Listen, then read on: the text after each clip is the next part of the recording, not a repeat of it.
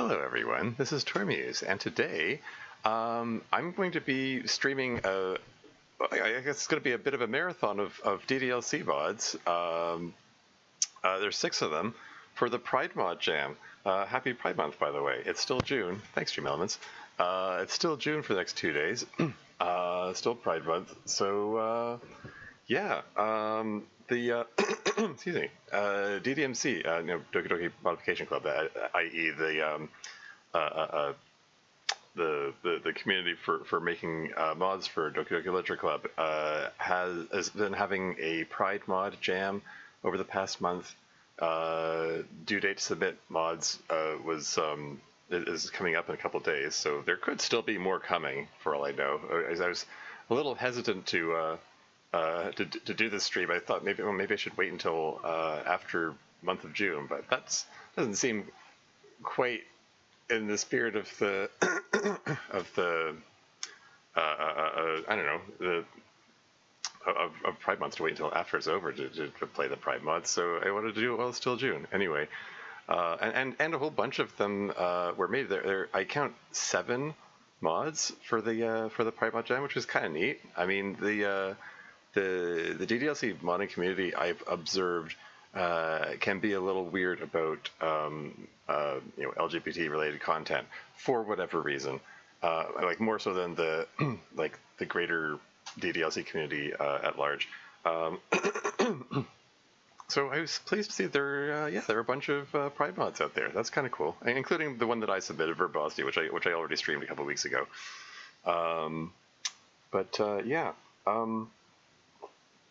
I have no idea what order to do these in. I just figured, I don't know, maybe I'll do them in alphabetical order.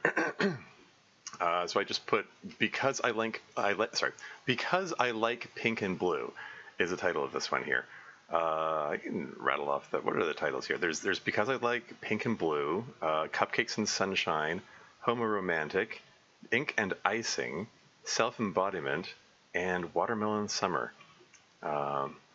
And Verbosity, but I already did that one, so I don't know. I guess I can stream that one again. It's short, it's 15 minutes. If anyone really wants to see that again, but right now I'm kind of killing time because there's this thing's about to show an ad break in 2 minutes and 30 seconds. So this is me just filling in time. Plus, it's showing no viewers at the moment. I'm sure people will filter in over time, or so I hope. We'll see. Yeah, I don't know what to expect of these. Pink and blue. I mean, those are typically considered girl and boy colors respectively. They're popular colors on the various LGBT flags. Like the trans flag is pink, white, and blue. The bisexual flag is pink, purple, and blue. The pansexual flag is pink, yellow, and blue. They're just sort of traditionally in massive air quotes considered, pink for girl, blue for boys colors. Although, I read somewhere that historically those colors got reversed at one point. There was a time when pink was considered a boy's color and blue was considered a girl's color. And I don't know, there are probably political reasons, or I don't know, socio-political reasons why those switched. Oh, hey, Lady of the Rose here. Welcome to the stream. How's it going? Yay, queer mods. Hope you're doing well. Yeah, good stuff. I was just expressing there were more queer mods submitted for this thing that I shouldn't say that there were more than I expected. I mean, I'm just happy to see that there was a handful of mods. It would have been depressing if there were only like 1 or 2 of them. There were 7 by my count.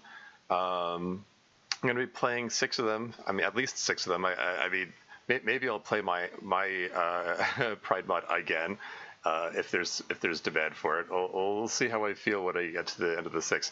Right now, I'm just sort of killing time because this thing's about to show an ad break in the next 32 seconds. So I'm just rambling a bit before I actually start. I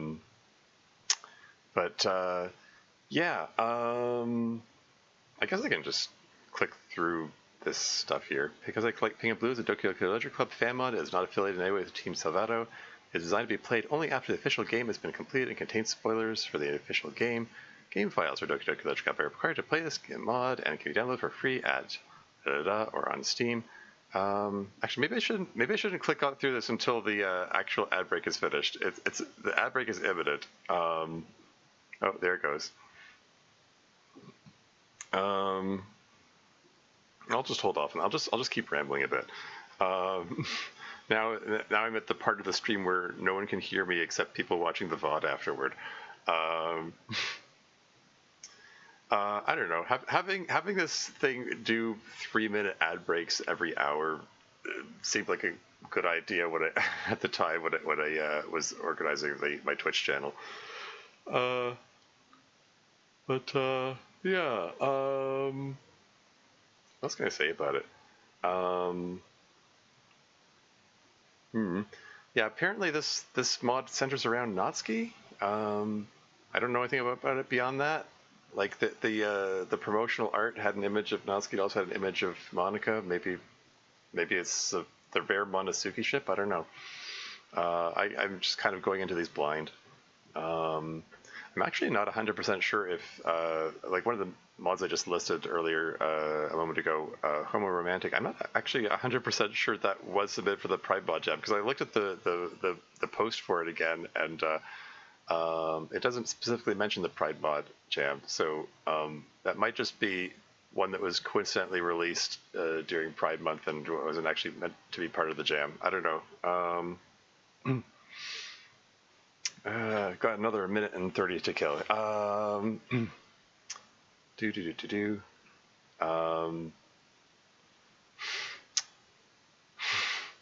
is everyone doing? I don't know if anyone can hear me right now because it just says ad break in progress. Yeah. Yeah, I'm just going into these sight unseen. I expect them to be short. The Pride Mod Jam calls for the mods to be 5+ minutes, so they could be as short as 5 minutes, or they could be a couple hours. I don't know. I might not be able to get through all of them in one stream session. We'll find out shortly, I suppose. This little bit of art background is kind of neat. I'm guessing those are cherry blossom trees, but they're the black and white filter on them.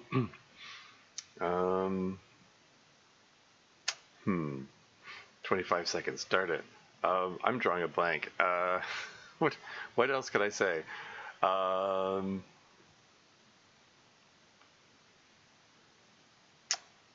Yeah, the Tormuse tangent train is stalled at the moment. Okay, 3 seconds. 2, 1. Okay, let's start this thing. This mod was made for the 2026 DDLC Pride Mod Jam, hosted by Kayla the pianist. Woo! Go Kayla. Some sentences look wrong. What? Like starting a line in lowercase, but that's artistic choice or something like that and done on purpose. Sure. The first entry in my Innermost Reflections DDLC mod series. Oh, interesting. By playing, because I like pink and blue, you agree that you have completed Doki Doki Literature Club and accept any spoilers contained within. Wonder what happens if I click I disagree. Well, yeah, incidentally, this mod, I should probably mention the mod author. I had all the tabs open here. Doki Doki Days? I'm not sure how to... Days? I don't know. It's spelled D-A-E-S, but it's like a capital D, lowercase a, capital E, lowercase s, however you pronounce that. Doki Doki Days? I don't know. Yeah, they're the author of this. And Freya Clasher here. Welcome to the stream. How's it going? We're about to start a mod. That's what's up. Anyway, here we go. I agree. Let's Play mode has been enabled automatically. This mode allows you to skip content that contains sensitive information or apply alternative story options. Okay, this setting will be dependent on the modder if they program these checks in their story. To turn off Let's Play mode, visit the settings and uncheck Let's Play mode. Okay, whatever. I have no idea.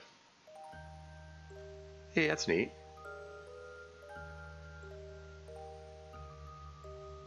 Doki Doki Days Productions. Happy Pride Month.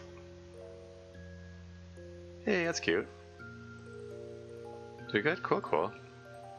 Oh yeah, might be a bit loud. I did not do a sound check or anything here, so maybe a little lower. Somewhere around there. Turn the text speed up too. Oh, that's a nice menu background. That's cool. Natsuki holding a blue and pink flower. Yeah, I guess just start it up. I'm gonna enter my name as Tormuse. Very cute art. Yeah.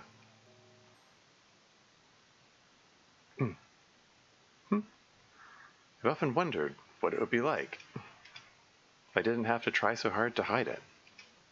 A front to mask the real me. This is a Natsuki point of view thing. It's kind of neat that like the animated background and Natsuki bobbing like she's walking along. It's cool. Very different from what's typical of DDLC mods.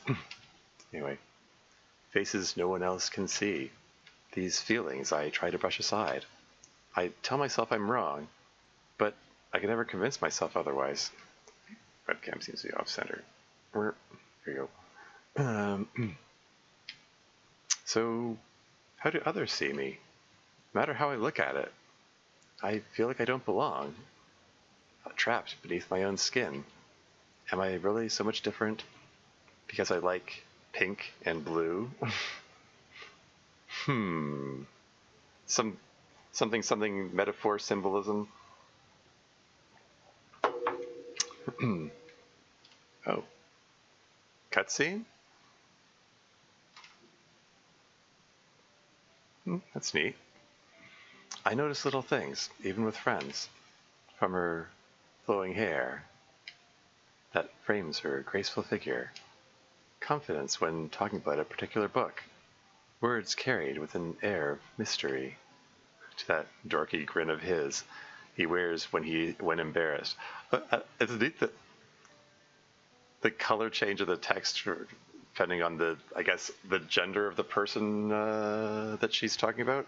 This is suggesting that Natsuki is perhaps bisexual, like she's likes both girls and boys, hence the pink and blue motif. Anyway, strong arms, a contrast to her femininity. Could lift my doubts away. Why are all of these appealing? They're two different sides of a coin, something I cannot deny. Do I really like pink and blue? That's neat. Very artistically executed. Then the worst possible person found out? Uh-oh. An old-fashioned parent, dead set in his belief. Why can't you be like everyone else? Oh, great. The hell is wrong with you? Why can't you be normal? I didn't raise you this way. You're a disgrace to our name. What use is fighting? Maybe he's right. I should be ashamed. Oh, no, Natsuki, no. You made me feel small, made me feel weak. The words echo loudly, but the loudest of all. No child of mine should like pink and blue.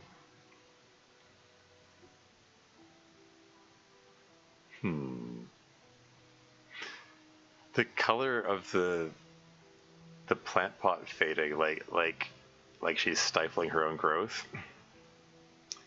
Do we get to beat up Datsuki? I guess we'll find out. Discuss it with myself once again. Why would anyone accept me for being me? Thinking it's better this way. Better alone. Until you started my life. Aww. Oh my gosh, Monica with the blush. I feel like I've heard this song before.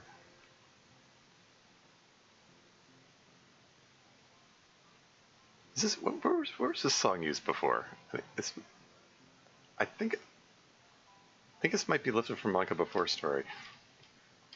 Anyway, music is quiet. Is it too quiet? I pushed escape trying to bring up the menu. Oh, I guess I can't adjust it now. anyway, until you strode into my life, atop those long center legs. You whispered sweet words. A little glint there. Something I've always wanted to hear. Roused feelings I tried to conceal. Walls I erected to shield myself. Parted before you. Yeah. Yeah, this is I do. This is definitely the song. It's from Manga Before Story. I recognize it. Is this supposed to be Natsuki speaking? You know, it's okay to like pink and blue. Or maybe that's her, Monica speaking. Maybe I should do the manga voice. I don't know. It's okay to like pink and blue.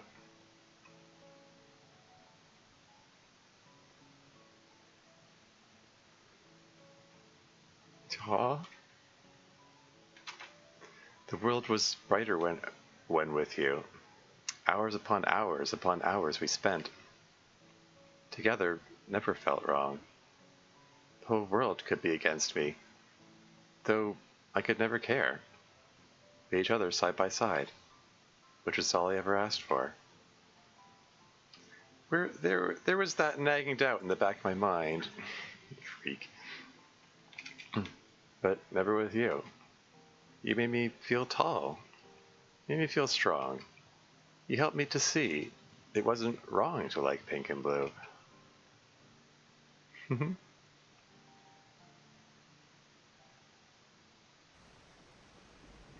Fate had other plans I was helpless against. The Natsuki sprite tilted. Seriously, can I not bring up... Okay, right-clicking just makes the text box disappear. I can't bring up the menu at all, it seems. Yeah, sorry the music is too quiet. I'll have to adjust that in the next one, I guess. Fate other plans I was helpless against. A spark lost and grew apart. We went our separate ways. Aw, oh no. What happened? After all that cute imagery. No longer were those peaceful days. I could turn to you for anything. Maybe this is for the best? Nothing can hurt me this way anymore. No worries, I'm sure I'll go down this one for myself anyway. Yeah. Everything I tried to forget came back. In waves stronger than before. Coiled back into old habits. Did any of it even matter? Because what's the point in liking pink and blue if it isn't even with you? You're going to see the flower wilt again? Oh. Time flows by like it always does.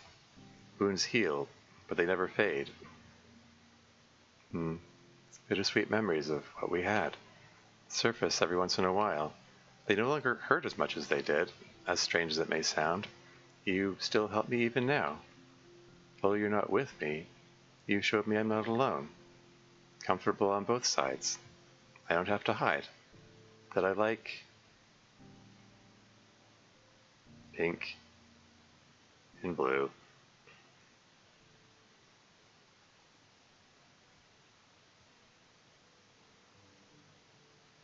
Oh, there you have it.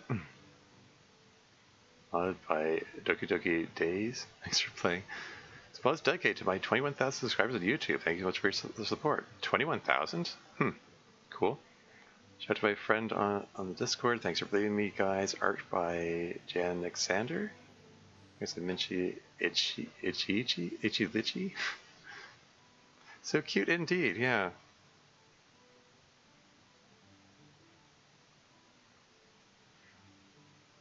Yeah, very cool, very cool. Yeah, it's some very sweet and cute imagery. The coding was neat. Uses the move posing tool. That's cool.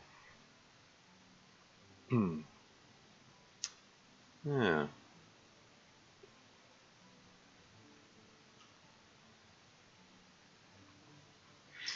Yeah. I mean, there wasn't really much to. There wasn't really anything to the dialogue that specifically connected it to DDLC or the setting, besides the fact that it showed the images of the characters on the screen. Yeah. green eyes, Monica dressed brightly. Thanks to these amazing people.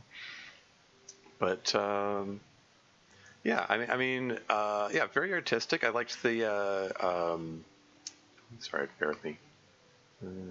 This Montana sounds pretty ruined. Space room should totally join my server. R26 for getting my straw.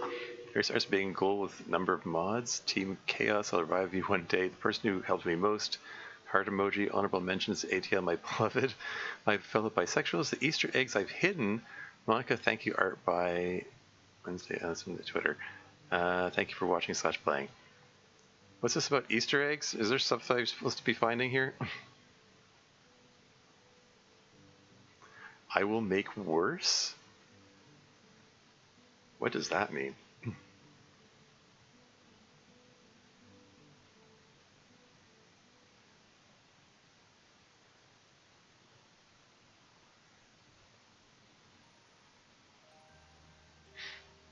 Oh, and there's a button that says bonus. Oh, my webcam is in a good place, incidentally. Here, let's turn the sound up a bit, since you said it was a little quiet.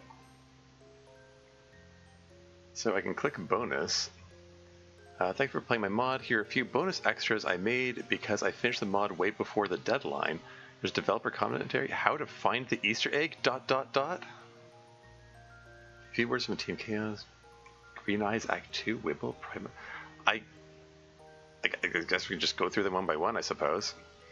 I thought it was kind of like a grown-up kid's book, but on the bad way, just that it's really super sweet and almost poetic. Yeah, yeah, it definitely has a kid's book kind of feel to it. Like, it doesn't directly acknowledge bisexuality at any point. It just refers to it as liking pink and blue, and it just has that as a recurring theme throughout.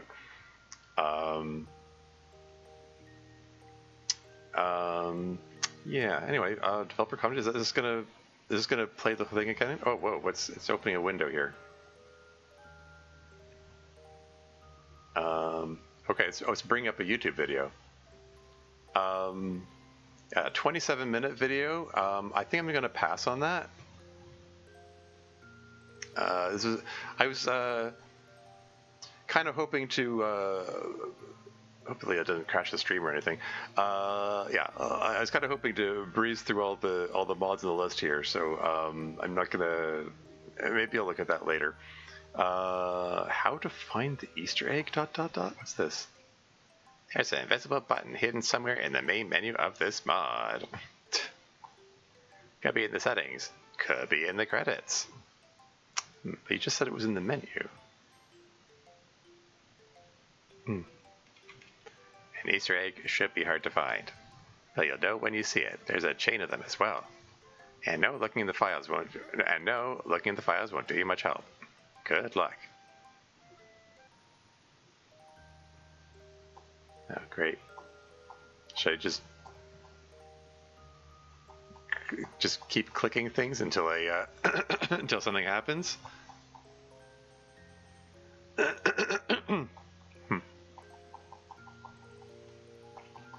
I mean, she said the menu. This is the menu.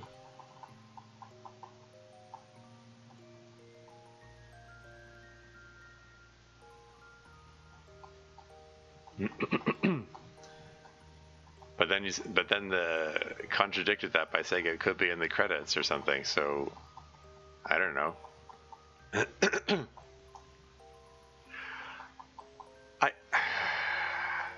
I don't know if I want to. I don't know if I want to spend too much time like futzing around with it while streaming. It might be something I want to take a look for later. Let's just take a look at what the other bonus things say. A few words from Team Chaos. I've been told to bring you a few words from Team Chaos. Unparalleled, Megumi, Peanut, Machine, Payday, Straw, Pingas. Thank you for listening to these words from Team Chaos. Long pause. Is it waiting for me or? Okay then.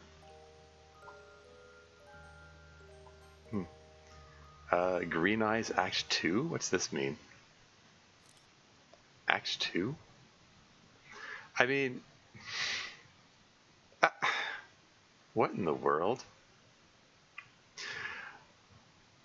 I mean, I know, like, user Doki Doki Days as I've seen them around the community. I'm not super active in the DDLC modding community. I've seen them around. I know they've done a bunch of stuff. So this might be some kind of inside joke, something related to something I'm not familiar with.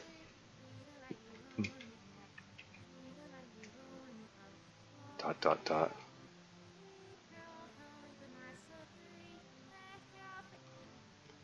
Sounds like your reality being rewound.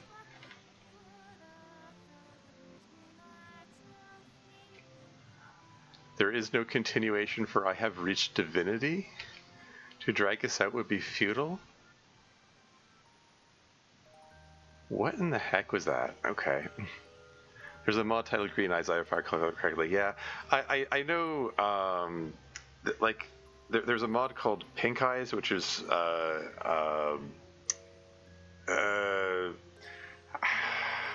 it's sort of a troll mod. It's, it's not a mod to be enjoyed so much as one to trick people into playing. It centers around Natsuki, and she gets beaten to death violently.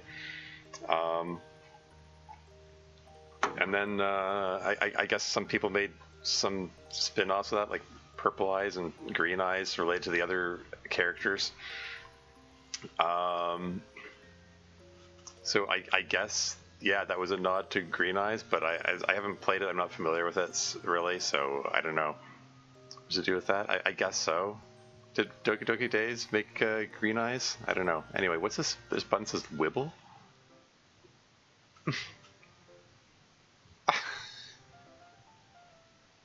Okay, someone playing with transforms, I guess.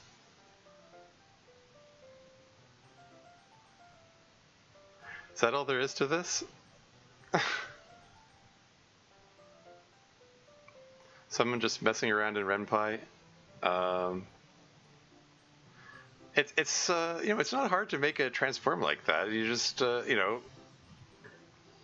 just adjust the X and Y zoom values, and then just loop them. Is it waiting for me to click?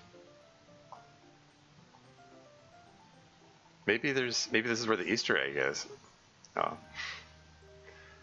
Okay. Pride Month in it.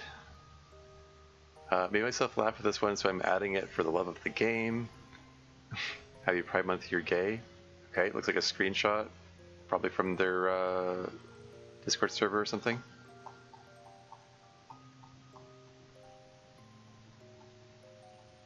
For all I know, one of these bonus buttons, gay, is where the Easter egg is.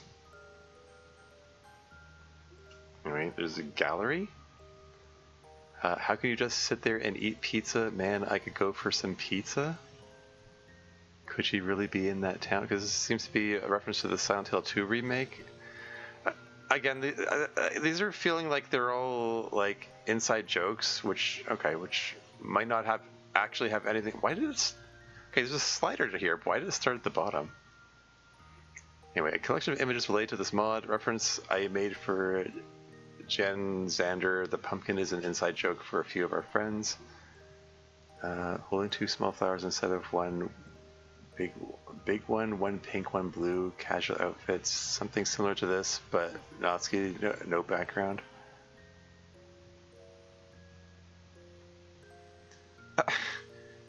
Anyway, showing some modders progress by mod. Blog YouTube made it funny.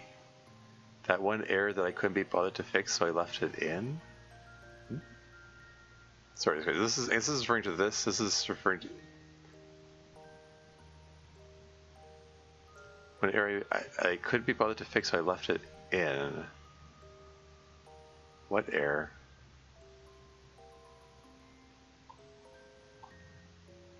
Yeah, I'm not sure what it's trying to draw attention to.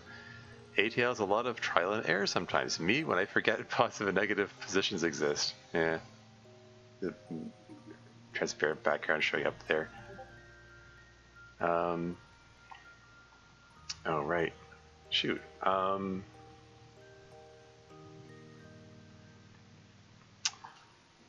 Shoot! I just realized I don't have streamer mode on my on Discord here. Hold on.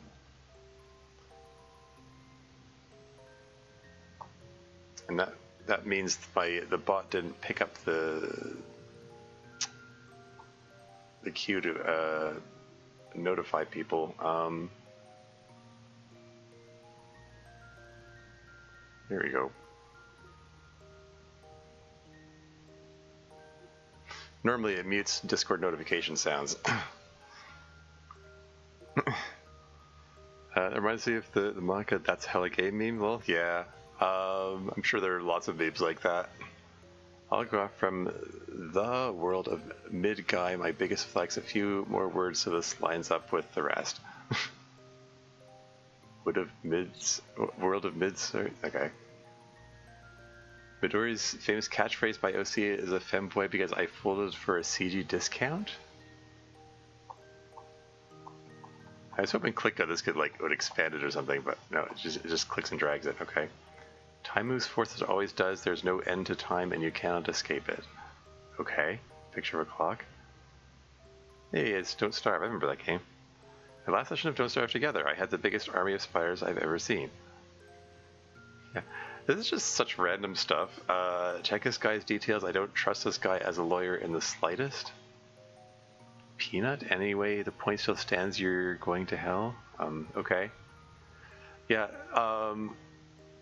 this is a whole lot of stuff taken out of context. I have no context for any of this. This is just inside jokes galore. Rock, paper, scissors match was the deciding factor to win against an evil genie? Like... This is me shrugging. I don't know what any of this means. Familiar room from a world close to original. Something old is trapped in there. There you go. Yeah, like this feels like a clue. Like it's like there's an Easter egg somewhere. A familiar room from a world close to original. Something old is trapped in there. Is that trying to imply that I should go back there and try to unlock something or other? One time Midori met the guy from Breaking Bad. Damn, that's crazy. I'm selling it so good. Okay.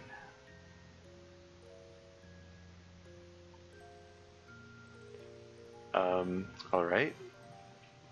Okay, I'm curious. Green Eyes Act 2. Like, if I bring this back up again, seriously, is there something I'm supposed to click on here?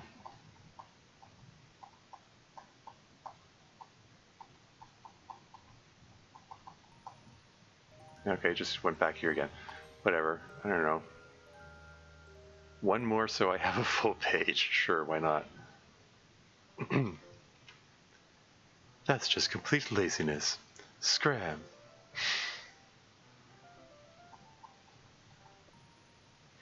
Well.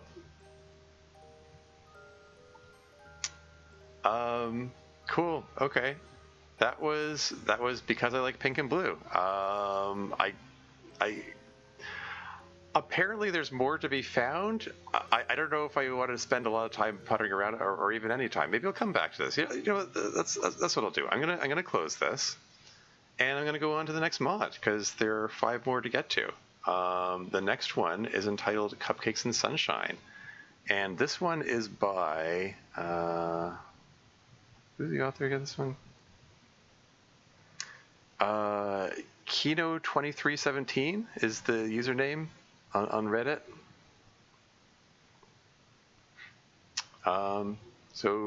It's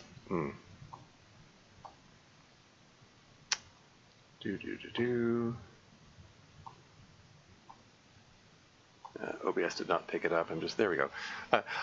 I could set OBS to just pick up whatever windows on the screen there, but that feels like playing dangerously. I might click something by mistake, and I don't know, it might put something embarrassing on the screen. So I figured I should specify which window to capture each time. Anyway, Here goes. Cupcakes and Sunshine is a Doki Doki Literature Club fan mod that is not affiliated in any way with Team Salvato. Designed to be played only after the official game has been completed and contains spoilers for the official game. Game files for Doki Literature Club. It's the same disclaimer message. Agree to have, yeah, accepting spoilers contained within. I agree. A streaming/recording program has been detected. Let's Play mode has been enabled to protect your privacy. Sure. As well as an unofficial fan game that is unaffiliated with Team Salvato. Cupcakes and Sunshine, 0.1. Okay. I'm gonna once again turn the sound down a bit, turn the speed up, and let's get started. Let's see what this is about. The footsteps in the hallway finally fade away. Monica and Yuri left like 10 minutes ago, leaving the club room completely quiet. The sunset is coming through the windows, casting long orange shadows across the empty desks. Yeah, the name like Cupcakes and Sunshine, it makes me.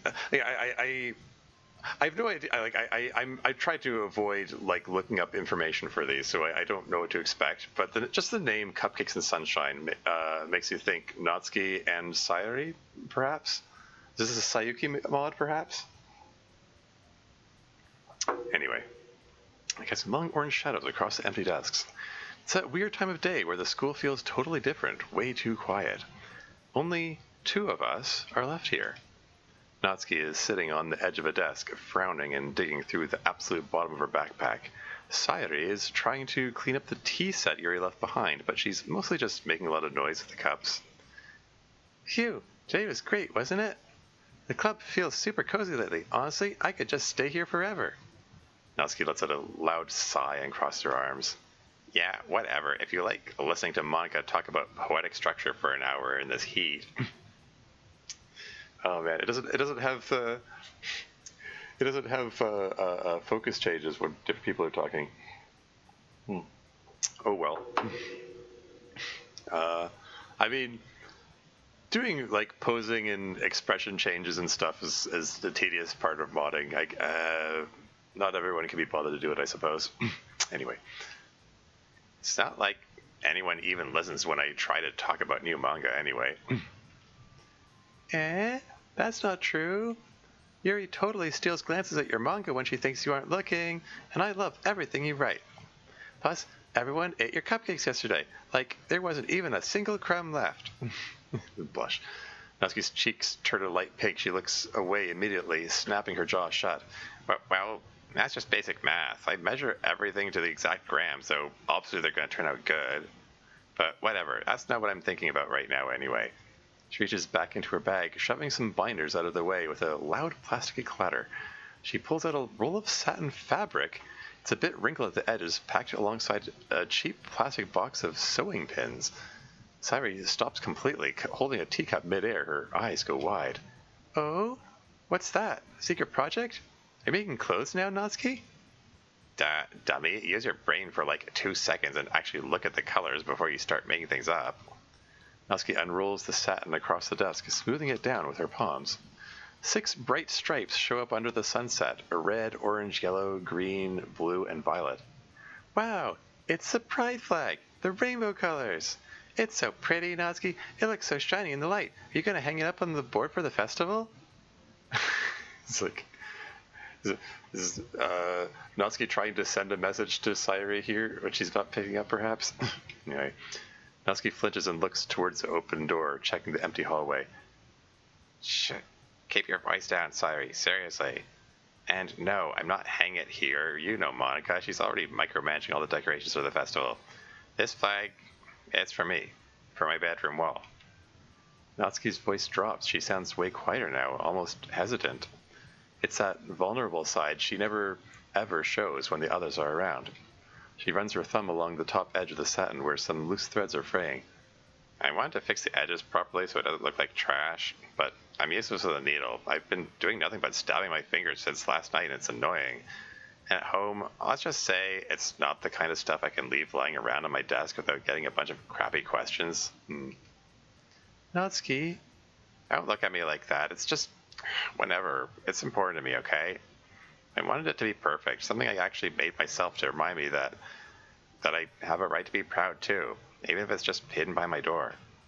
Sayuri smiles. It's not her usual goofy grin, it's just really soft and warm. She walks over, pulls a chair right across from Natsuki, and puts her hands near the fabric. Let me help. Together, we're gonna make it look perfect. You? Helping me sew? Sayuri, you literally trip over your own feet just trying to put your socks on. True, but my grandma actually showed me how to do straight lines when I was little to fix my plushies. If we do it together, I can hold the satin tight so it doesn't slip while you push the needle. Teamwork! Husky stares at her looking for any sign that she's joking, but Sayuri just looks completely sincere. Husky's shoulders finally drop. Fine, I guess. But if you pull too hard and rip it, you're banned from my kitchen forever. Deal, let's do it. Darn it. Bot in chat. Bye-bye, bot. Buoyant courtyard? Yeah. Weird names in these bots. Anyway. Deal, let's do it. Neither of us say anything for a while. Just notice there's no like history button or anything. If I push escape, pushing escape doesn't bring up the menu. What's up with this? Is this some kind of mod template thing where they get rid of the usual buttons that make this thing functional? Like, I can't even save it if I want, or save or load, or bring up the history. I don't know. Right-clicking just makes the text box be hidden. I don't know. Anyway, moving on. Neither of us say anything for a while. The only sound in the room is the sharp click of the needle piercing the fabric and the thread pulling through. We're sitting really close, the orange sunset light filling the space between us. Hey, Sayuri. Yeah? Do you think it's weird that I care this much about a piece of cloth to the point where I'm hiding in an empty school just to stitch it? Why would that ever be weird? I don't know. At the club, I always try so hard to look tough, at the club, I always try so hard to look tough, to never let anyone push me around. But when I think about this, about actually saying who I am out loud, I just get terrified. It's way easier to just be mean and snappy. Sayuri lets go of the edge of the fabric. She reaches over and puts her hand right over Natsuki's, gently stopping the needle. Natsuki, look at me. Natsuki blinks, her eyes lifting slowly. Her hand tenses up a bit under Sayuri's palm. You don't have to play the tough girl when it's just me. This flag is your way of saying you love yourself exactly how you are. And you know what? I love you exactly like that too. Your attitude, your baking, your secret poems, all of it. The room goes quiet again, but it feels different now, tight, like something is about to snap. Natsuki doesn't pull her hand away. Her fingers are trembling a little bit. The sudden silence makes the whole room feel completely cut off from the rest of the school. Music faded out. Natsuki slowly puts the needle down on the desk. She takes a shaky breath, closing her eyes tight for a second. You say things like that with that specific voice, that Sayuri voice, where you love everyone and just want the whole world to be happy. But for me, it's not about the whole world. It's not general at all. It's you. Your laugh is literally the only thing that fixes my day when things are crappy at home. You're the only one who actually notices when I'm hurting without forcing me to talk. Oh. I guess we are to infer that Natsuki and Sayuri are like I wasn't sure until this point that like I guess we're supposed to infer that they're already in a relationship.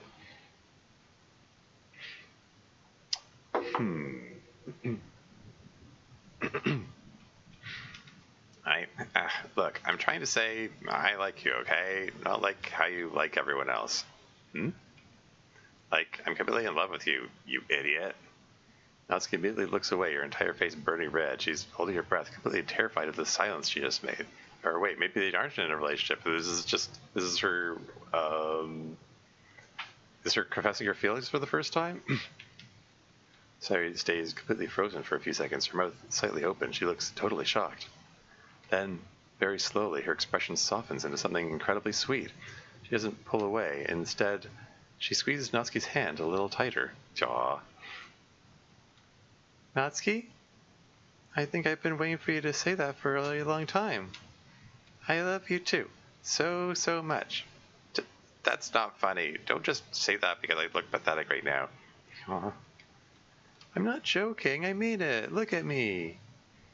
Sayuri suddenly steps even closer, cutting the remaining distance between them entirely. Natsuki's eyes widen in absolute shock, her body freezing completely as Sayuri leans over the desk. Sayuri softly closes her eyes, leaning the rest of the way in without hesitating. For a fraction of a second, Natsuki stays wide-eyed and stiff as Sayuri's lips press against hers. Then her shocked expression melts away, her eyes gently closed, her shoulders dropping as she finally gives in and responds to the kiss. The clubroom completely disappears around them. There's no school, no festival stress, no worries about home, just the warmth of the sunset filling the space between them. When Sayuri slowly pulls back, her eyes drift open with a soft, happy gaze. I should ever have come to this ship on my own, but I'm really growing to love it. Yeah. Sayuki is actually a surprisingly popular ship. Like judging by the subreddit dedicated to it, anyway. Like I think the pairings that seem to be most common are like Natsuri, that is Natsuki and Yuri, and Sayonaka, which is like Sayuri and Monica. But yeah, Sayuri and Natsuki seem to be surprisingly popular. Anyway, Sayuri slowly pulls back, her eyes drift open with a soft, happy gaze. Natsuki quickly looks down at the desk, her cheeks completely burning red, but her lips are curved into a quiet, peaceful softness. Good, because I definitely wouldn't have done this for anyone else. The final stitches are finished in the dark room, and neither of us wants to leave. Keeps switching back and forth between first person and third person. Oh well. Oh, okay. That's it. Hey, well, like I said, I kind of expected these to be short. Like the contest requirements only require them to be 5 minutes. So there you go. Cute indeed. Oh, bring settings and then pushing return makes the background go whoosh again. Is that a? And the sparkles appeared briefly for a second there. Is that a? Is that a mod template thing? I wonder what version of the template these are operating from. I mean, they're different people making them, so anyway, I don't know. I'm gonna exit that, and then we're gonna move on to the next one. Yeah, so that was Cupcakes and Sunshine. The next one is called Homoromantic, and I included that in the lineup. I downloaded it and installed it and so on. And then after I did that, it suddenly occurred to me, I'm actually not 100% sure this was intended to be included in the Pride Mod Jam, because I looked up I looked at the post for it, and it doesn't. The post for this mod doesn't actually acknowledge the Pride Mod Jam. It's just a Pride mod. I don't know if it belongs in this lineup, but what the hey. Oh gosh darn it. That's another bot, isn't it? Yo, buddy, just follow you as... Also, as a fellow streamer, let's support each other, grind, and maybe play games sometimes. Let's connect and make it official on Discord. I mean, okay, that's... it's obviously a copy-pasted form message. Maybe I won't ban them this time. Maybe I'll just leave the message there, and maybe it'll boost my viewer count or something.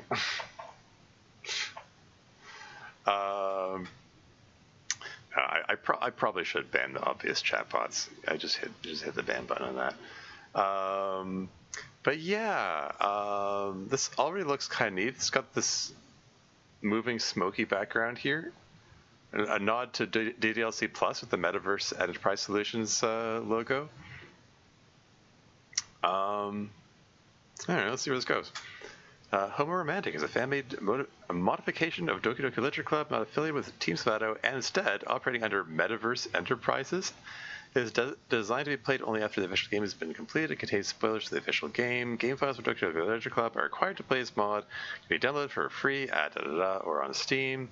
Well, you were already aware of that, weren't you? By playing Homoromantic, you agree that you have completed Doki Doki Literature Club and accept any spoilers contained within and agree to witness explicit content. I don't know about that. Explicit content? How explicit are we talking? Is this going to get me in trouble on Twitch? Should I be ready to hide the game window at any second?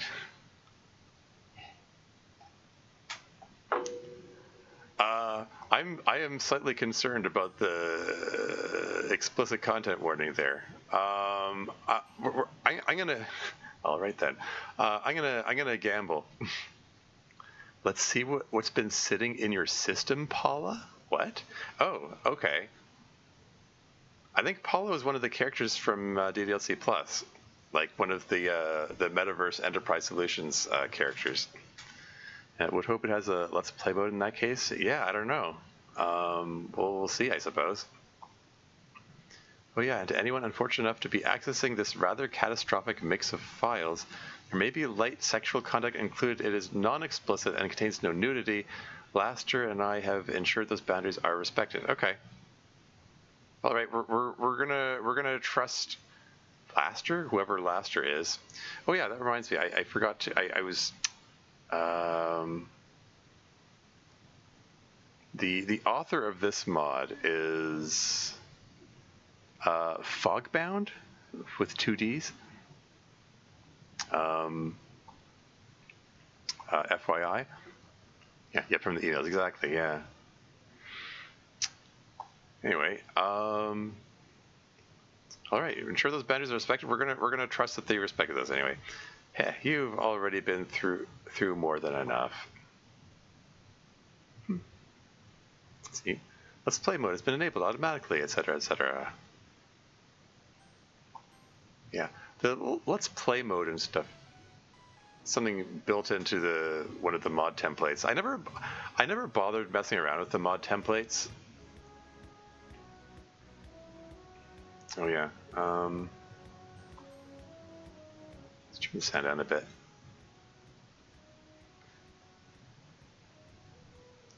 Why did it say 11%?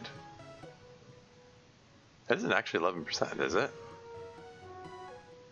Is this slider like a logarithmic scale? No wonder the sound levels are so off. Is that is that a feature of the mod template? I never mess around with the mod templates, so I don't know what are the default settings built into these things. I haven't played any modern mods. I make my own, and anyway, is the sound level okay? Lady of the Row, you seem to be the only one active in chat at the moment. Let me know, I guess, because apparently this thing. I mean, if this operates the same way the last 2 mods did, this might not let me adjust the sound levels after I start.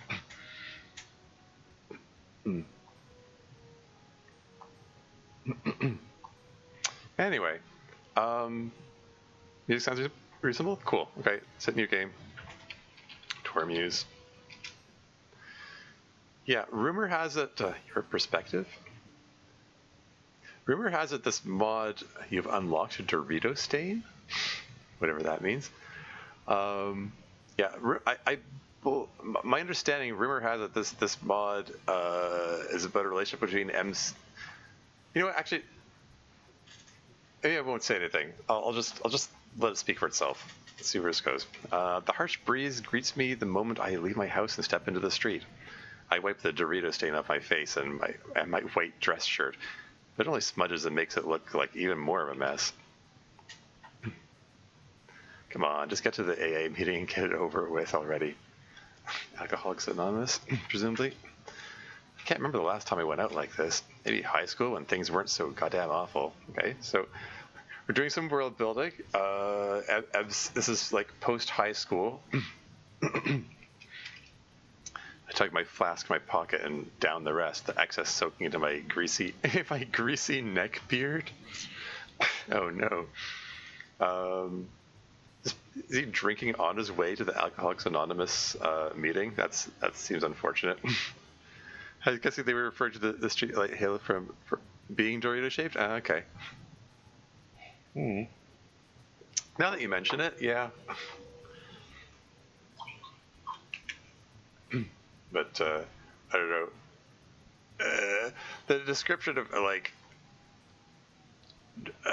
being covered in Dorito stains and having a neck beard is so what does it make it sound like this person is just a gremlin type of person who just sits at home all day or kind of deal. Anyway, gosh, those days are something else. A faint bittersweet smirk creeps onto my lips. I wipe it off and quicken my steps. Probably better not to dwell on it. I just end up realizing how badly I've effed up since. Then again, if you were ever in the literature club, I doubt you'd ever truly let those days go. 4 fine-ass babes slobbing on your knob on a daily basis, and every one of them was finer than the goddamn other? Okay, then. Is this metaphorical slobbing on your knob, or... Okay, anyway. I toss the flask onto the dirty pavement, hastily dabbing at my lips. But hey, I should probably count my blessings. Still got a cute childhood sweetie, right? Even if the only reason she hasn't left is because she feels sorry for me, she really deserves better. If I were in her shoes, I'd be off making new friends at university instead of looking after an obese Discord moderator. Okay. This already it has a very, very particular style of sense of humor here. Didn't realize it's possible to hate MC more than I did, but here we are. I mean, we're gonna see where this goes together, I guess. I poke my gut and watch it jiggle like a goddamn bowl of jelly. It's effing disgusting. Honestly, I smack my head lightly, brushing that thought away before it grows into a total goddamn nightmare.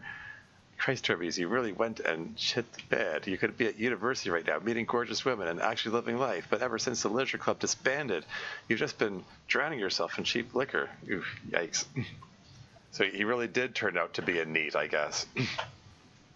Just like Syri feared. But apparently Syri is still in his life? Yeah. Then again, after that shit show at festival, who could even blame me? The club's dead. They're all off doing their own bullshit. Syri's the only one who actually stuck around while those other pricks bailed. Hey, Crazy Kayla's here. Welcome to the stream. How's it going? KK Homosexual Gay Month. Indeed. Yeah, I haven't gotten to your mod yet, Crazy Kayla, incidentally. But it's coming up. This is the third of the 6 mods that I have lined up here. Anyway. Now she's pushed me to go to AA meetings. Guess we'll see how long that lasts, even though I have no intention to stop drinking anytime soon. It is almost assuredly not the best of these. You've been pretty hard on yourself about that, but I don't know. We'll see. What's this? Let's just get this over with. Then you, yes, you can get back to chatting in this bond we shared Discord server. Okay. Breaking the fourth wall here, I guess. Cough, cough, what? What did that say? Cough, cough, shameless plug ROFL. Is Fogbound working on the spawn we share? Anyway, I'm met by the bright yellow glow of a decently sized building. It's somewhere I honestly never expected to visit. I approach the door hesitantly and turn the cold handle with my eyes closed. You have unlocked Love Fool? As I walk in, I notice a few older people gathered around a table deep in conversation. A TV hums softly in the background, faint music blending into the noise. I slide into a seat, trying not to draw attention to myself. But the moment I sit, I feel a hand on my shoulder. It's the guy beside me. The man greets me, a hand outstretched, smiling with a mischievous grin. Yeah, I guess this is a point I can say. I hear that this mod is about a relationship between MC and Natsuki's dad.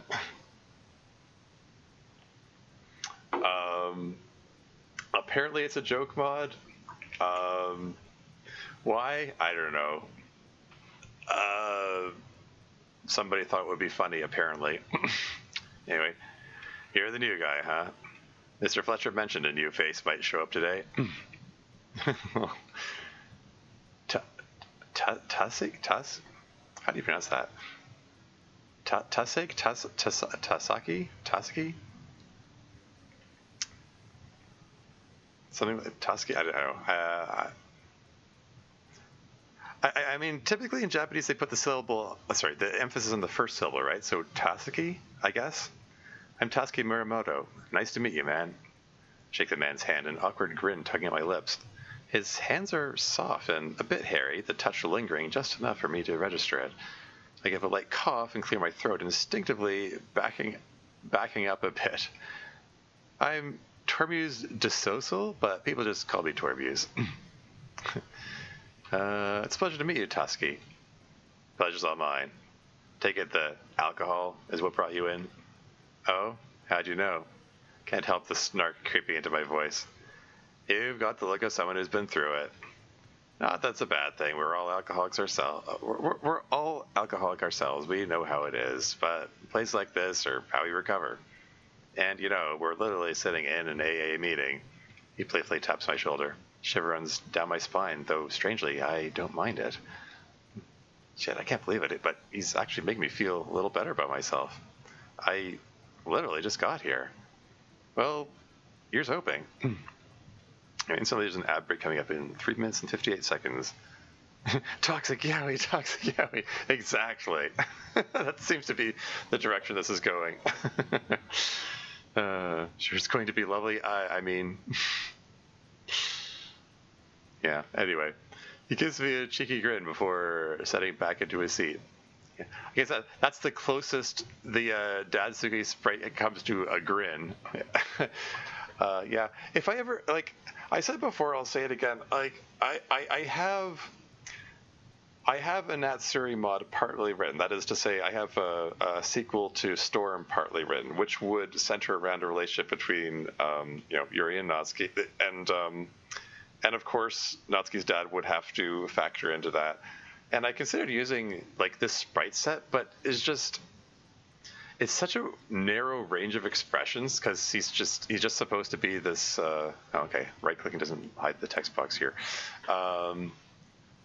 Yeah, because I mean these sprites were made with this deadbeat alcoholic dad character in mind. I think if I end up making that mod, I think I'm gonna have to I don't know, either commission new Dadsuki sprites or getting someone to alter these ones so he has more of a range of expressions. We need an actual happy Dadsuki sprite. Oh well. Anyway, gives me a cheeky grin before setting back into his seat. You new here too? Me? No. I've been coming here for years. And nothing's changed? Shit, I didn't mean for it to come out like that. What can I say? I've got my issues. Same as everyone else. Used to be a huge piece of crap, I won't deny that, but at least I'm actually trying these days. Reach back and scratch my neck, trying to shake the nerves. Gosh, he's at least making an effort. Meanwhile, I was just drinking from a filthy flask not too long ago. Hey, nobody's perfect, dude. In fact, what did that say? In fact, today, what? Hey! On the side of the table, a nicely dressed man interrupts Toski, motioning in his direction. What now? What's now? Yes, Fletcher. It's your turn, Toski. Oh, right. The shading of the sprites changes when the focus changes. That's different. That's kind of neat. Toski clears his throat and leans back into his seat.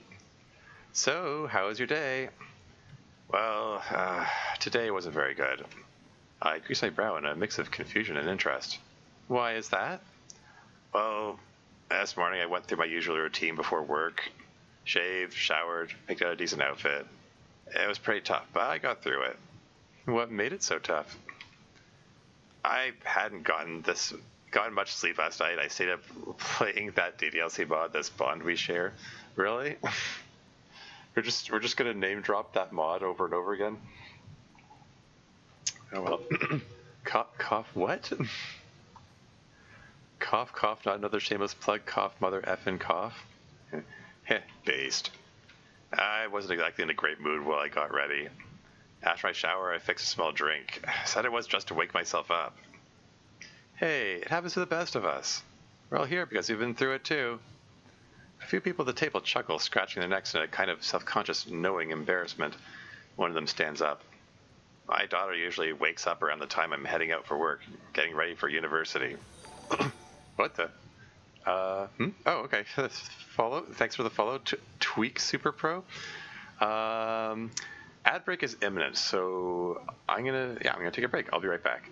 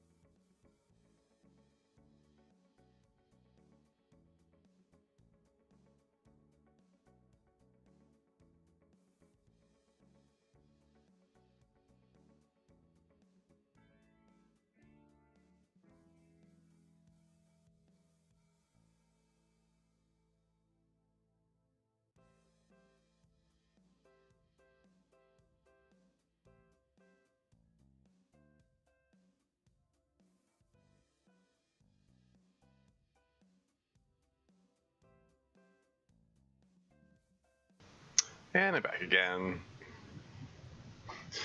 Alright, let's see where the scene is going here. My daughter usually wakes up around the time I'm heading out for work, getting ready for university. So we established that, I guess, that Natsuki and Sayori are in university, and sort of implied that MC is not. They really did just become a NEET anyway. She started complaining that she couldn't find her makeup, and that's when it hit me. I forgot to put mine on. On makeup? Is that supposed to imply? I don't know. I'm going to move on. Toski wears makeup? He doesn't really seem like the type. Strange picturing something so delicate on a guy who looks so masculine. I started heading to the bathroom, rifling through the drawers for my morning brush, but I couldn't find it. She was right there next to me, and she just wouldn't shut up, insisting she needed it more than me, and that men don't wear makeup. That triggered something in me, a feeling I haven't felt in years. And I ended up hitting her. Oh, yikes. Yeesh. A quiet wave of gasps passes around the table. I swallow, realizing I've done the same. I haven't laid a hand on her in years, I swear. I immediately started apologizing, slapping myself on the head over and over and over. I couldn't believe what I'd just done. I thought I was better than that. A single tear rolls down Toski's cheek as he sits frozen in his seat. Toski, are you serious? I thought you'd gotten past doing that. I thought so too, but I was drunk, and once again I let the alcohol take control. Christ. Wow, genuinely wow. Fletcher clapped slowly. So, how long have you been here now? 3 years? And you still haven't changed, not even a little. You're still the... Oh, wow, yikes. Okay, I was about to... I was about to comment that, you haven't changed, not even a little. It's, seems weirdly judgmental for someone running what's supposed to be a support group, and then he comes in with, "You're still the same worthless idiot doing nothing but finding excuses for the pain you've caused your own family." With support groups like this, who needs enemies? But okay. What is he on about? Fletcher slaps his knee and leans forward, glancing around all the others. Holy shit, you absolute grease stain. Do you even realize how effing disgusting that is? What sort of spineless subhuman parasite thinks he has the right to use his own daughter as a punching bag? I was naive enough to think a soul might have sprouted in that void you call a chest, even while you were tenderizing your wife like a piece of meat. But damn, look at you. Still a pathetic basement-dwelling piece of shit, just like you were back in your dumb young adult years, huh? Tears began to pour down Toski's cheeks as he folds his hands together, unable to move. Jesus, and now you're sitting here crying.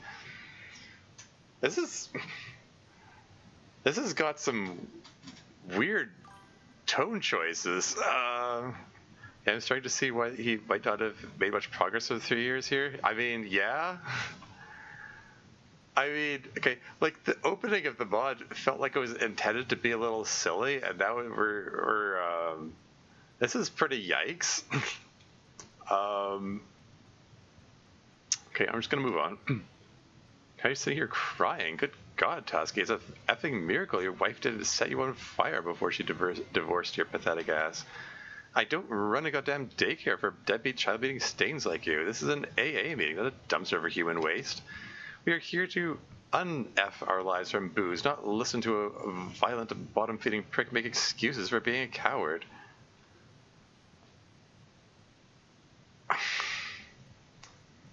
It's how is this any of this supposed to benefit him or anything? Okay, I don't know. Now get your rotten carcass out of that chair, go beg your daughter for forgiveness instead of a projectile vomiting your failures onto strangers. You're good. Goddamn insult to evolution, you stiff weepy you willow shit sack. Heh.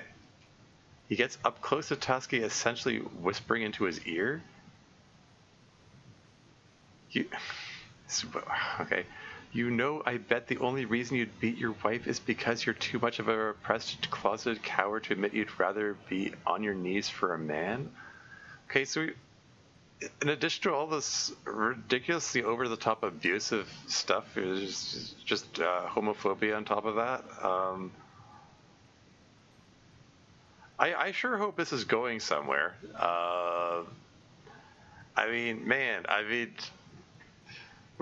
After going that really cute interaction between Sayuri and Natsuki in the last mod to this. Okay, anyway, and why do you care, Fletcher? Thought we were here to learn how to live differently. Then go and live. Go get yourself a man. Stop trying to raise your daughter, you walking, talking miscarriage of nature.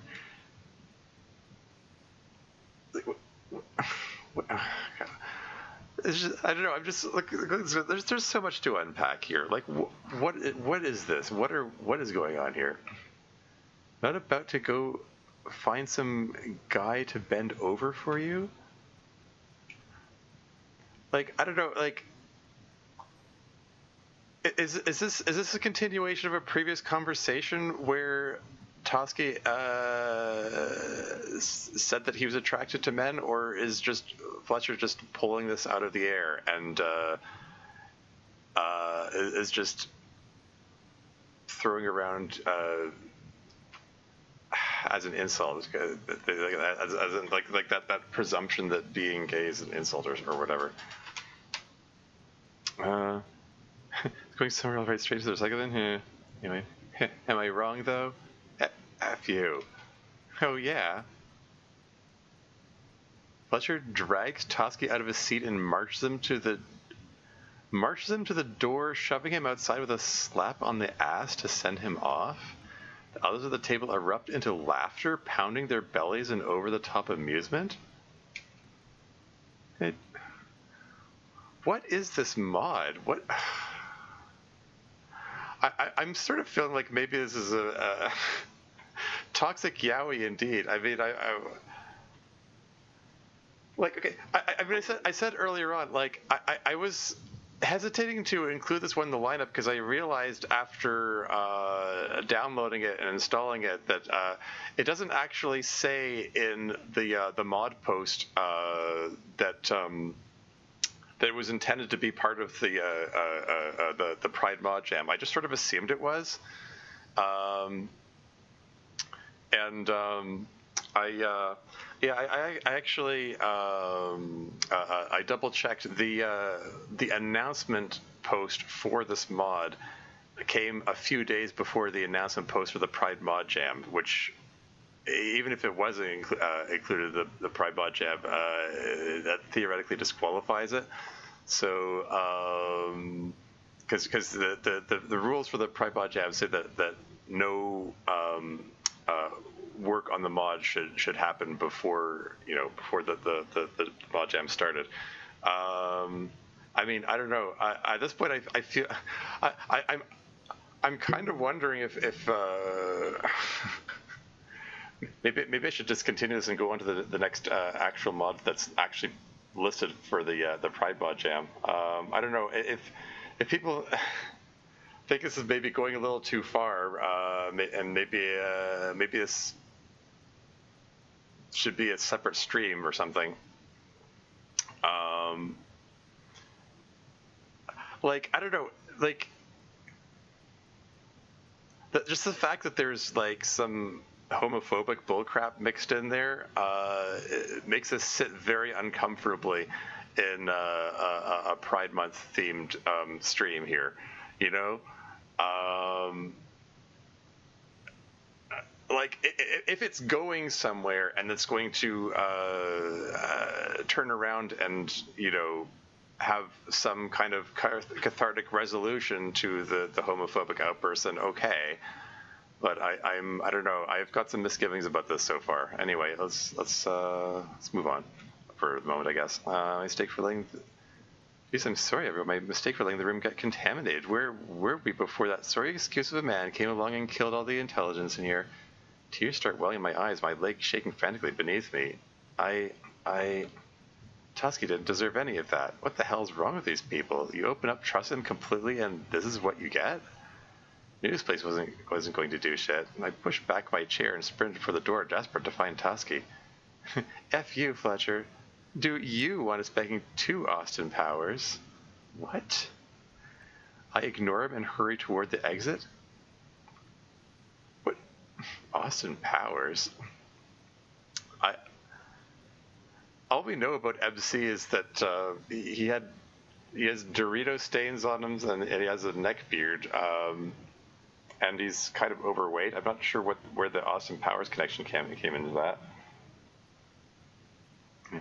If we're more serious in time, I could accept it better as telling a story of queer phobia that people experience, but the vibe of this is so weird. It is so weird.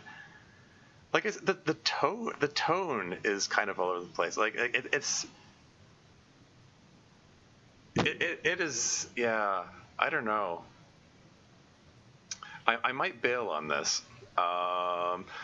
This is not meant to be a slight against the creator of the mod or anything. It's just the tone is weird for the Pride mod. I don't know, Pride mod jam kind of deal. I'm gonna give it a little. I'll go a little further just to.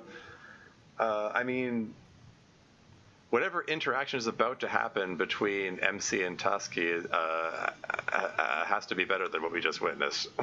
Anyway, I ignore him and hurry toward the exit. Well, there goes his boy toy. You've unlocked high and dry. Tusky! My voice cracks, swallowed by the rain as I sprint through the dark streets, my lungs burning with every breath. He was there for me when I needed it. Now it's my turn to be there for him. Wait, what? He was there for me when I needed it. Now it's my turn to be there for him? Wait, has he met him before? Eventually I spot him on the sidewalk, slumped over with his head nearly touching the ground. I hurry over, crouching beside him and lightly touching his shoulder. Tusky, what the hell was that? I'm so sorry, I should have said something. He lifts his head and shoves his shoulder into mine. His eyes catch the headlights as a couple of cars pass by. I find myself staring, even though I know I shouldn't. God, it's not your fault, man. I was just a homophobic asshole. I should have known better than to bring up the makeup. Yeah, I'll just fall in line with whatever Fletcher does. I've seen them do the same thing to another guy before. You still stuck around? Yeesh. You're telling me he went that effing crazy over you wearing makeup? Yeah, even the slightest hint of femininity in a guy just sets him off. Dude's got a stick permanently lodged up his ass. He didn't give a shit about my daughter. He just wanted to make me feel like garbage for wearing blush. But you know what? They can all call me rotten there. I'm never setting foot in that place again. I understand, Tusky. Are you ... into guys, like Fletcher was saying? He lets out a tired sigh, slowly shaking his head. I don't know. I just like the whole concept of them, you know? Like how they look, how they smell, how they carry themselves. I like the thoughts of being wanted by one. That's why I wear makeup. I like imagining I'm some guy's, well, his girl. I mean,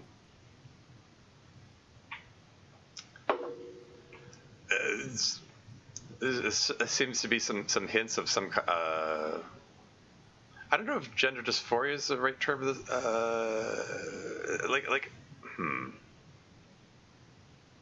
Some gender fluidity at least, maybe. I don't know. Anyway, it makes me feel better to wear it around. Like maybe a guy will notice me. Oh, how am I kidding? That's just delusional. But ever since my wife and I divorced, I can't stop thinking about this, and I feel like such a disgusting mess, man. A strange chill creeps over me at what he says. I lower myself beside him, close enough to feel the warmth from his arm. I think back to when Sayuri confessed to me, how I panicked and told her I was gay. Okay, we're getting some more backstory here.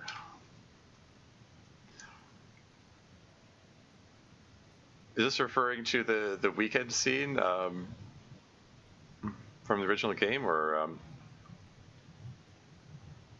you imagining a different version of events? I don't know. Anyway, back then I just blurted it out without thinking. I didn't realize feelings like that could run so deep. I love my daughter more than anything. I could never let her feel the weight of having a gay father. Got the guy's deeply internalized homophobia, it seems. I don't know. Maybe Fletcher's right. Maybe I should. Maybe I should just give up and quit trying to raise my daughter. Don't even finish that goddamn sentence. Dude, when you talked to me at the beginning of the meeting, I actually felt like there was someone decent in that room. I mean, hell, I was drinking from a flask just to make it here. You really think there's something wrong with being curious about guys? Jesus Christ, man, you might be even more of a mess than I am. We share an awkward chuckle as joke easing the tension a little. Probably true. Suppose we could just be a mess together? Christ, where the hell did this side of me even come from? This guy's got me acting in ways I didn't know were possible for me. Not like, Not like, not like that. All right, Casanova. Just admit it. You want to come over to my place? Maybe we could find out what two confused guys actually feel like together. His flirty offer catches me off guard. I scratch the back of my neck, unsure of what to say. I'm not sure, man. I've never actually been with a guy, or if I'm even capable of feeling that way. Well, we'll both be keeping away from booze for some time. If you're not down, that's totally cool. But be a massive F you to Fletcher, just saying. You know what? Screw it. Show me the way, Toski. Let's have some fun tonight. Toski and I get up from the sidewalk, dusting ourselves off. He chuckles a little as he heads towards his house, and I trail just behind him. This is my place. We gotta be quiet, alright? My daughter's asleep. And no matter what, you can't let her see you. This is just a one-night stand, okay? Nothing more. As much as I like you, I've got some things I need to sort through on my own. It wouldn't be fair to you if I pretended like this was more before, I'm sure. A one-night stand? My chest tightens and my heart goes doki doki to those bittersweet words. I scratch the back of my neck nervously, chuckling a bit. Of course. You should figure yourself out first. It's not like one night together is going to fix our alcoholism and everything else. Nor was I expecting that. I looked down, frowning a little, only out of self-pity. That'd be insane. I'm not even sure what I am, honestly. Well, you're the first person who's made me feel this adequate in years. He seemed a little flattered by that comment. Yeah, we've got that in common. I've never been with a guy before, so who knows what'll happen. Maybe we should find out better before either of us can back out.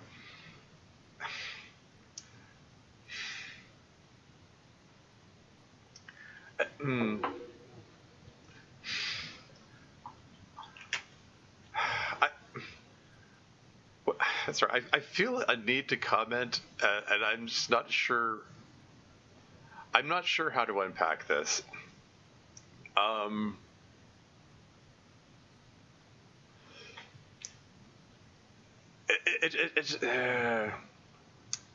It feels like a bit of an odd way to come out. I guess I don't know. Something feels off about the way they're expressing themselves. I guess I don't know. Not how I imagine a coming out would play out. I guess I don't know how to. I don't know. It's like Ro said earlier. Like the vibe is so weird. It does have a weird vibe. I don't know. I'm just gonna go on. He unlocks the door slowly, the soft click echoing in the quiet night as we slip inside. Toski and I step inside, the door shutting behind us as he loosens his tie. Follow me. I'll show you to my room. He rakes his hand through his hair as I follow behind, the tension still hanging in the air. I step inside the room, and Toski closes the door gently behind me. I look toward the wall and bite my tongue, feeling the tension in the room thicken between us. You okay? Just never done this before. Need help? He strides towards me, flashing a cheeky smirk as he approaches. You've unlocked Careless Whisper? Yeah, it's Careless Whisper song. And then his lips meet mine. My eyes flutter shut as I lose myself in the moment, his fingers brushing softly through my hair. I feel strangely at ease. When was the last time I felt this comfortable with someone? I don't think I've ever felt something like this before. Not with Sayuri, not with any girl I've ever known. Hell, not even in the club, just sitting beside Natsuki while he read Parfait Girls. Is this what I've been missing all these years? Is that why I ended up drowning myself in alcohol? I keep telling myself it was because of how the festival went. What if the truth is I've just been running from the fact that I like guys? Was drinking just my way of coping with it all? Toski finally breaks the kiss, pulling back slightly to catch his breath. Tormuse, good lord. This is amazing. Sweet mercy, Toski. I can't remember the last time I felt this good. Toski lets out a loud gasp, pausing for a moment as he licks his lips. Let's take a break. I need to talk to you about something. Me too. Toski moves closer to me, shedding his shirt before sitting down on the bed. He pats the space beside him, waiting for me to join. I adjust my shirt into a crop top, then settle down beside him. What are you implying, that he tied his shirt or something? I don't know. Okay. For a moment, neither of us say anything. He then gently places his hand on my head, slowly stroking my hair. You remember how I called this a one-night stand? Yeah? I think it could be more than that. I can't help but smile.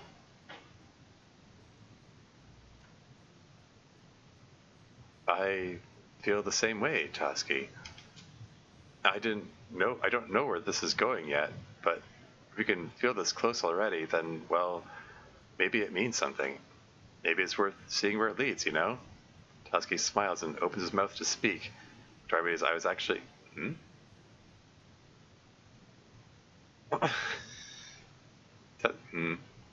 Sorry. I was actually going to say, Toski, Dad, what's with all the noise? Wait. Epic tour views? Why are you in bed with my effing dad? What the hell? Not effing Suki? I haven't seen her in years, not since high school. Toski and I panic and quickly yank the blankets over ourselves. ... Dad? My brain takes a second to catch up with what she said. Natsuki, I'm sorry. I had absolutely no idea Toski was your father. This is kind of a lot to process. Now, wait, I can explain. Just go back to bed. Shut it. You unlocked West End girls? God, you know, when I heard those noises from your room, for a second I was a bit scared. Then I thought, maybe this is it. Maybe I'll finally get a stepmom. Maybe I'll finally have someone in the house who actually cared about me. Someone who handles basic needs instead of blowing all our money on makeup like a spoiled little girl. But no. Instead you chose him, of all people. Someone who's arguably even worse than you. Oh, yikes.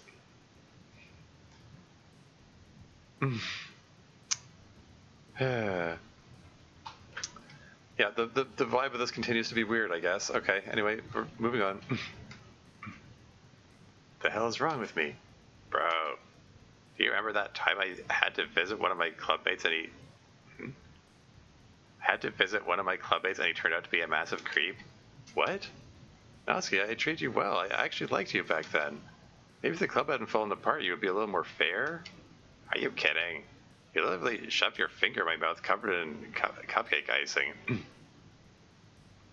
I mean, wasn't it the other way around? Okay, whatever. Maybe this is a different version of events. You don't even realize how much of an effing degenerate you are. Quite literally watched you peek under girls' skirts at the festival, and you effing wonder why the club is gone, huh? Oh, come on, they were practically flashing me left and right. Ugh.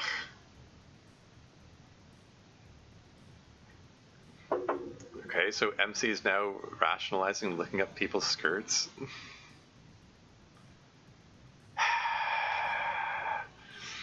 This is, I don't know, this whole mod has just been all kinds of uncomfortable so far. Let's just, okay, moving on. I was a young, attractive guy. I couldn't control how those girls felt about me. Deep down, you know I wanted the best for you, and for the club too, of course. Yeah. I'm the only guy in that club. What?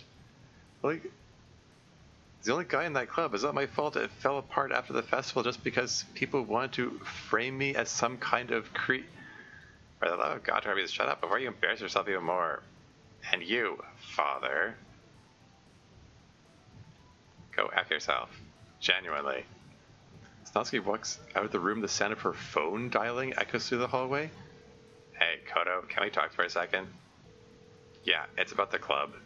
Yeah, I ran into him. Apparently, trauma just doesn't stay in the past. Sometimes it's just standing in your house, hooking up with your own father. I should probably go and calm her down. Toski, she just told... Just told you to go F yourself. Did you not hear that?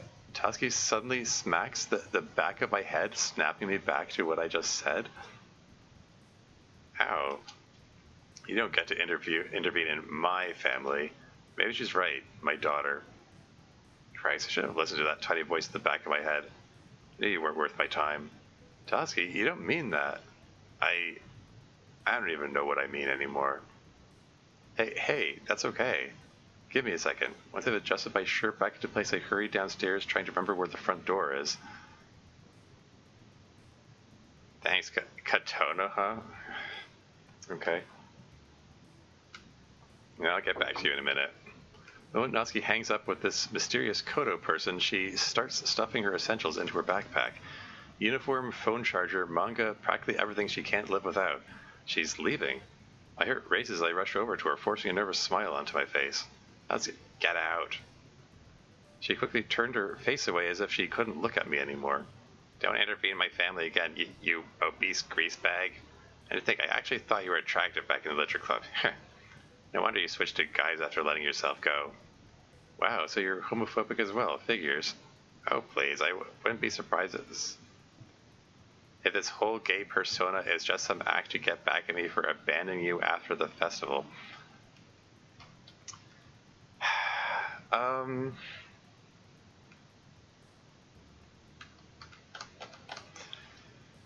Gosh darn it. Okay.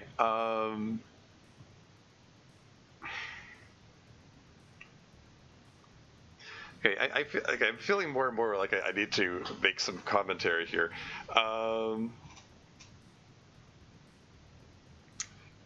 This mod has a weird way of framing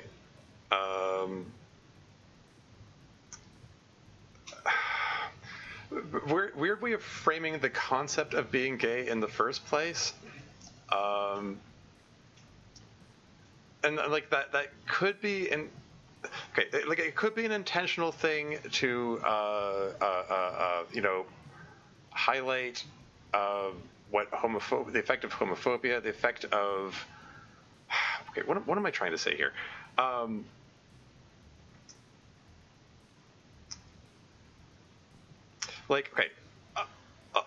lot of homophobia or bigotry in general comes from a lack of understanding of the concept that gay people are just ordinary people, or bisexual people, or transgender people, or whatever. People are people. Some of their experiences, yada yada yada. It's things like sexual orientation and gender identity are one small facet of a person's being, and people who have a bigoted mindset kind of have a tendency to reduce people to one aspect of their identity, and as if it's the one defining aspect of them. And what am I trying to say here?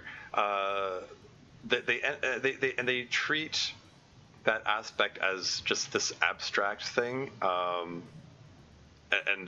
just fail to consider that the actual the humanity of the person.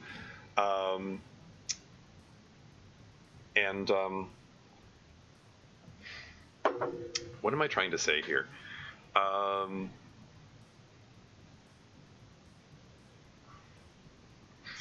Like if this is an intentional depiction of people who don't understand the concept that like gay people are people, and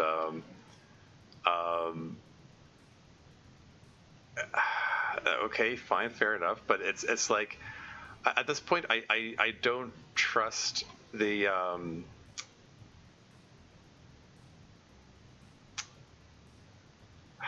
I don't trust the what am I trying to say here? It's the thing that makes this uneasy is the lingering question in my mind of is the author doing this intentionally to like they're trying to depict the way a bigoted person thinks and acts and so on, or is there just a lack of self-awareness and they're just doing this automatically, like the mod exists to make fun of gay people. Is that lingering uncertainty that makes it uncomfortable? Because yeah, I mean, Rove summed it up well when they said that the vibe is so weird.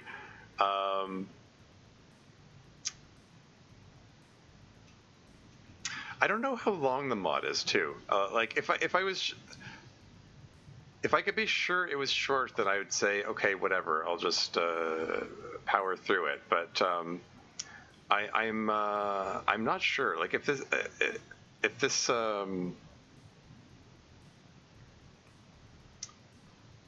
I don't know if this goes on if this is going on too much longer.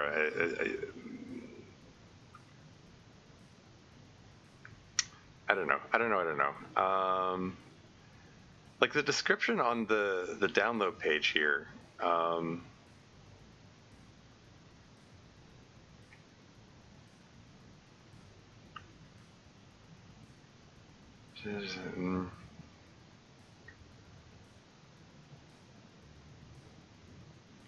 Okay, the description says like as the Doki modding community's first yaoi-based mod, we seek to shed light on queer characters and relationships at center stage. However, this mod is much more in store for players of all backgrounds and stands on its own 2 feet as not just a pride mod, but a drama comedy altogether.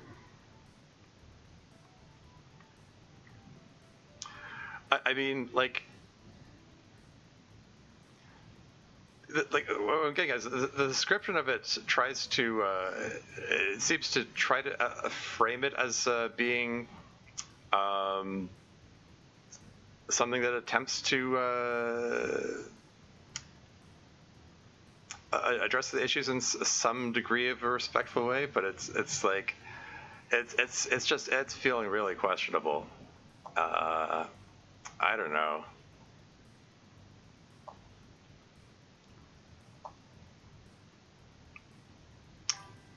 Okay, so I'm gonna go with it's intentional and just very messily executed. Yeah, you think so? It just, yeah, I don't know. Yeah. Okay, like the full description. Okay, after high school, MC finds himself in an unhappy living situation, crippling addiction. To better cope with his alcoholism, MC attends Alcoholics Anonymous. Meets an unlikely partner, Tatsuki Muramoto, the father of his old flame Natsuki. Follow MC and Tatsuki as they navigate a taboo relationship and the fallout of high school drama. Doki Doki Homoromantic is ironic, scandalous, and doesn't just follow the story of Tatsuki and MC. If you are easily disturbed by serious topics and humor, we politely advise you to avoid Doki or Homoromantic. And then the next paragraph is the one that I already read. Speeches alongside our story include, but are not limited to, a gallery that documents important moments in the story, a music player, original artwork for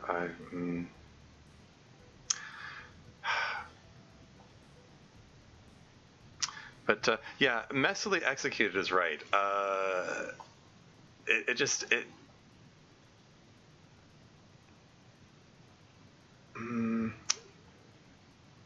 Is there an I just like an indication how long it is.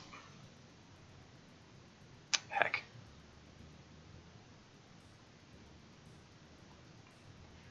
The RPYC files. Sorry, I'm gonna do a pro gamer move and decompile their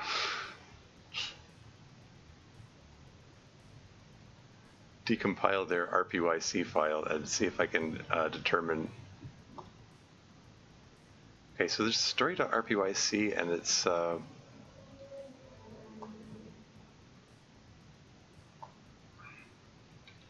sorry, bear with me. Let me just do something here.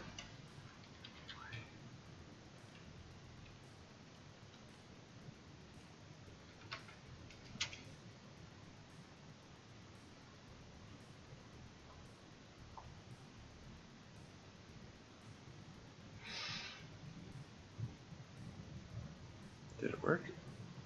Did it do the thing? Sorry, bear with me here.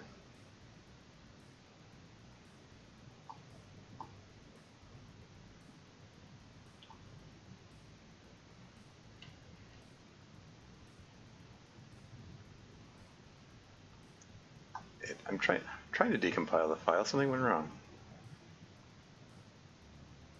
It's giving an error message.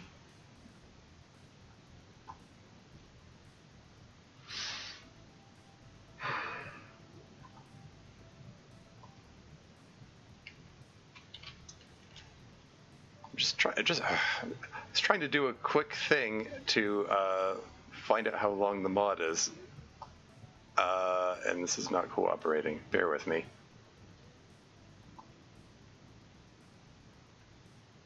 Let's try something else here.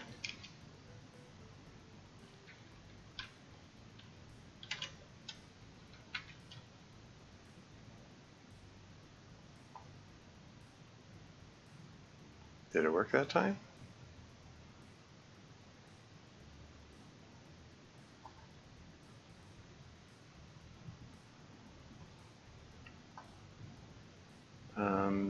Doesn't look like it. Okay, I haven't used that decompiler in a while.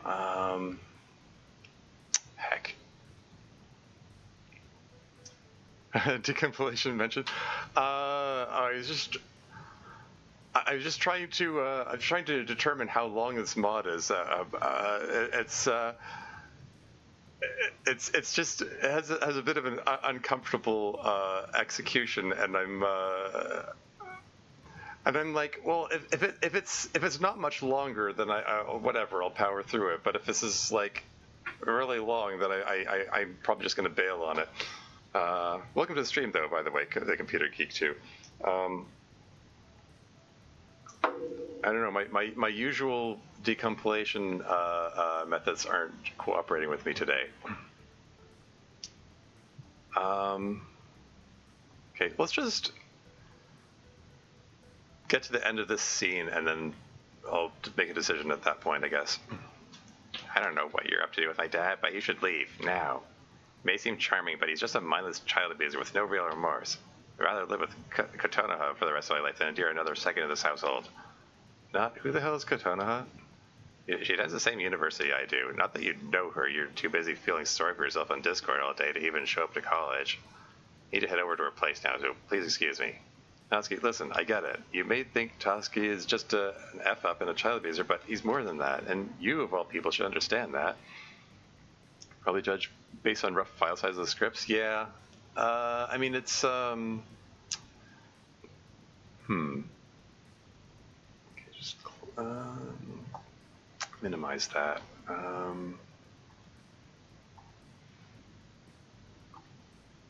Yeah, the story to RPYC is 255K.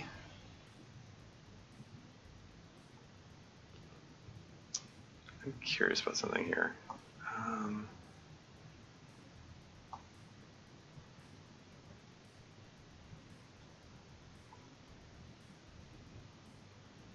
Sorry, bear with me.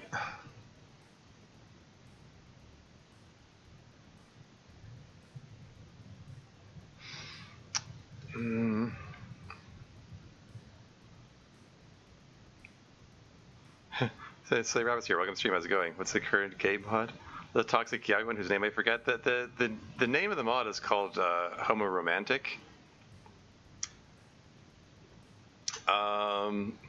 I think I might bail on it though. I realized after I downloaded and installed it that it wasn't actually part of the Pride mod jam. I figured I'd play it anyway because it's got a Pride theme to it, but it features a same-sex pairing in it anyway. Yeah, that's a rare one here. Yeah. Yeah, it's not just that it's toxic. I mean, frankly, the relationship as expressed between MC and Toski, it's fine enough. It's the interactions with other characters which give it a weird vibe. I don't know. It's like part of the reason I was thinking of just bailing on this one is that like the whole Pride mod jam emphasizes like it should have some pro LGBT messaging to it, and not have like bigotry in it. And this is not feeling like it's in the spirit of the Pride mod jam. This thing keeps drifting off center. Maybe I'm drifting off center.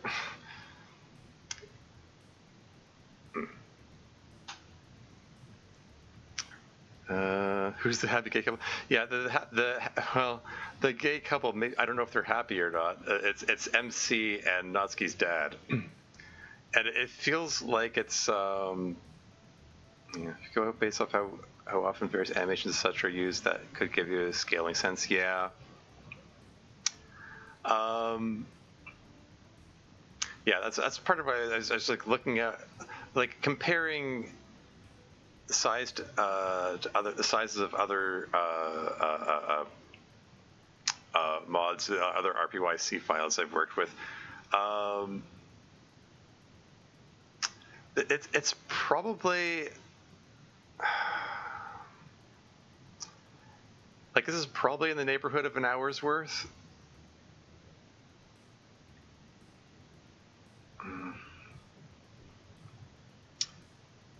I don't have much off the dome knowledge on the sizes for the base scripts, but figured it would be a viable. So yeah.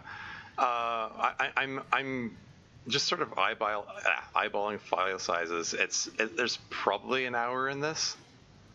I've played what, half an hour's worth. I don't know. MC and isn't Natsuki's file? Yeah. Is he a little old for MC? I mean, there seems to be a time skip. The other characters are, like the other girls at the literature club are in university now. So he's an adult.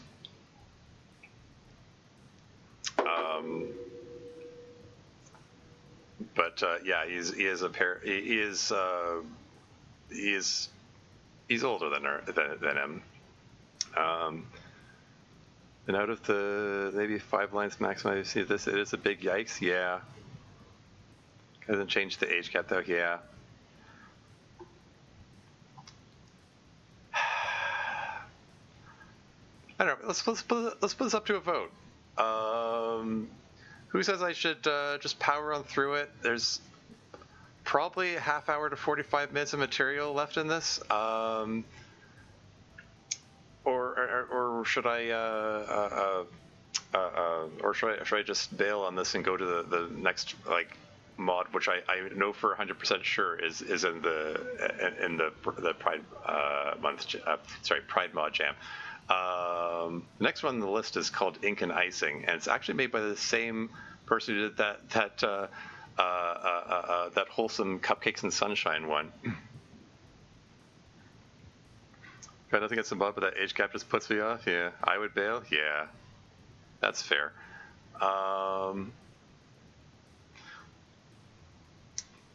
Age gap is the least concerning part I've seen so far. I know, right? It's like, it's not, I'm not saying it's a bad mod per se. It's just it's just odd. It's just I don't know. In another context, I would probably brush it off and say whatever. But here, I'm gonna save the game, and I'm just gonna exit. I will contemplate picking it up another day. But for now, let's bring up Ink and Icing. It's the next mod I had lined up here.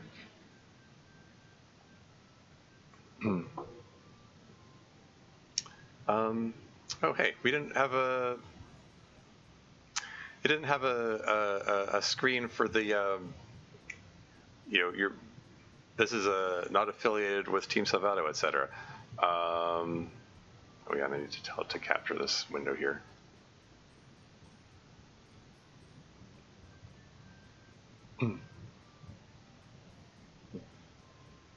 Yeah. Oh, and Chevin Zhao's here. Welcome to the stream. How's it going? You got here just in time to see me bail on a decidedly problematic mod.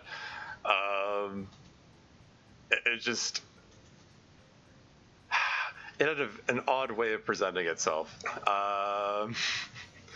But yeah, we're doing some Pride themed mods here for DDLC. Appearing to defend an abuser to the victim. Yeah. Yeah. Defending the abuser to the victim. Yeah, like we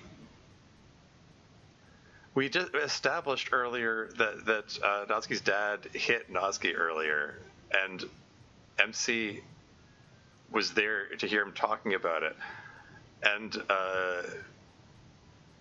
immediately defended him anyway, and it's just that's not all. Like there's so much going on here that's just like, what is this? What am I playing? You know. It's related to Natsuki, yeah. It's ink and icing. I heard ink and icing. I was wondering if we were going to a South American bakery. Haha, yeah. Yeah, ink and icing. Ink written in green, icing written in pink. I have a feeling this is about to be a Monosuke thing. And she's problematic in one, yes. Just don't like both redeem Natsuki's dad mods, yeah. Anyway, let's use this palette cleanser, hopefully, and see where this goes. It didn't prompt me for a username there.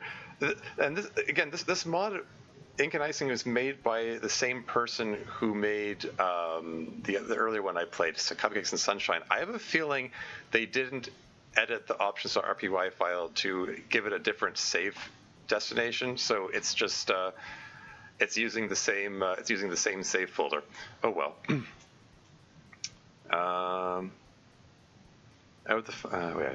I will say that because queer people are navigating social restrictions or just trying to avoid social problems, age gaps tend to be more common. Yeah, and I don't know if less problematic is the word, but for a lot of people, it just ends up being a part of their queer experience. Yeah. Yeah. And in that respect, it could be like the mod as executed could be an accurate representation of that aspect of things, at least. But yeah, the execution is weird. It's presenting serious topics in a jokey kind of way. Like the tone is weird. The vibe is weird. It's just, I don't know. It feels off. Like the whole. It's one of those. It's hard to put into words. But whatever. I'm just gonna let's get to age caps regardless of the Galileo. Yeah. Anyway, let's forget about that decidedly problematic mod for now and come back to this here. Here we go. Footsteps in the hallway finally fade away. Sayuri and Yuri left several minutes ago, leaving the classroom completely quiet. The sunset is coming through the windows, casting long orange shadows across the empty desks. Only two of us are left here. Monica is standing near the blackboard, gathering the poem sheets with a calm precision. At the back of the room, Natsuki is focused on lining up her small manga volumes in the closet, though her movements are slower than usual.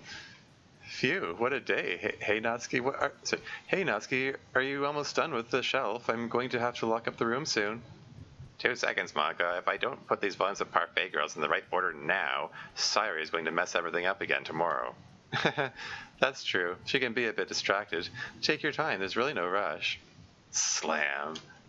A sudden draft sweeps through the room, slamming the heavy wooden door shut with a sharp sound that echoes between the walls. Ah, what was that? A gust of wind? Yeah. Okay.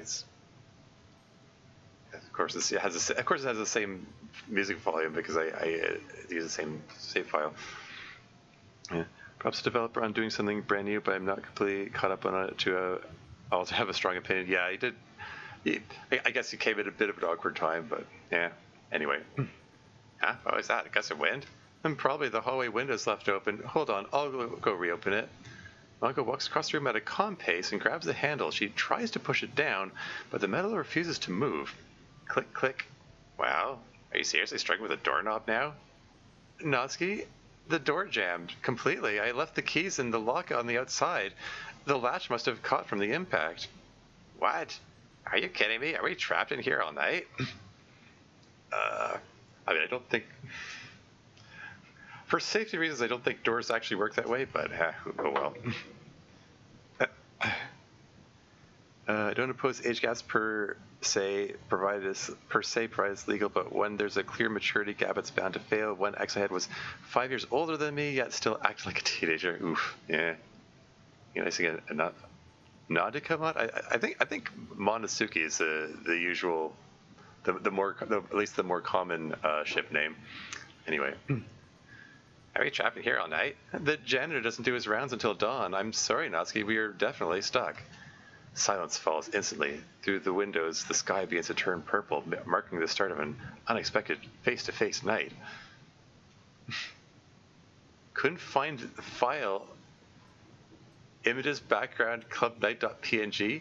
Did this person not test their mod? Okay, so apparently there's supposed to be a background here. Hours have passed. The school is now plunged into total darkness, broken only by the white neon lights of the classroom. Natsuki is sitting on one of the desks, arms crossed, staring down at her shoes with unusual intensity. Natsuki, you've barely said a word since night fell. Are you sure you're okay? I hate this manga. I hate the quiet. When the room gets like this, it feels like everything I usually hide starts getting way too loud. Natsuki lowers her shoulders, looking away directly. At the club, it's easy. I can just act tough but make some noise and pretend everything is fine, but right now it's just exhausting. I know what you mean. For me, it's the opposite. I spend my whole day trying to look perfect, having a script for everything. A script. Perhaps the missing background is intentional? I don't know. It says couldn't find file, images, etc. So I have a feeling it's not... A good bottle episode? Yeah. Just an all-night classic, yeah. Nautica sounds like a rapper name. Yeah. Getting PTSD from the mod, yeah. Feeling when you fail the background check, haha, yeah. Anyway. But tonight, behind this locked door, I don't have to be the perfect present anymore, and honestly, it's a relief. Natsuki blinks her eyes, lifting slowly. Her defensive posture melts slightly, surprised by Monika's honesty. You? Tired of being perfect? Give me a break. You love it. But I guess I get it. It's tiring to always wear armor. I play the tough girl, so no one can ever push me around or see how terrified I am of being rejected. Natsuki runs her thumb along the edge of the desk, her voice dropping significantly. She sounds quieter now, almost hesitant. When I look at you, Monika, I always get this weird feeling, like no matter what I do, I'll never be important enough for you to actually notice me. Not just as a club member, but for who I really am. Natsuki, why would you think that? You might mean so much more to me than you think. Because I'm completely in love with you, you idiot. There, I said it. Wow, that escalated quickly. I don't know how to write beautiful grand metaphors like Yuri, and I'm not universally loved like Sairi. I just know how to be me, and I thought it wouldn't be enough. Natsuki immediately looks away, her entire face burning red, holding her breath in the absolute quiet. Monika stays completely frozen for a few seconds, her mouth slightly open. She looks totally shocked. Then, very slowly, her expression softens into something incredibly sweet. Natsuki, look at me. Natsuki looks up, her cheeks deep pink, but her eyes clear. You don't have to change a single thing about yourself. Your honesty, your passion, that's exactly what drew me to you. Monika suddenly steps even closer, cutting the remaining distance between them entirely. You're right, good, yeah. Natsuki's eyes widen in absolute shock, her body freezing completely as Monika leans over the desk. Monika softly closed her eyes, leaning the rest of the way in without hesitating. For a fraction of a second, Natsuki stays wide-eyed and stiff as Monika's lips press against hers. and her shocked expression melts away. Her eyes gently close, her shoulders dropping as she finally gives in and responds to the kiss. There's an ad break imminent. It's a bit awkward timing for it, but okay, I'm gonna take a break. I'll be right back.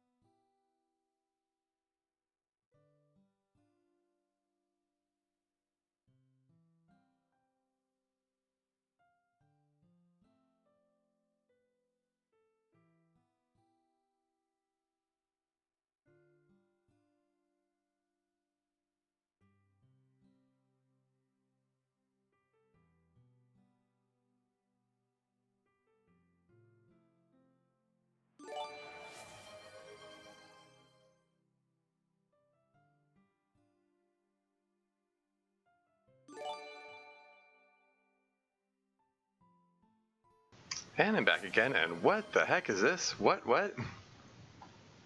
We just, anonymous gift subs? What? Hey, wow, okay. Thank you very much, anonymous benefactor. Very generous, thank you. Looks like, that's neat, hey. Yeah, very generous. Thank you. I appreciate it. Very nice. Yeah, wow. I'm a little tongue-tied. I'm not sure. Not sure what to say. Very cool. Yeah. Anyway, picking up where I left off. Sorry, let me just catch up with chat here. Reminds me a little of that not Siri art of Natsuki pulling Yuri down to her level to kiss her. Yeah, no, I was thinking there was there is an image, a Monosuke image where Monica is leaning over Natsuki to kiss her. That's what this image put me in mind of. Monica and Natsuki kiss now. Time for an ad break from there's electrolytes. Haha, yeah. I like water that comes from the toilet. Yeah. Monosuke, okay, I remember that. Yeah.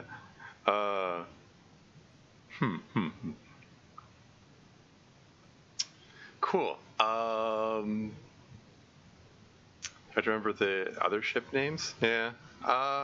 I've picked them up from time to time. Anyway, moving on. Her eyes gently close, her shoulders dropping as she finally gives in and responds to the kiss. I suppose she just has this expression on her face the whole time she's kissing, right? Some iffy expression selection here. Oh well. Clubroom completely disappears around them. Oh, imagine that. I should have left this on the screen during the ad break. The clubroom just completely disappears around them because it couldn't find the image file. Just the peaceful warmth of the night filling the space. When Monica slowly pulls back, her eyes drift open with a soft, happy gaze. Natsuki quickly looks down at the desk, her cheeks completely burning red, but her lips are curved into a quiet softness. Good, because I definitely wouldn't have done this for anyone else. Again, the shift between third and first person. We ended up staying close together in the dark room, and neither of us wants to leave. Okay, wow. Man, I probably should have just powered through that. I didn't realize it was that close to the end when I went to the ad break. There you go. That was Ink and Icing. Very short mod, much like Cupcakes and Sunshine.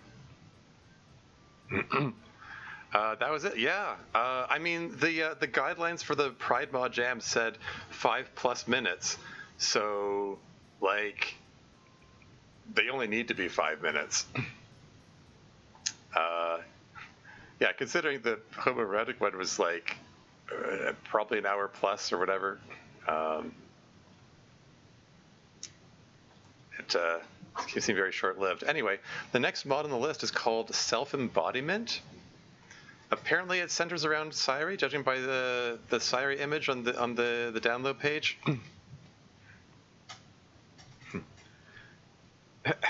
Sorry. Not certain Sayaka stick out for me. Yeah, those seem to be the two most popular ones. Sayuki is surprisingly popular, i.e., Sairi and Natsuki. So you imagine them kissing while Natsuki makes that face? Yeah. Let's try this next year, providing you get the assets. At least this one didn't have anything aggressively yikes. Yes. Yeah. The Homoromantic mod is just I don't know.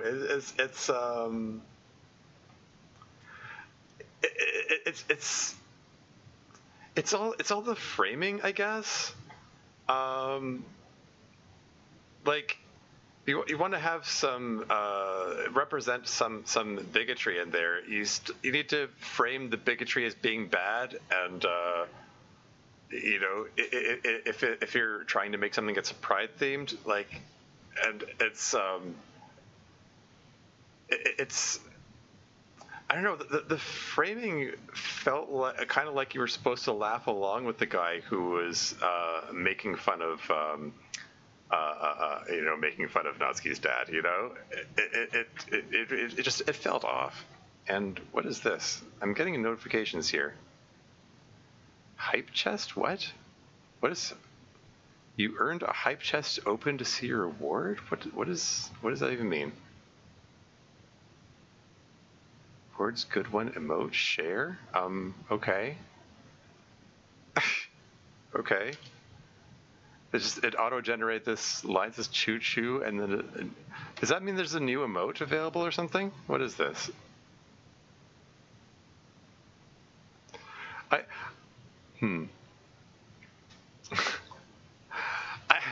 Sorry, I've never had this many subs come up at all really. Like I've the most subs I've had at a time on this channel is 2. So but the anonymous benefactor gifting 5 of them just kind of blew my record out of the water there. What the? Anonymous gifter gave a computer geek 2 tier 1 sub. Oh, okay. We got some. We're getting a hype train going or whatever it's called, whatever the Twitch term is. I'm just. Oh, I just realized this thing isn't on the screen. Self-embodiment. Yeah. Wow. Awesome.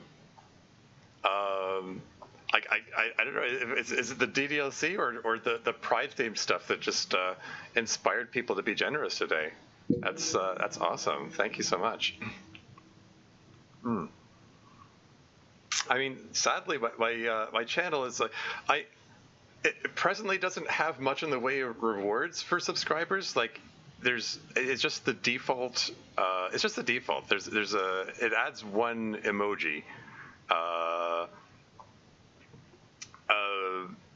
I don't know.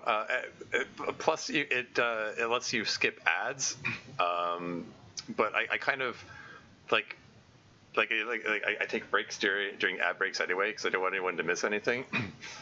But I appreciate the support nonetheless. Anyway, let's get into the next one. Self-embodiment. Self-embodiment is a Doki Doki Literature Club fan mod that is not affiliated in any way with Team Salvato. It is designed to be played only after the official game has been completed. Okay, this is a standard message. Oh, if you're recording this mod, I would appreciate commentary and make sure to tag me so I can see what you thought. Okay, cool. This mod does include homophobic speech and actions, including the usage of a slur. Uh-oh. The mod tackles transitioning, transphobia, and bigotry, so if you are a bigot, you might as well leave. Game files for Doki Doki Literature Club are required to play this mod, etc., etc. By playing Self-Embodiment, you agree that you have completed Doki Doki Literature Club, except any spoilers contained within, and you agree to see depictions of problems surrounding transitioning. Okay. All right.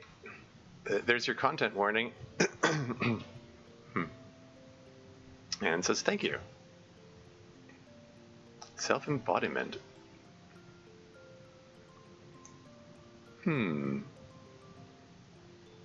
This is a song. This is a remix of one of the DDLC Plus songs. Yeah, neat. Anyway, settings. It's okay. Let's adjust the sound volume a bit. Let me know if that needs to be adjusted again. Keep my music. Yeah. So, from context, I'm sort of inferring that Sairi's the one transitioning here. Was that her chasing someone holding her bow?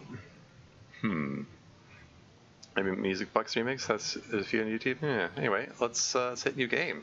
Enter your name. We're going to be Tormuse again. I pushed enter. Maybe it wants me to click OK. There we go. My room felt alien. Is that Sairi's font there? My bow, my clothes, my family, all taken by a boy. I pleaded for him to return it all to me, but he didn't respond. When I tried telling my parents, one wept and one tried to help. One tried flushing him out drop by drop. The other tried to rid me from this world.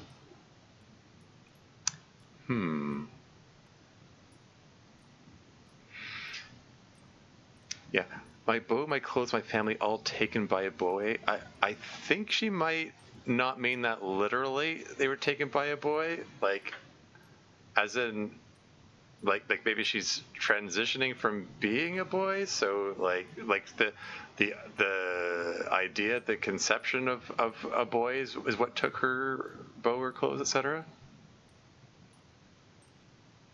When I tried telling my parents, one wept and one tried to help. Tried flushing him out. Tried to rid me from this world.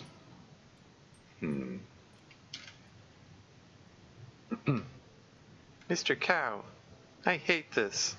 Every day, looking in the mirror, I see him, when all I want is just to look at myself.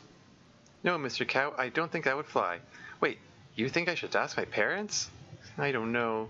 Well, that is true. Mom is probably pretty tired right now, and she might feel bad to refuse after she agreed in her sleepy state. There's that HRT thingy that people use. HRT, hormone replacement therapy. That's typical transition method for transgender people. Anyway. And after all, I could just get some pretty clothes too. You're right, Mr. Cow. I'll go tell her. Maybe she'll be more open to it since I'm starting in a new school too. I'm so glad Tremy's won you for me. Oh, we're getting a new backstory for the cow, are we? I wonder what he would think if he saw me. It seems Mum is still awake and watching TV. So is this a flashback? Is this early Sayuri or something? Perfect time to ask her. Mom, I got something I want to tell you. What is it, sweetie? Well, Give me a moment. God, I can't do it. Maybe a note will do better. Quickly grab a pen and paper from the room and write a note for my mom. Something along the lines of me wanting to be a girl. That should be enough. Oh boy. So is the mom going to be the supportive one or the less supportive one? Or, I mean, the one that wept or the one that tried to help? I don't know. Anyway. I mean, tried to help could have multiple meanings too, now that I think about it. So it's MF, yeah. I mean, that does seem to be the subtext, that Sayuri was assigned male at birth and is transitioning to female. Excuse me. Here you go, Mom. What's this? Oh. That doesn't sound like a good O. Maybe I shouldn't trust a stuffed toy on life-changing decisions. I suspect she might not be too pleased. I mean, she seems to be smiling. I don't know. I see. Well, I did always want a daughter. There you go. Just smiles at me. Hearing your reactions made me feel myself. Made me feel like I'm not a stranger in my own body. I hope this feeling lasts. The next morning, Mom took me shopping. We didn't actually pick up many outfits because I was a little picky. I suspect she might not be... Have you wrong? Yeah. But we did get a nice casual outfit, a uniform for my new school, and a super pretty bow. Now I'm finally putting on my new clothes. I hope they'll look great. We didn't actually have much time to try them on. Cool. Okay, so I think we established that this is Sayuri's mom, the sprite here. It's a really sweet mom. Wow, I look so pretty. That you do. Such a beautiful daughter. Wow, thank you, Mom. Can't wait for school. You're quite lucky you already had long hair. Made it easy to style it a bit. I guess I should have seen the signs that you weren't feeling well in your skin. It's okay, Mom. I'm just happy that I can dress how I want. Also, I did look into the HRT. Oh, wow, she's being really supportive. Hormone replacement therapy. Oh, what did you learn? Well, our insurance will cover a part of it, but not all. I see. But don't worry, the leftover amount isn't that much, so we'll be able to pay it off. Really? Yes, what matters is that you're comfortable in your skin. Oh my god, thank you, thank you, thank you. What are you two up to? Oh, hey Dad. Mom and I went shopping today to help me feel like me. What does that mean? Come take a look. The... Oh no. It's the same sprite as the Fletcher character. It's an excellent sprite too? Yeah, yeah. Pair that immediately accepts and supports their child doing this change? The face I saw my father after he entered my room was a face I would never forget. What is this? Something wrong? Everything. Why are you playing dress up? Do you have some play at school or something? I swear, education system just loves messing up children's heads. Honey, our daughter just wanted to feel better. Our daughter just wanted to feel better in her skin. Ooh. Just. Just. Not easing into the topic of saying, oh, by the way,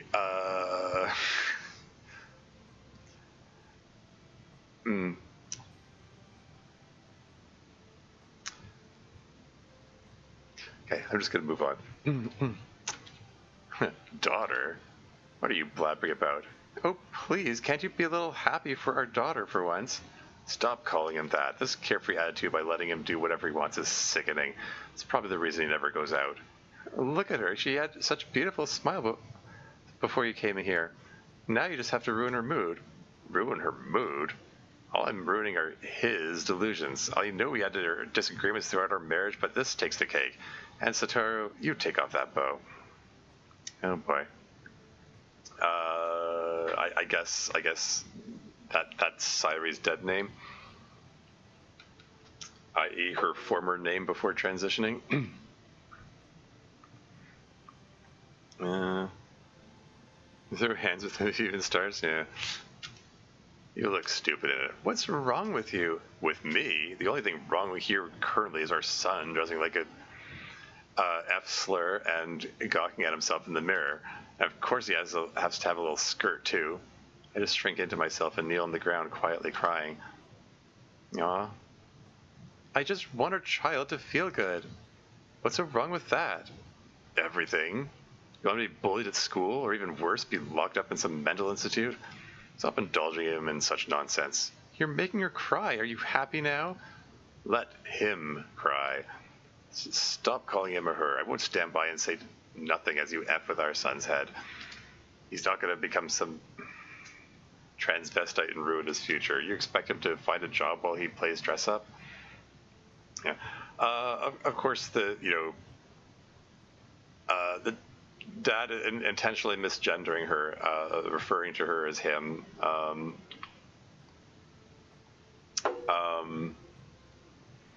right. I mean, that's what the content warning said. Here we go. Let's keep going. Can you just leave? This whole thing is just you throwing a tantrum at nothing. Nothing? Right, sure. Once our son ends up as some $2 whore with a effed body, we'll see if it was nothing. Pathetic. Dad slams the door shut as he leaves my room.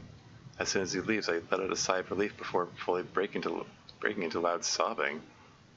It's okay. Don't listen to your old man. I'm sure he'll understand with time. That's generously optimistic. Yeah. Are you sure? Pretty sure. I wouldn't marry him otherwise.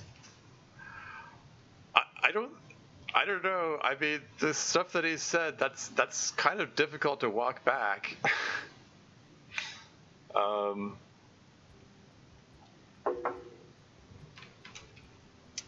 Okay, anyway. So don't take anything he said seriously. Okay. Now, on to a more happy question. Have you finally figured out a name for yourself? I know I asked you at the mall already, but you still weren't sure by then. I gave it some thought, and would you mind calling me Sairi? Well, you, my daughter, will definitely blossom into a beautiful woman, like a cherry blossom. So I'd say the name is fitting. Thank you. Now we'll leave you alone, and you should put on that bow again. It suits you well. Thanks, Mum. I make my way into my bed and bury my face in the pillows. Stupid. Why did I think it would all go smoothly? Now my own dad hates me. All because I want to be a little selfish and just be myself. Oh boy. Poor Sayuri. Stupid outfit, stupid bow. Maybe at school won't be so bad, right, Mr. Cow? There'll be more people like Dad, right? Only a few days until I start going there. I'd rather take you with me, but I can't. Wish me luck, Mr. Cow. Drop by drop, my room was filled. Just wait for him to be flushed out, I thought. But others came to watch. One yelled out against the murder of his son, and others just tried to look inside. Would they throw me out of my own home? If the boy doesn't leave? I guess that's her bow picture of her heart there. Yeah.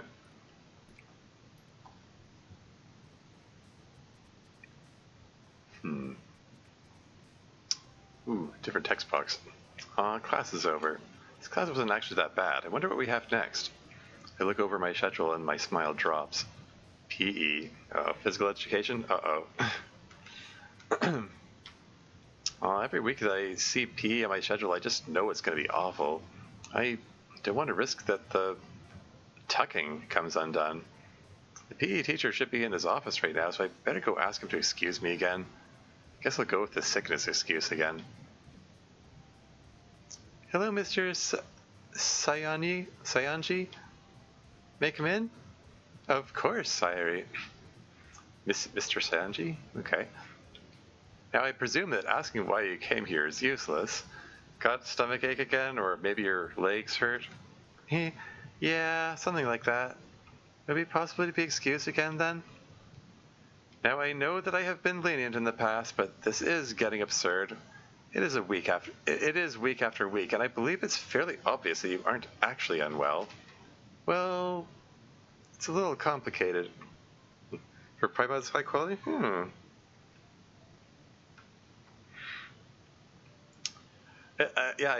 missed the first mod that played the what it was called, because I like blue. Yeah, because I like pink and blue. Had some pretty impressive graphical and coding stuff too. Anyway, it's a little complicated, and please enlighten me. Physical exercise is very important, and I know it may not always be fun, but still, it's not that. Then what? You're being bullied, perhaps. You're embarrassed to change in front of your classmates. Yes, let's say that. The gym clothes are very revealing and embarrassing, and fine, I'll allow it for now, but please, on your own time, try to ask the principal what different clothes for PE. Seeing the younger generation not care about sports is disheartening. Yes, sorry. I do like sports, I promise. Fine, guess you'll be on whistle duty then. All right, I'll head to the gymnasium then. All right, have a good day. Well, seems like you won't question me again for a bit. Phew. Still plenty of time before the bell rings. I could use a snack. Ooh, maybe they'll have those yummy small cakes. And apple juice. Sure could use a nice cold bottle of apple juice. Ooh, they do have it. Awesome. Mean girl? Hey, is that the girl that keeps skipping PE? Mean classmate. Seems like it. Look at her, just nabbing stuff from the vending machine. Want to try to ask her why she keeps skipping? Sure. Oh no. Uh-oh. It's Dark Ayami.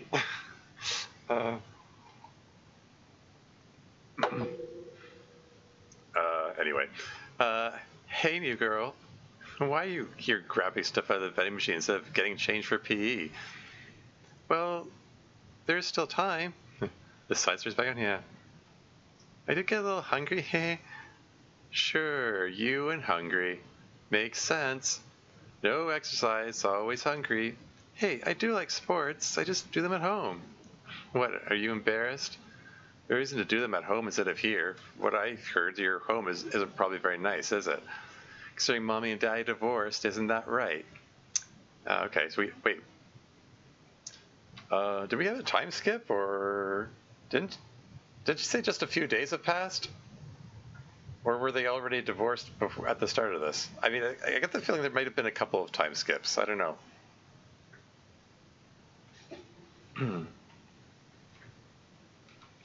Anyway. Well, what?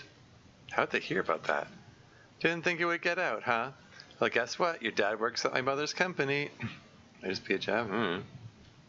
And he was gossiping about how he had a divorce with his wife over how she treats their child. Is your mom some abuser or something? No, she's very sweet. Sure. Hey, what if the reason she doesn't exercise here is because of how she looks? What if she pats out her boobs or something?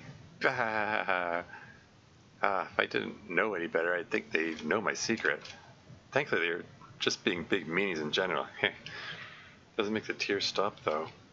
Can you just leave me alone, please? I don't know. Maybe after you show those breast pads? Yeesh. Or to show that you're... What are you...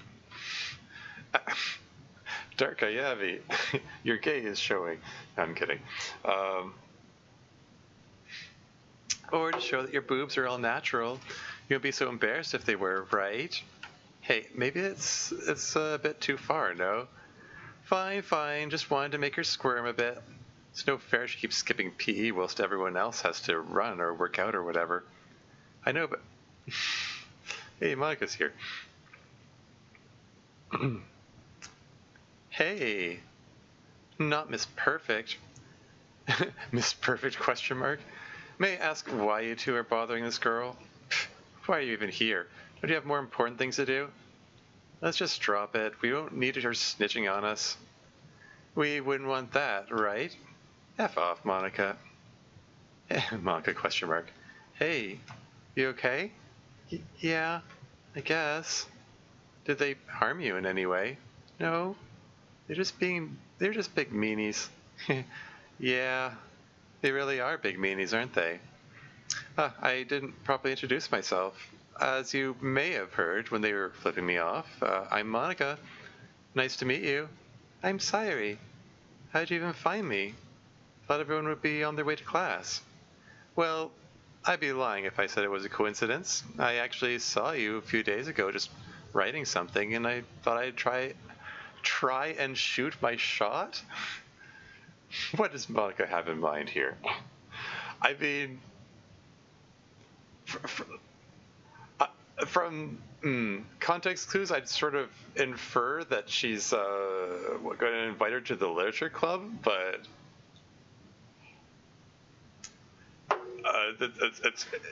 that phrase has other meanings. Why should she get credits rather than mine? Mean Girls lines for context. Yeah. Anyway, I'm starting a literature club, and well, I need members. So I thought I'd try asking you. Oh? Well, a club could be cool. Would give me a chance to find some good friends.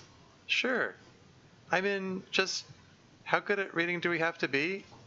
I don't really read anything like big and deep or whatever. I just sometimes write some smaller poems and read some stories, and that's plenty.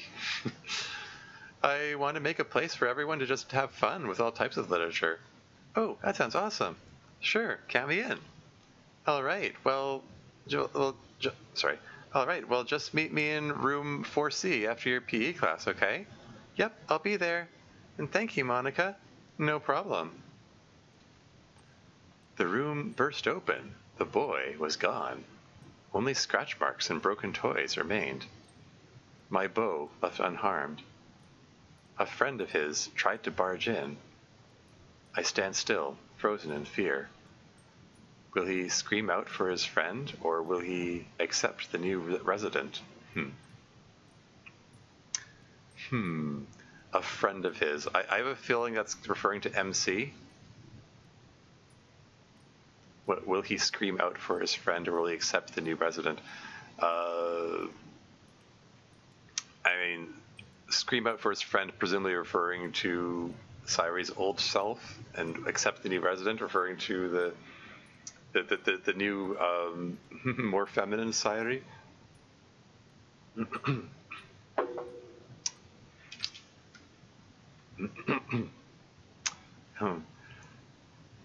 the text box is getting more cracks in it. I'm not exactly sure what that represents. It's a neat stylistic choice. Is that like cracks in Sayru's defenses? Is it cracks in the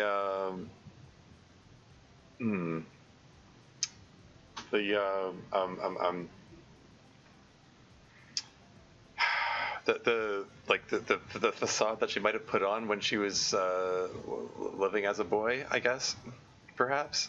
I don't know. Maybe it'll become clear.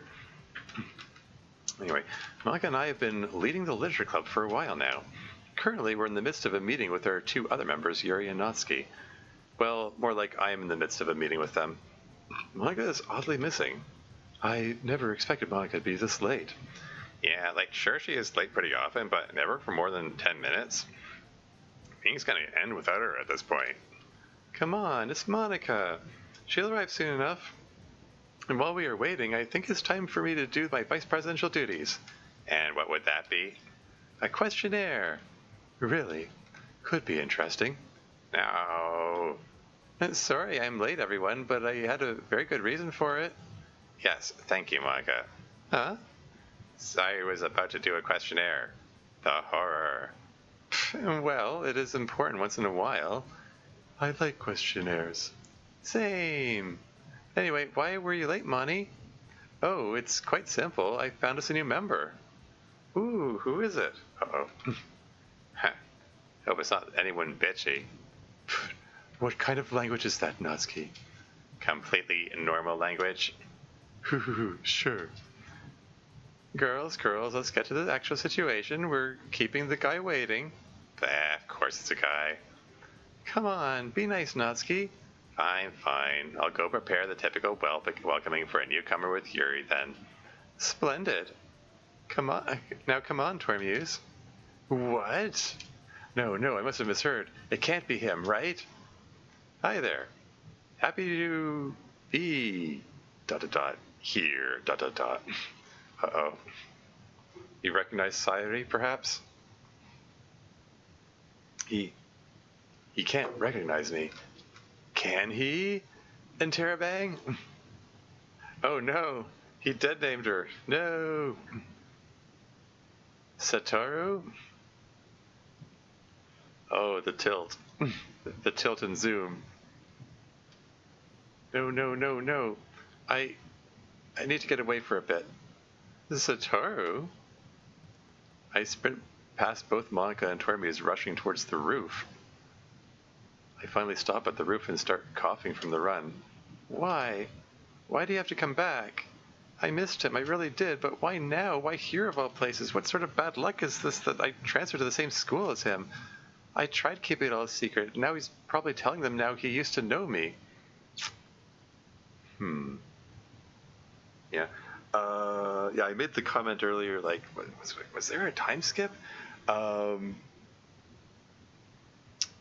have a feeling I get the definite feeling there have been a couple of time skips here. Transferred to the same school as him. Anyway, everything's going to be ruined. Why? Did I think I could get away with being myself? Hey, so I guess I wasn't wrong, huh? What? Hey, Satoru, you look different. I'm not Satoru. I never was Satoru. Well, that would explain the change of clothes, even if I don't get what's going on. So, mind cluing me in on what happened when I moved away? I'm scared. Come on, my best friend. You can trust me. Let me pick up where Mr. Cow left off. Unless you threw him out. No, I would never. Good. Now, want to talk about it? If not, I'll leave. No, please stay. I'll tell you, it's just a bit of a longer story. Well, we got all day, sort of. All right.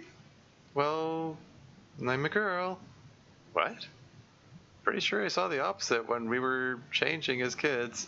Well, yeah, unfortunately I know, but still, I'm a girl. I want to be a girl, and, well, ever since I transferred here, I thought this would be the perfect fresh start. Though, it hasn't been exactly easy either.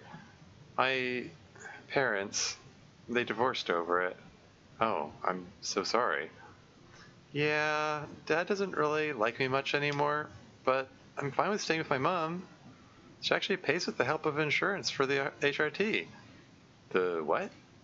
It basically makes me more of a girl. Ooh. Yeah, but I still try to avoid anywhere that I gotta change clothes in because I gotta tuck and stuff. What? Sorry, did you really need to bring up that particular detail? I mean, presumably when she talks about tucking, she's talking about tucking her genitalia. Like, why would you make that like the first thing you bring up? Like, okay, moving on. What? Just making sure it doesn't. It's so embarrassing to talk about. Simply point towards my crotch, hoping he understands. Oh, I see. Can't you, like, get an operation for that or something? Well, yeah, but it's very expensive. I'm happy enough that my mom can afford the HRT, even with the help of insurance, it's still costly. Yeah, figured. Well, then you're a girl now, huh? Never expected that. Yeah, it's fine if you don't like me anymore. What? I swear to God, you sometimes say such nonsense. Huh? First of all, what's your new name? It's Sayuri. Nice name. But second of all, why would it matter if you're a girl or a boy? To me, you're still that nice person, my best friend, and couldn't care less about whether you have pants or a skirt. You are still you. Nothing changed in those years about that. But so much has changed. Everything did. Are you still that hopeful person I used to know? The one I could always goof around with, but also was always there for me if things got serious? Second right answer. Yeah. It is. This is a very wholesome interaction. It's sweet, honestly. It's cute. Okay, moving on. I guess. Then you are still that same wonderful person. Girl or boy, doesn't matter. What matters is you being comfortable with yourself. Now, wipe those tears. No need to cry. Thank you. You should come over again someday. Would your mom really be fine with her daughter having a boy in her room? Yeah, I'm sure she'll be fine with that. All right. Gladly come over someday. We sit for a while, comfortable with each other's silent presence, before I remember something. We gotta return to the club. I hope you didn't tell them that, Oh, shit, yeah, let's go. I didn't tell them anything. The only thing they heard is me calling you Satoru, and I'm sure we can talk our way out of that. Let's hope so. Now, come on, let's go. Hermes and I rush out to the club room, hoping they didn't try putting the pieces together. We're back! Thank goodness. Yeah, we were worried when you ran out like that. Sorry. Yeah, sorry about that too. Sorry you just didn't expect to see me. Mm-hmm. Did you calling her Satoru have something to do with that? Oh no. Nope. I don't know. You don't have... I mean, I get you not wanting to volunteer that she's trans, but like, you could have gone with a less flagrant lie than that. But oh well. You just got the message. Yeah. I mean, some people just aren't going to get that kind of message. They're just not open to it. But hey, at least MC is keeping an open mind and so on. Anyway. I call it that accidentally. It's from a show we used to love watching, Satoru, Sayuri, pretty similar, So I just blurted it out. Right. Yeah, doesn't feel like a very plausible lie. Oh well. Anyway, do you still want to join the literature club? Of course. Especially now that I know my best friend is here. Great to hear that. Come to the teacher's desk, then we'll sort the paperwork. Sayuri and Yuri, you two can go do your own activities. All right, thank you, Monica. Yep. Where's Natsuki? See ya, Moni. Phew, guess my secret is safe. Maybe it wouldn't matter anyway. If he was able to see my like a person, then my friends might too. And I won't have to be afraid, and everything will finally be good. Hopefully. Yeah, the bow is larger now. My room now, eye candy for others. I just stood there holding my bow. Tears went down my cheeks, afraid they're here to take me in. For getting rid of that boy who once lived here. I'm just a girl with my bow. Let me live here in peace.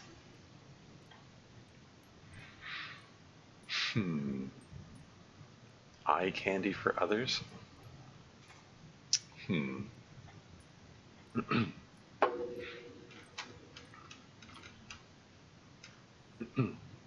Oh, hey, neat.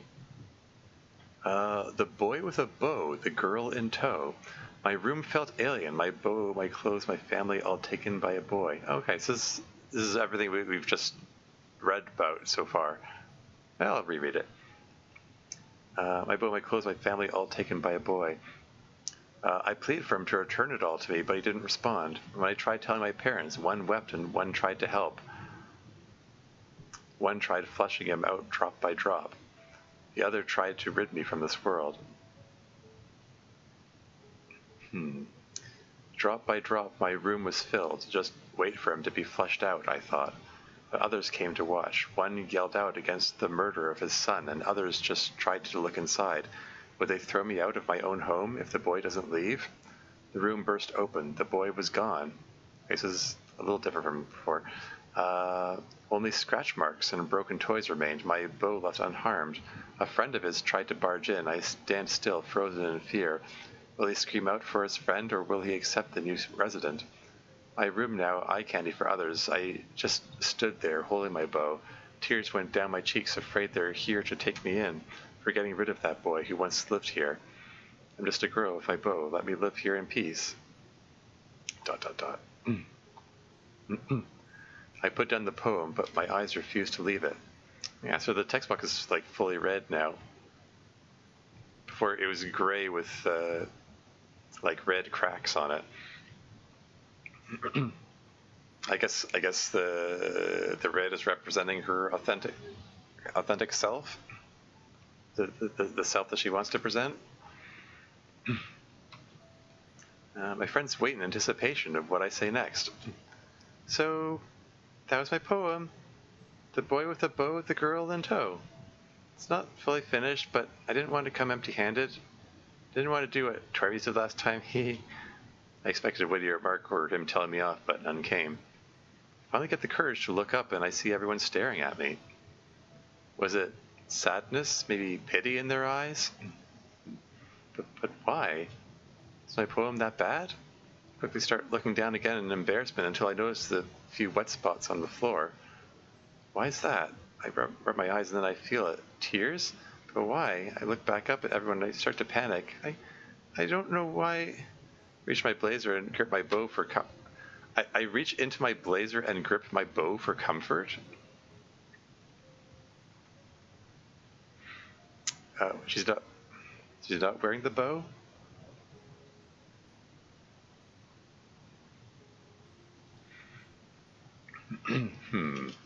Suddenly Monica just smiles and approaches me.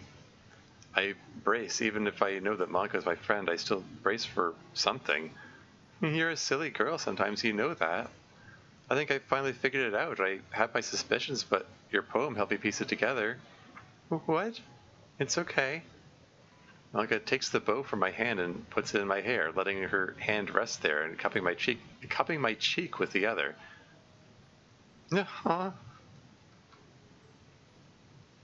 Oh gosh.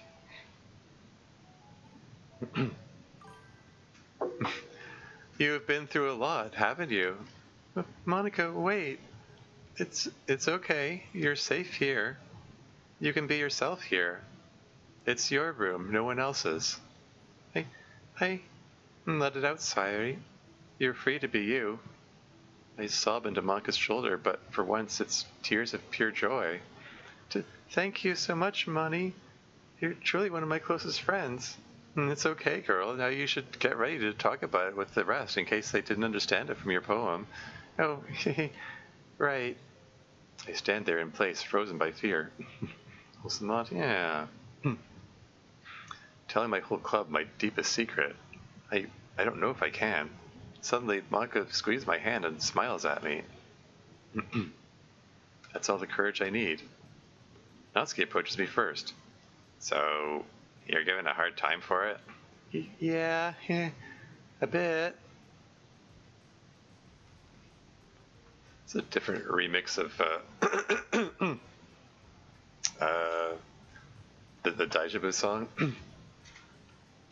It's the title of the original version of the song. Excuse me. Even by your dad? Mm-hmm. But at least my mom is super nice and really supportive. Good. That's good to hear. It's awful when family doesn't support something you want to do or what you want to be. What's that look for there? And it's even worse when at school you got pricks bothering you about it. Yeah, thankfully no one really noticed it. They only picked on me for not wanting to join in on PE. But I'll try to figure it out. Actually, I can try to talk to Mr. Sayanji about it. There's that lean in there.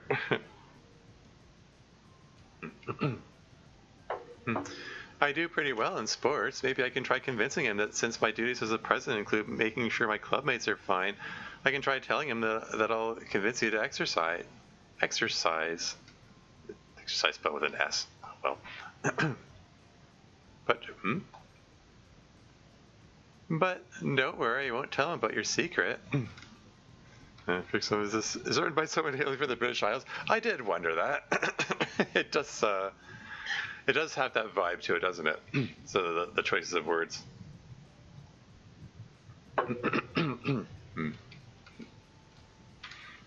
Thanks. And you shouldn't worry about any bullies either.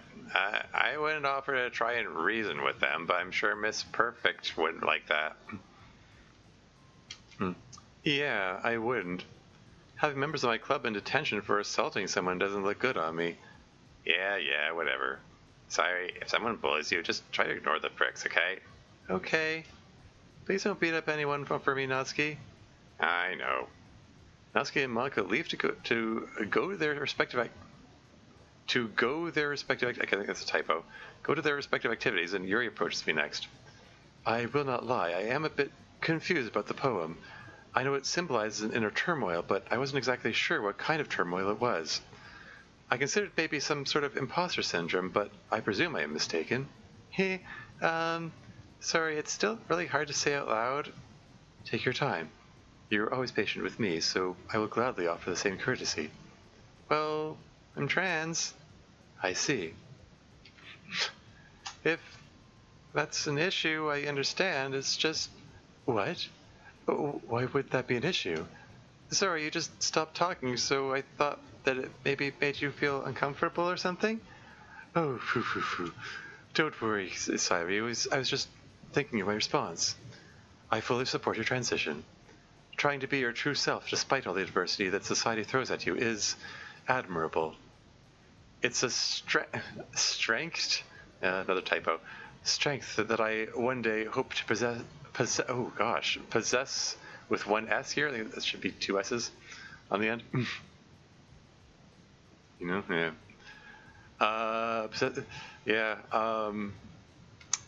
It seems this wasn't run through spell check. Oh well. I one day hope to possess too. Thank you, Yuri. We really appreciate it. That's all right. It's simply human to accept each other. If you're a woman, then you're a woman. I do not care for what you have under your skirt. Do you really have to keep making about the genitals? Come on.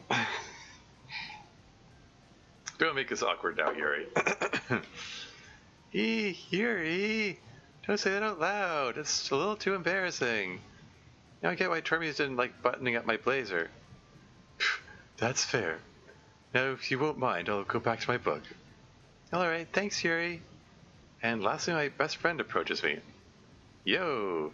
Hey! Well, since I already know, you don't need to clue me in. You understood the poem?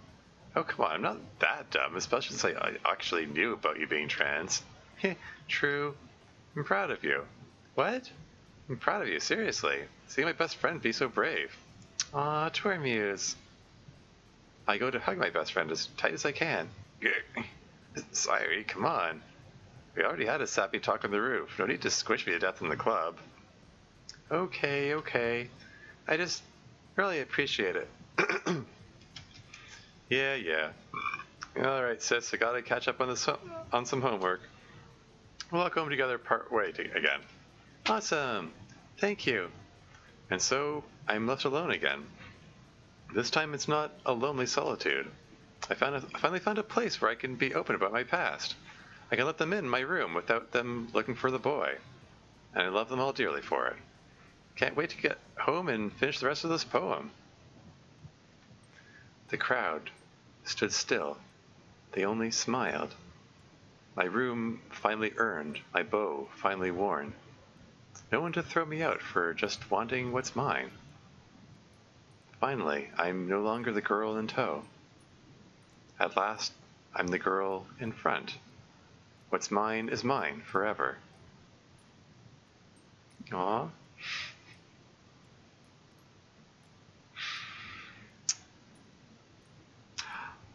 That's sweet. It's really sweet. I'm reminded of how in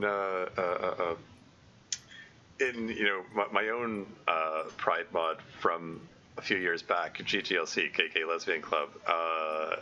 It centers around MC or Femc, I suppose, coming out as trans, and Sairi being the supportive friend, trying to encourage her to be to be comfortable with expressing herself. And now it's feeling like it's a bit of the reverse. MC's there to be the supportive friend, which is sweet. Yeah. Just TLC too. Sure. Yeah. That's also a mod that my first mod, True Leisure Club, which also features a trans character. In that case, Natsuki. And MC being supportive in that one too. But that was incredibly sweet. Yeah.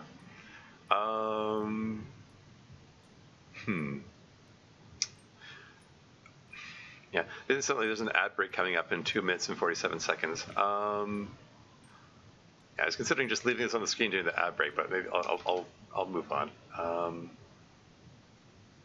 Is there more? Just credits? Okay. Cool. Hey, see a lot. I mean, it was rough at the beginning with the homophobic and transphobic tirade from Sairi's father, but pretty sweet and wholesome after that. I'm okay. And aside from Dark Ayami, the Mean Girls, cool. Some nice artwork too. Some cute stuff. And that's it. That's the end of Self-Embodiment.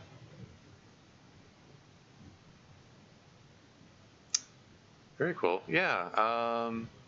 So I got the definite feeling like the boy holding the bow there. It wasn't like someone literally stole her bow from her so much as it's like a metaphorical representation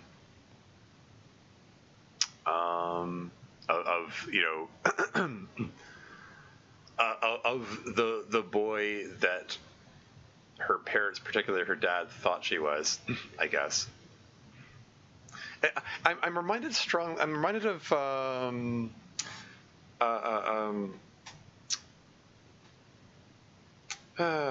Abigail Thorne, the showrunner for Philosophy Tube, is a trans woman, and she came out as trans after spending 6 years running the channel while presenting as a man.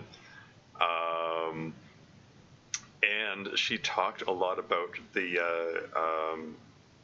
how difficult a decision it was to come out so very publicly, and Um, and true to her usual style, because her channel's all about philosophy, she had some philosophical musings about it, and about a writing. Shoot, there's an ad break imminent. Okay, you know what? I'll come back to this. I'll expand on that more shortly. I'll be right back.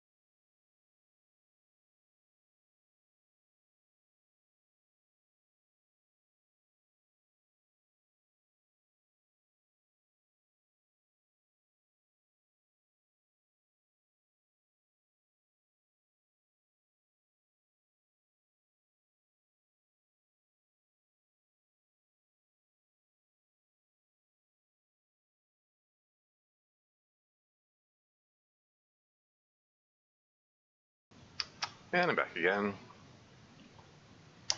Yeah, welcome to the stream. I've never heard how to pronounce that. Aonu? Ionu? Okay, I get it. Thanks for somebody's Sky Still. Yeah. Yeah, some very generous anonymous benefactor came in and on a sub gifting spree. That was kind of cool. Anyway, getting back to what I was saying here. Yeah, self-embodiment. Yes, delving into the experience of a trans person. Very cool. Yeah, it reminded me strongly of Abigail Thorne. What isn't doing so good? Yeah, the Homoromantic one was rather odd, and really Rove summed it up the best. It just the vibe was just very off. Oh, back had to step away for a little. Thanks so much for doing this, and especially for always being a space where I never have to question the safety of being here. It's far rarer than it should be, but deeply appreciated. Aw, that's cool. That's cool. I appreciate you sticking around, even when I was playing that so-called Homoromantic mod. It was yeah, it was discomforting. Anyway, you finished before you do. Yeah. So anyway, coming back to what I was saying. Yeah, this mod here it reminded me strongly of the Abigail Thorne's coming out video. Because she's talking about she's making references to other like philosophers, other trans people who've written on the subject of trying to communicate about their experience. And one of the accounts was I think it was someone wrote a story about the man that isn't there. How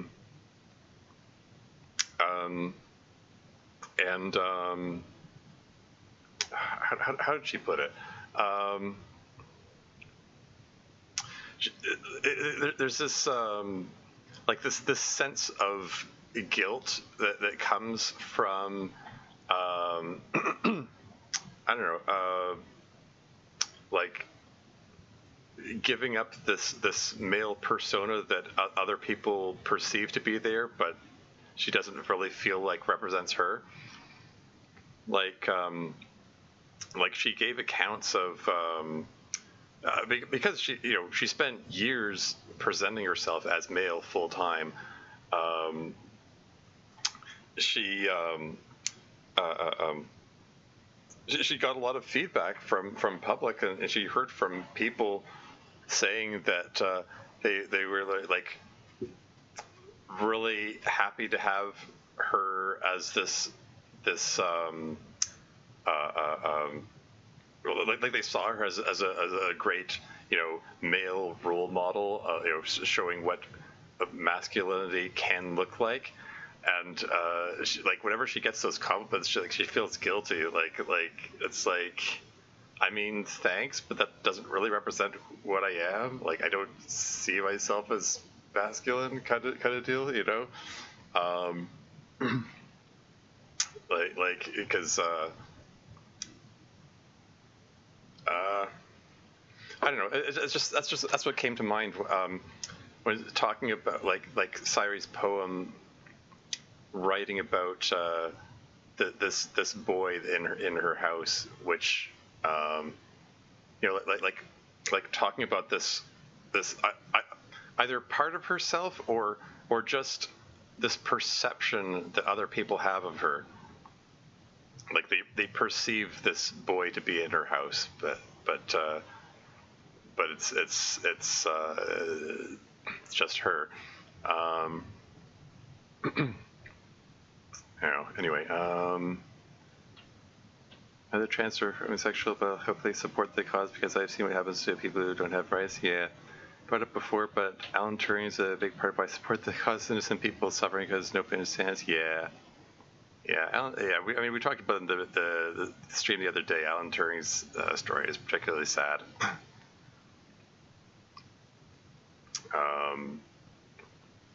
Yeah.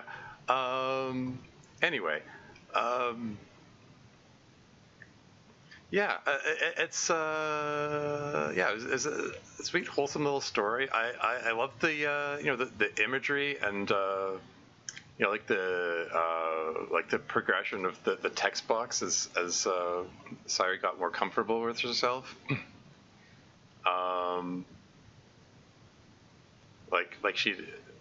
I get the feeling like she didn't have to. She didn't feel like she had to be as guarded. The bad reaction from her father made her feel like she could never talk about it. Among other things. Regards to the Homoromantic mod, I've heard Natsuki's character is poorly written and understood by the developer. Oh yeah? Oh dear. Yeah, I haven't looked into it at all. I prefer to play these things unspoiled as much as possible. Maybe I should have done some more research before playing that. Anyway, let's. There's one more mod to get to here. I pushed the close button. There we go. Yeah, the last one on this list here is called Watermelon Summer. And it's actually written by Crazy Kayla, the author of the Club Meetings series of mods. So that's neat.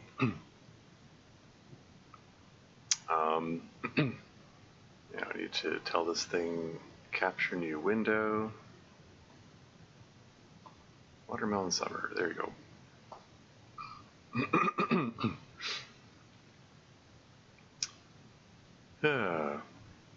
Abigail's story surrounding that is a very relatable feeling, although it shows up in different ways for each person. Yeah. Oh yeah, I'm not at all suggesting that there's one universal version of a story of how a given trans person's life is going to go. But yeah, from context clues, I get the definite feeling that there's a lot of struggles in a lot of different directions in Abigail's life before she finally got around to coming out. Coming out so very publicly after living and presenting as veiled for so many years, it's got to be, I don't know, super stressful, like ruinous to the psyche, just worrying about the people's reactions and so on. I don't know. Power to her for making that working out. She's been at that. She's been presenting as female for a few years now. When did she come out? Come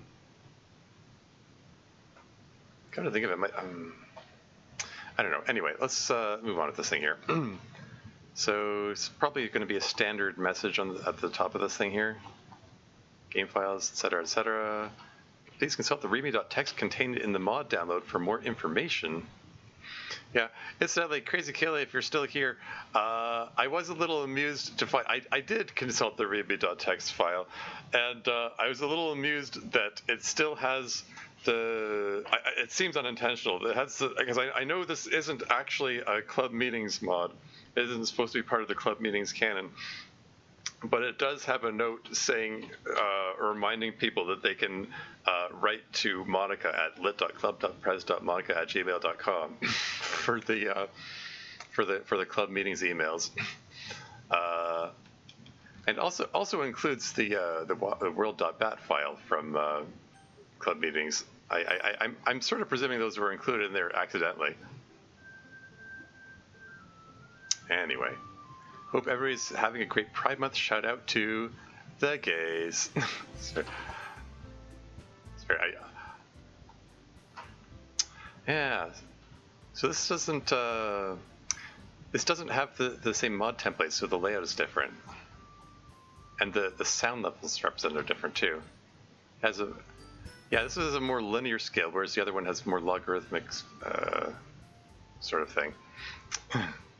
Anyway, shout out to the gays. I don't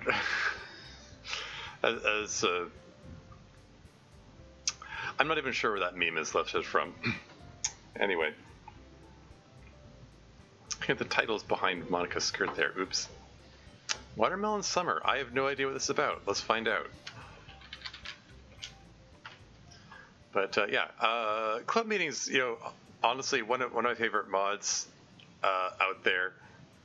Really good stuff. So I am curious to see what Crazy Kayla came up with.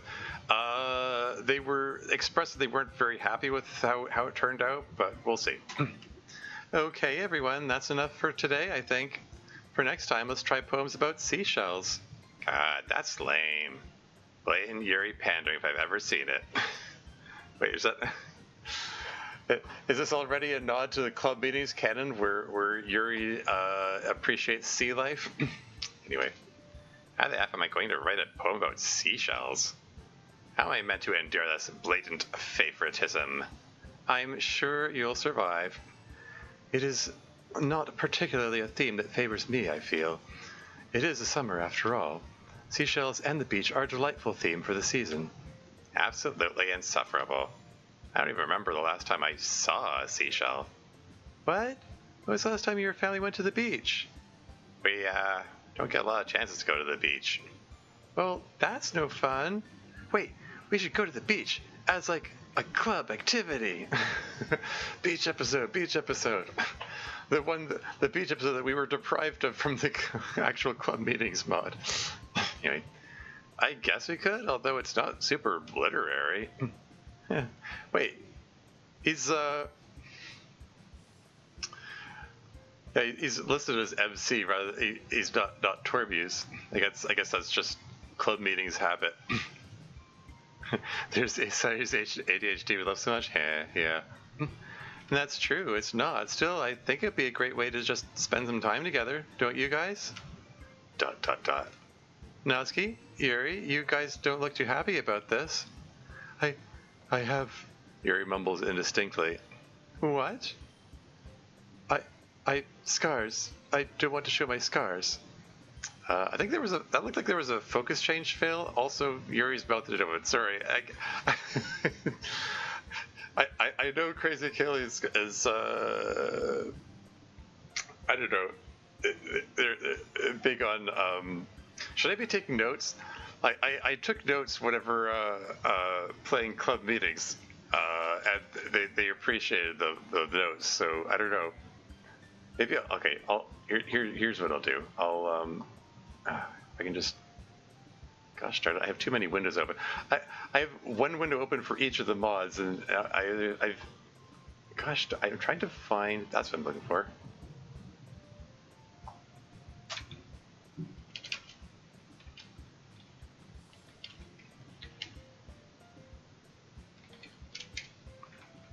Anyway, moving right along. I don't want to show my scars. Yeah, I guess if Yuri is saying hers, I'll say mine too. But I feel insecure going to the beach with you guys. I don't really want to compare swimsuit bodies. See, even with me, I'm pretty sure you have me beat in beach appeal. Shut up, nerd. Wait, what if we went to the beach but we just dressed normally? No swimsuits rule. Sure, I'd be fine with that.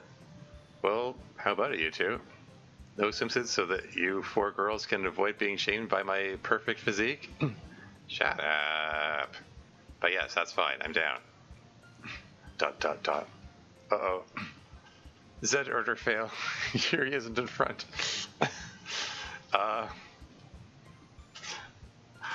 I'm not picky about that sort of thing, but I know that the dev Crazy Kayla is, so I'm making a note of it anyway. Very well. And so... Hey. Feel that cool sea air. It's a beautiful day, so glad we came here. It's a effing hot day is what it is. Guess I should go looking for a goddamn seashell to write a poem about. Catch up with you nerds in a bit. You didn't want to hang out with us? I didn't say that. I just need to go find a seashell. Unlikely to be fixed at this point, of course? Oh, okay. Does that mean I should stop taking notes? Which I would rather do alone for now. Natsuki walks off down the beach. And what's with her? She is being her usual difficult self. Aw, don't be like that, Yuri. She's probably just a little defensive because of the whole thing where she doesn't get to go to the beach often. I think she really does want to find a seashell for her poem. She probably thinks it'd be awkward to do that with us around her or something silly like that. I would sympathize more with her, but she always lets these irrational feelings drive her actual actions. Truly, I do care for Natsuki, but I find it difficult to not be pushed away when she pushes us away like this. Yeah, I guess that makes sense. Should probably just leave her alone until she's over whatever it is. You guys want to build a sandcastle or something? And aren't you hot in that, Yuri? It's not so bad.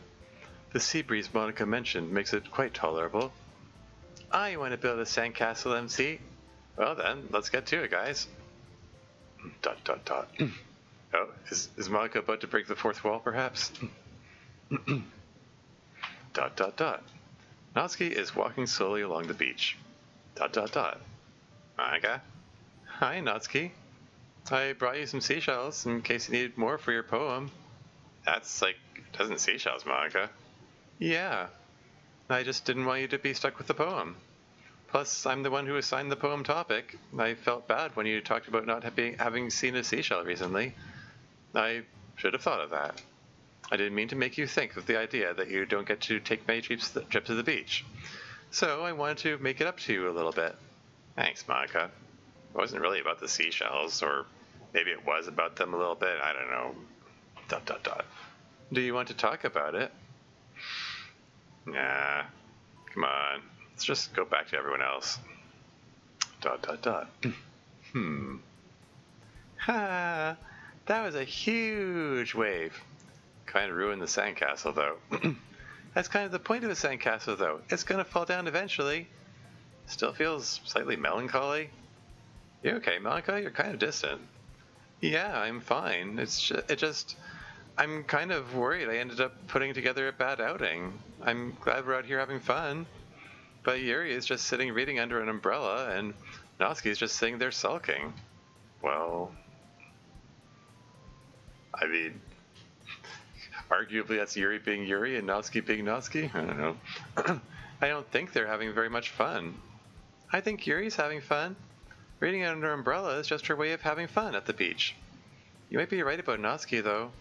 Not sure why she's so down. Maybe she just needs something to take her mind off things.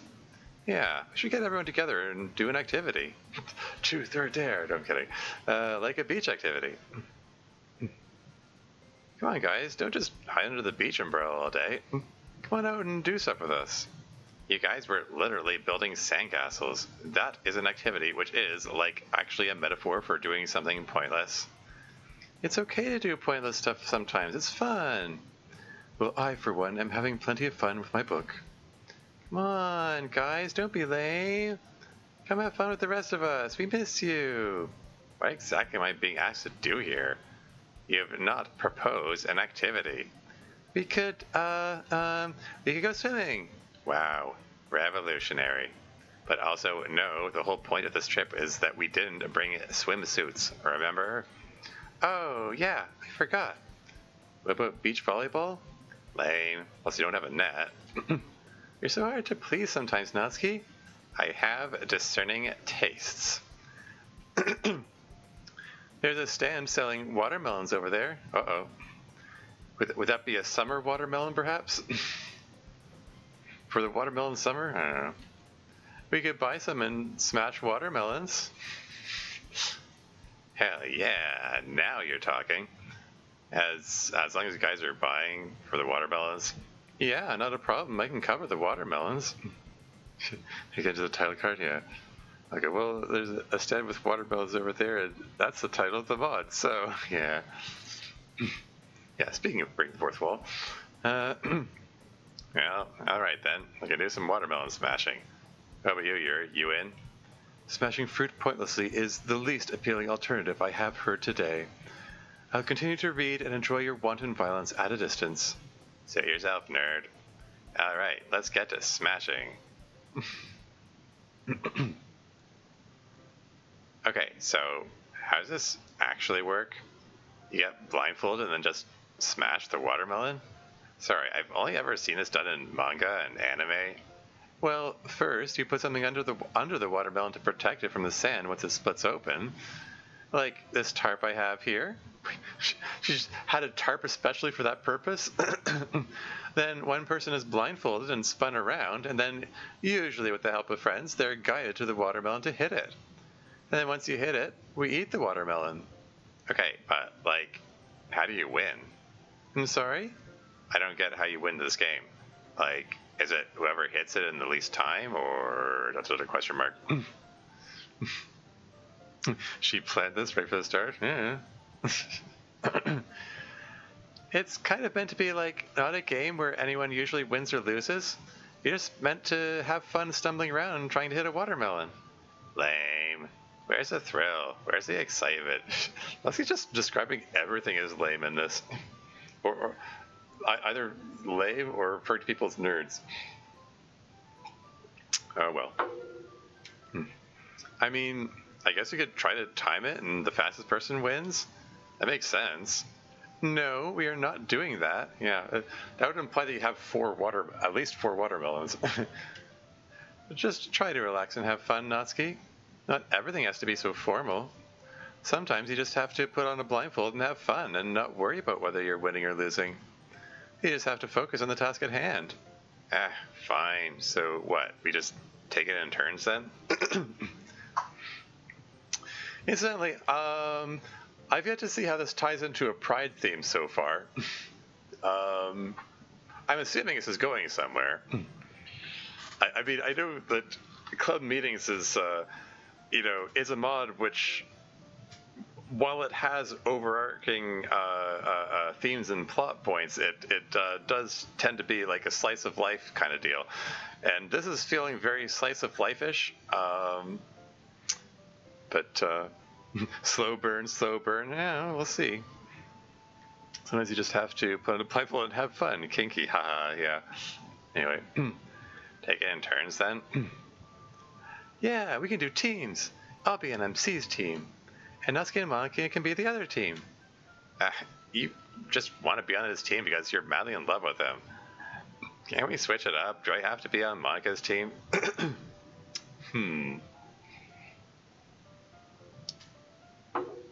Yeah. Yeah. So far, this is feel like it's still it could tie in with the club meetings canon. Apparently, MC and Sairi are in a relationship, but judging by the fact that Natsuki just said that Sairi's madly in love with MC, and neither of them batted an eye. Anyway.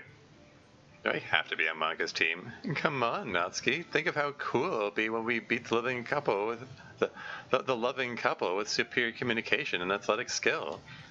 Fine. I still didn't want to be on your team, Manga, for the record. Of course. Okay, now turn like a little bit to the left. Whoa, no, not that much left. Well, a little bit is kind of vague. Where exactly should M-dash? Wait, stop right there. That's perfect. Now walk forward. 3 steps. There. Now swing. MC swings and completely misses the watermelon. Okay, take like 1 medium-sized step back. Perfect. Try it again. MC misses again. You're like only swinging to hit with the tip of the stick. Well, yeah, what other part of the stick am I supposed to hit with? You just swing so the stick is flat. And how do you do that? Oh, for heaven's sake, here. Sayuri walks over to MC. And there was a focus change jail, but whatever. Fail. She puts one hand on his waist and the other on his arm. With Monica and Natsuki looking, blushing there. Hey, Sayuri, what? ... question mark. You have to twist your waist like this and bring your arms down like this. Then you're hitting with more of the stick at once. Oh, okay, I kind of get it. ... You can let go of me now, Sayuri. Oh man, do I have to? Not now. Okay then. Just 2 steps forward now. And yay, you did it. Wow, you really smashed it. You're strong. Alright, that's enough, you two. So now we collect all the watermelon shards? Yeah, we can eat them now, or save them until after you and I go. I kind of want to eat those pieces now. Sure, come on over and we can... No, our turn first. Okay, sure. I assume you want to be the smasher and I'll guide you onto it, Natsuki. No, you go. Oh, really? That is unexpected. Alright. Okay, steady. Steady what? I'm not moving. Just steady. I don't know what that means.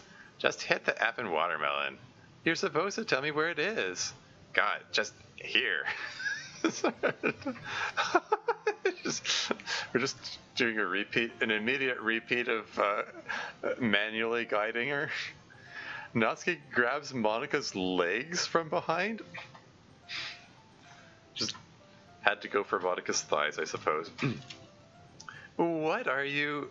Here, 1 foot in front of the other now. You can't just walk me like I'm a baby. Watch me. I swear, Natsuki, if you... Okay, now lift your arm up all the way. Not a very well-veiled excuse, Natsuki. Yeah. Natsuki, yeah. Now, lift your arm up all the way. Natsuki slides her hand across Monica's arm. I'm surprised you can reach that high. Shut the F up. Now swing. Monica swings and smashes the watermelon. Finally. That was an ordeal. What, you think it's so effing easy to try to guide a dumbass onto a watermelon? Fine, you go. Actually, it's my turn to... Later, Sayuri. You can go next. The block capital stacks, is that a nod to club meetings? Natsuki's tendency to call it next. Anyway, Monica needs to get her comeuppance first. Okay, sure. and then Monica proceeds to just bodily pick up Natsuki and hit the watermelon with her or something. No, I'm kidding. Next, exactly. It's 18 feet in front of you and maybe 15 degrees to the left. Okay, so you want me to turn left? Yes. By how much? 15 degrees. Okay, but in regular person language? Just a little bit. Okay, but now just slightly more back in the other direction. There you go. Now forward 18 feet. ... Can I get a little help on how far if 18 feet is? Forward. More. Keep going. 2 more steps. There you go. I'm good. Ready to swing? Yep, go for it. Natsuki swings but misses wide to the left. You need to swing straight ahead. That was straight ahead. The stick landed parallel with your left foot. Ah, fine. Natsuki swings again, but this time misses wide right. You overcorrected too far. Natsuki again swings, but misses left again. You're not keeping your body straight. You're twisting it as you swing. It's like... something, I was going to make some comment about not being straight enough. I don't know. 3 Natsukis, yeah. Clearly doing it on purpose. just waiting for waiting for that particular pattern to repeat. Anyway, it's hard. It's literally not. You just have to swing a stick down directly in front of you. Yeah, easier for you to say when you had me physically swinging your arms for you. Fine, if that's what it'll take to get this over with. Monica stands behind Natsuki and grabs her wrists. Hey, I didn't do that. Just shut up. Here. Wind up straight back. Monica pulls Natsuki's arms up and over her head. And now just swing in the exact same direction. Natsuki swings and smashes the watermelon into pieces. There. Not so bad, was it? ...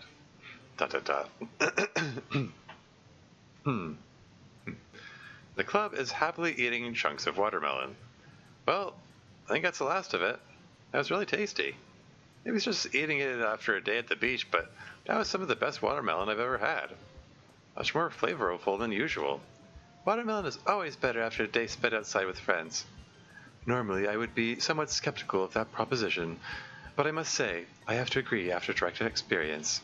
Well, you didn't work up as much of an appetite as the rest of us, Yuri. So if even you think it's more tasty, there really must be something to it. What about you, Natsuki? Was yours good? Huh? Oh, yeah, it was pretty good. ... Hate to be a killjoy, but we should probably go pretty soon. Need to be home before it gets too late. That's fine. You can pack up. And don't forget to clean up after yourselves. Let's make sure all this watermelon rind makes its way to the trash. Oh, and before I forget, don't forget to write your poems for our next club meeting. Club meeting?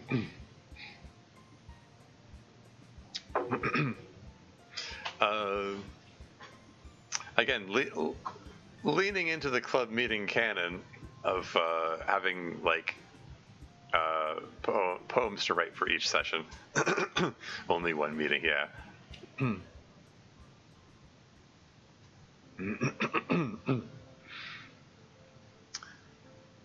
Okay. Very well done, Monica. I especially like the cerulean metaphor. You bring back the blue running gag, are you? I know what cerulean means. Natsuki does anything straight as a tape throw away my blah. Yeah. Blue joke, yeah. Still nothing particularly gay has happened so far in this mod. Oh well.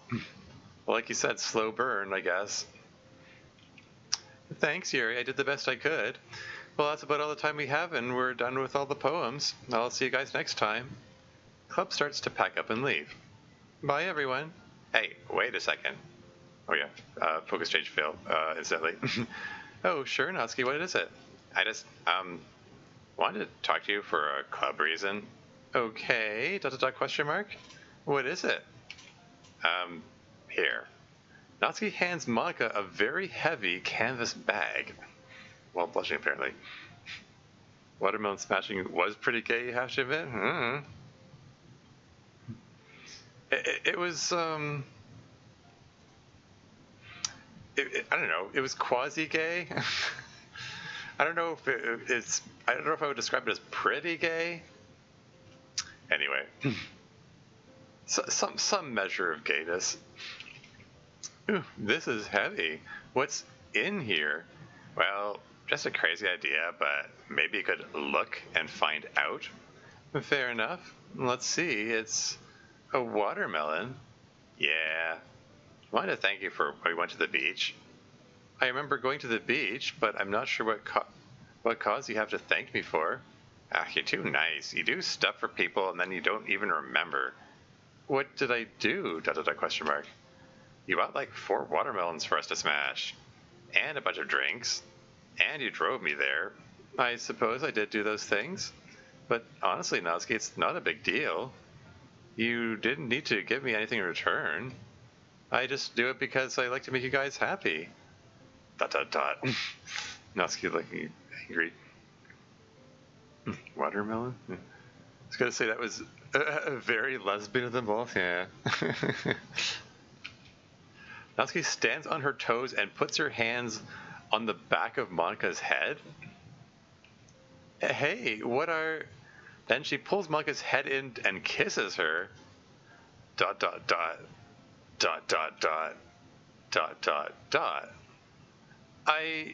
Sorry. I'm screwing up big time. Sorry. No, it's fine. Do you think we could do that again? Dot dot dot. Natsuki nods her head furiously. Okay, enough for you. Oh, good. Monica and Natsuki make out for several minutes. Dot dot dot. Damn. Yeah. So what now? What do you mean, what now? Like, what does this mean? Are we dating now? Dot dot dot question mark? I didn't realize it had to mean something. Aw. Is Monica the type of person to love him and leave him?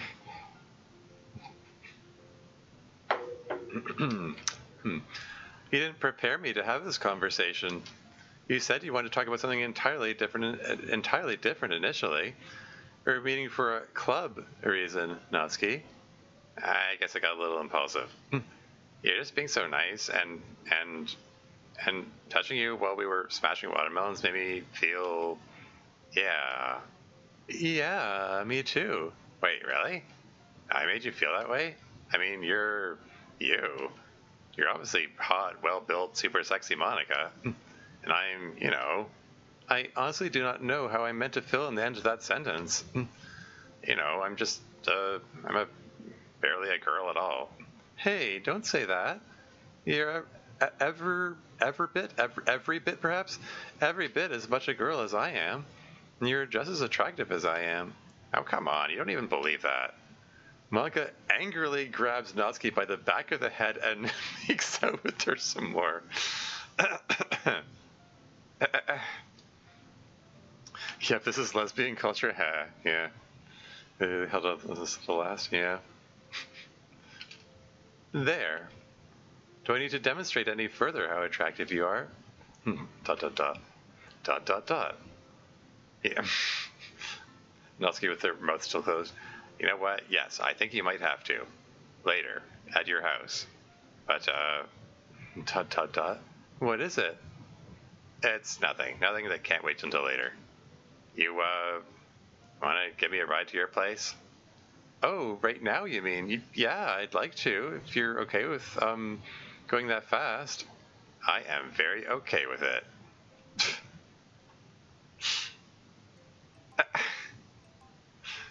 And we've got a bot in chat here.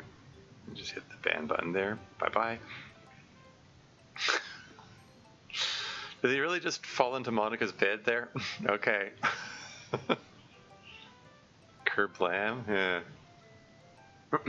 Dot dot dot. Wow. Yeah. Well. Dot dot dot. That was awesome. Yeah, I thought so too. I'm glad you feel that way about it. Contact Scrabble. But we should probably talk now. Yeah, I guess you're right. Hang on. So, what do we need to talk about? I guess what you mentioned earlier. What does this mean for us? I'm not sure we're ... dating ... question mark? ... Yeah, it doesn't feel that way to me. Oh, thank goodness. I worried you saw it as you could pretend to be a little upset that I wasn't in love with you. Only as upset as you be that I wasn't in love with you. That's fair. So, I guess friends with benefits is what we are? That is, if you wanted to do this again. Sorry, I didn't want to presume, or M dash. You are so effing adorable sometimes. The gap moe between hyper-competent, always in control Monica and freaking out about giving offense Monica is incredible. Stop trying to embarrass me. But you're so cute when you're embarrassed, that's the point. Oh, shut up. Yeah, sucks being called cute, doesn't it? Not by you so much.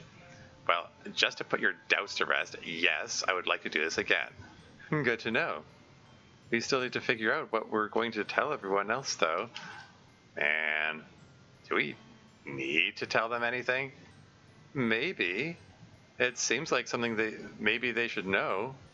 They're our friends, after all. I mean, I don't know. It's, like, what you do in the privacy of your home is kind of none of their business. It's like you can share it if you want. But, they're friends after all. Yeah, but this is not their business. Yeah, exactly. What we do in our own time between ourselves has nothing to do with them. I think it has a little to do with them, doesn't it?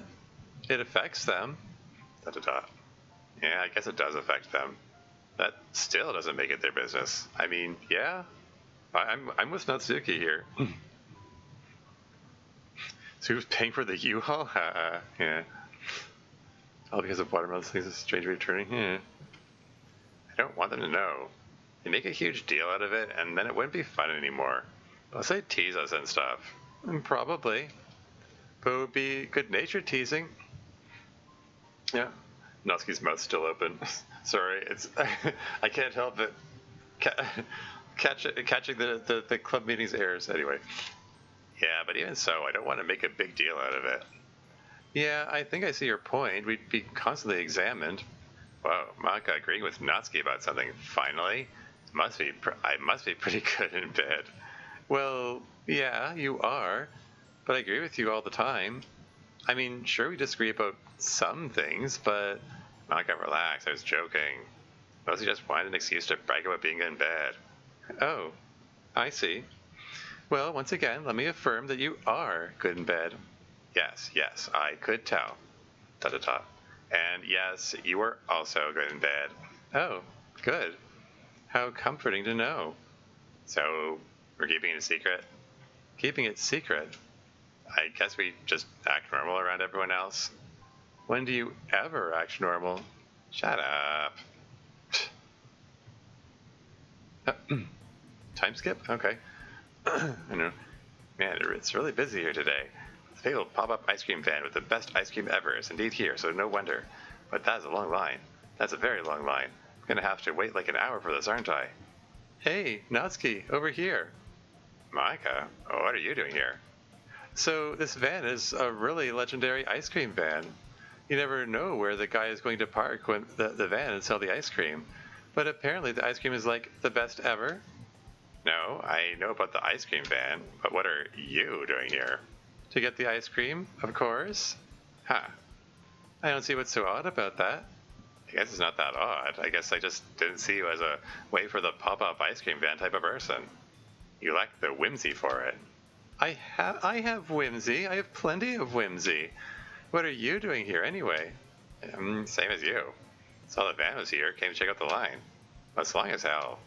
Well, I'm actually pretty close to the front of the line. We could probably make it look like I was holding your spot for you. I don't know. It's tempting, but I don't want to benefit from your hard work waiting in line. Haven't you been here a while? About half an hour. But come on, you act like something's wrong or unfair about it. And it's not. You want ice cream, and I want to make sure you get the chance to get ice cream. That's all there is to it. Yeah, it's just... I wish I could offer to treat you in compensation or something. I can't. And that's okay. You don't have any obligation to do something like that. I know, I just want to. And it's frustrating that I can't. I understand. But just hop in line and get some ice cream, okay? It doesn't cost me anything to let you get in line, right?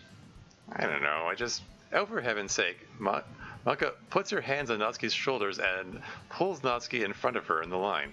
There. Yeah, alright. Is everything okay? You look a little off-put. Sorry I grabbed you like that. It was meant to be playful. No, it's fine. And like it's because of, attraction. Oh, I see. Perhaps we can discuss that soon.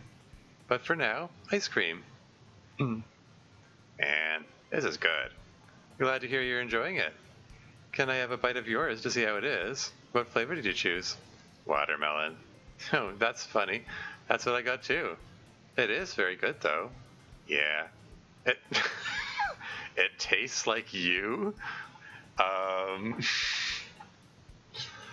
Natsuki? Mako, it's the title of the mod you see here. Tastes like you. ... I didn't mean like literally or anything like that. Yeah, I was going to say, while you do have direct experience, I don't think I taste very much like watermelon ice cream. Yeah, that's not what I meant. I just meant that the taste of it reminds me of you. because of that time at the beach. And that makes it taste nicer somehow. I see. Well, mine reminds me of you too. Because it's very sweet. Knock it off. You started it. And another time skip. I think that's your line here.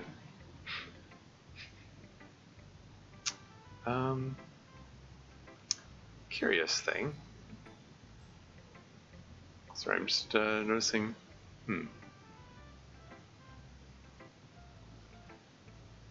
Weird.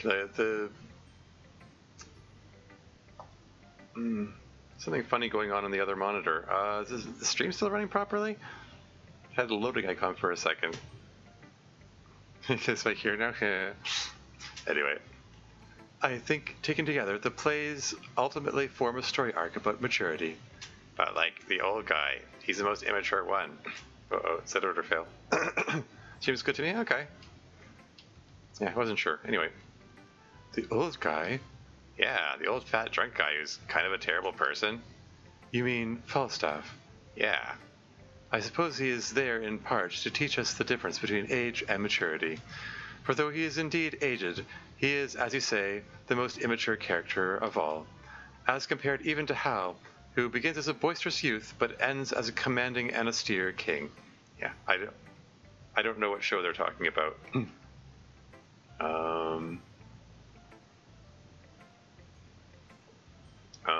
Yeah, I don't know. Still kind of mean about him to turn his back on the old man, though, even though he obviously ends up in a different place. Perhaps so, yes. In any event, those are all the thoughts I had. All right, then. Shall we do some free time, then? Yeah, free time! And can we, do free time outside or something? It's like 1,000,000 degrees in here. Yeah, what happened to the air conditioning? Is it still broken?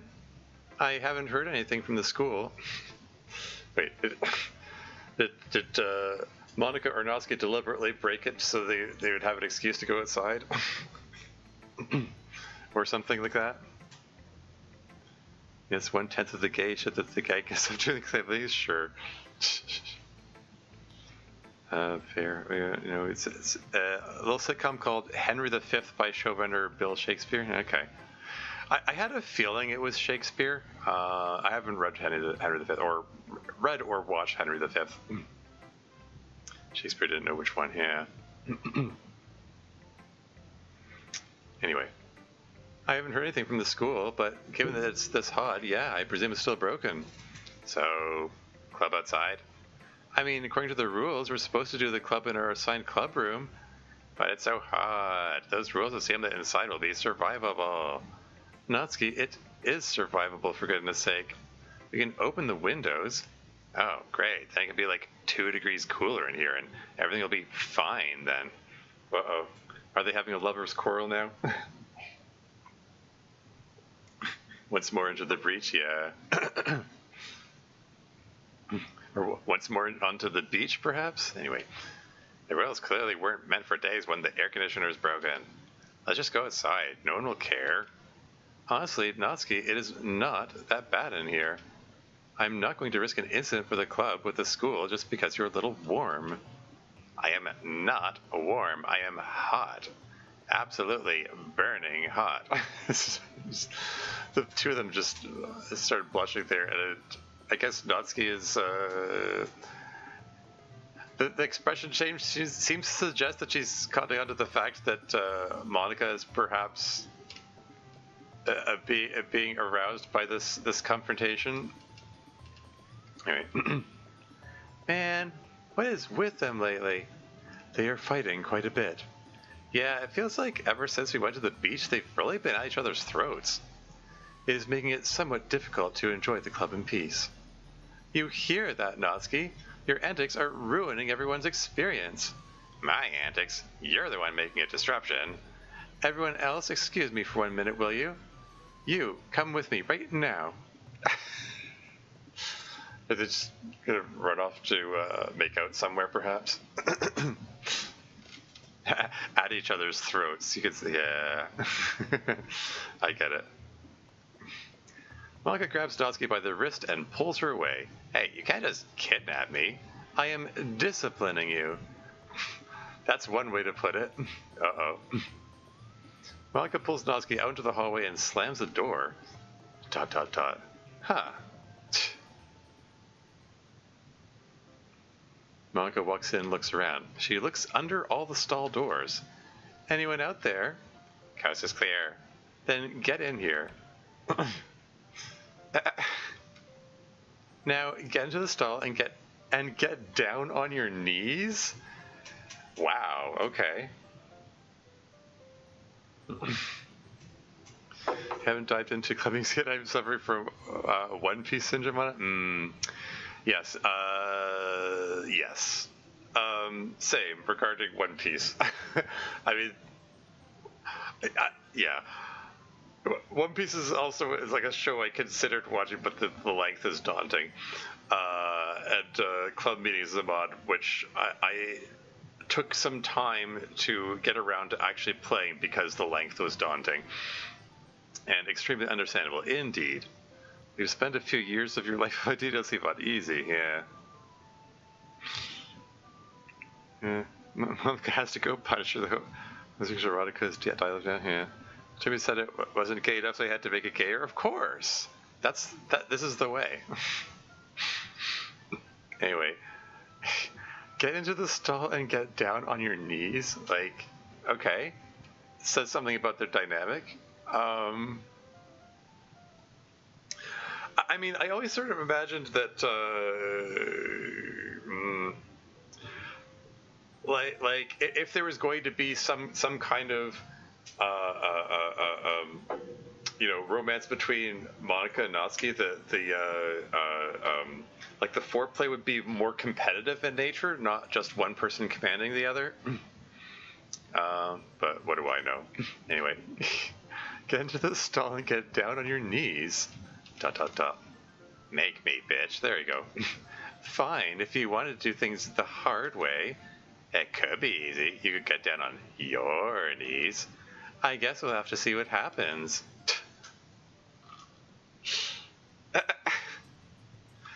Hey, it's the club emails background. How's that one here? Yeah. Well, guess it's time to head home for the day. Monica and Natsuki have not yet returned. Oh, yeah. Man, Monica must have been really mad at Natsuki. Don't you think? I am indifferent. I'll be going home now. I'll see you next time, friends. Really hope Monica didn't get too mad. I know Natsuki's been pretty tough, but I don't want her to be upset. I don't think you need to worry about it, to be honest. I think it'll all turn out just fine. My special interest for nothing. Yeah. Talking about special interests. It's been my own hyperfixation for I guess 9 years at this point. At Doki Doki Literature Club, I mean. So you were smashing a watermelon? Yeah.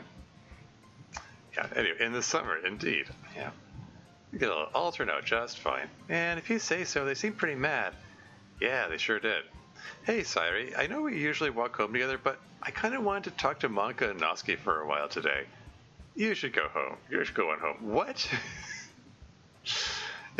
What is this? What's this change of, MC's gonna be the voyeur instead of Sairi? from club meetings canon? Usually Sairi's the one that's listening in on people making out or whatever. MC knows? Yeah, like his expressions and choice of words seem to suggest that he's being a little savvy about what might be happening. Anyway, you should go on home. I'll make it up to you by bringing you peanut butter cookies when I get back. It's a deal. ... I should probably go find them. ...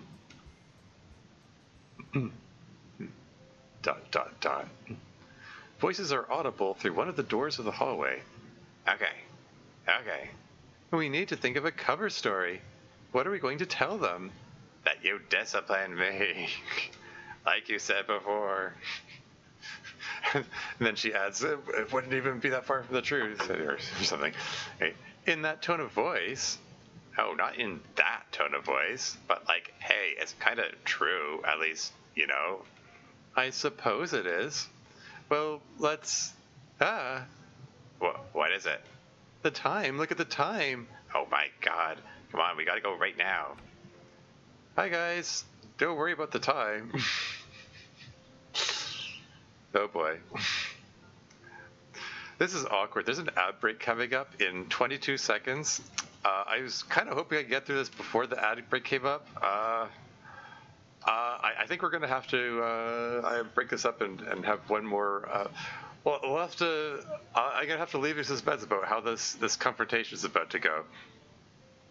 I'll be right back.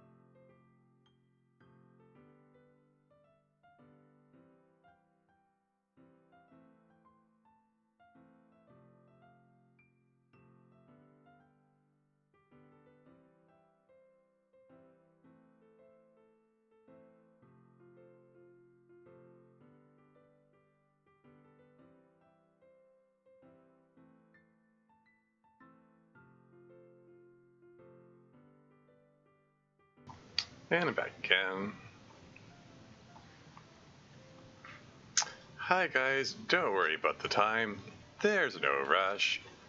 Everybody but me went home already. MC, we were just on our way back. We lost track of the time and M-dash. Yeah, clearly.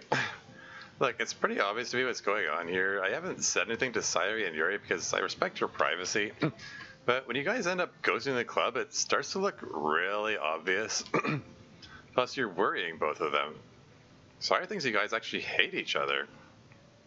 And Yuri's trying to hide it, I think, but she seems concerned also that you guys have a negative relationship.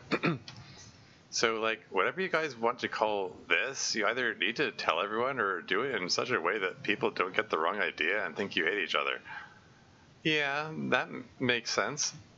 I guess Natsuki and I need to talk. Yeah. You guys do that. I'm gonna go home. You're gonna go to Sairi's place is what you're gonna do. And why do you feel the need to point that out? So they keep out of the closet, or in this case, out of the watermelon? Sure. Because you just pointed out my business. Yeah, I guess that's fair. I'll leave you guys alone. Hey, before you go, thanks for being cool about it. Least I could do as your guy's friend. Have a good evening. Well, shit. Yeah, secret's out now. The secret's not completely out. Sairi and Yuri don't know. Yeah, but it's clearly more obvious to others than we thought, even so. Yeah, so what? We just have to get more careful and keep it under tighter wraps. Like they're stepping out in the middle of club to spend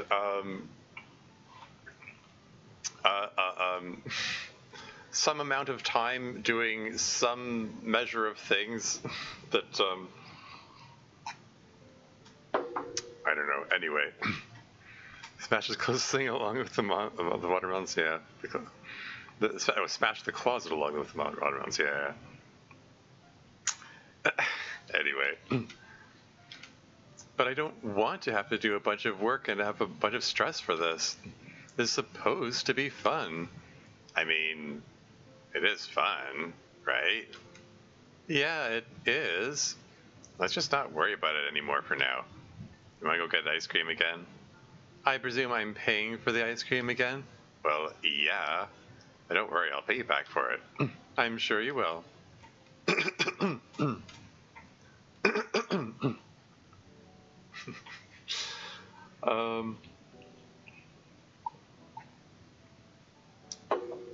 All right.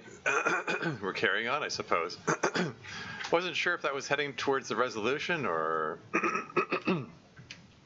if we're going to actually see the scene where they come out.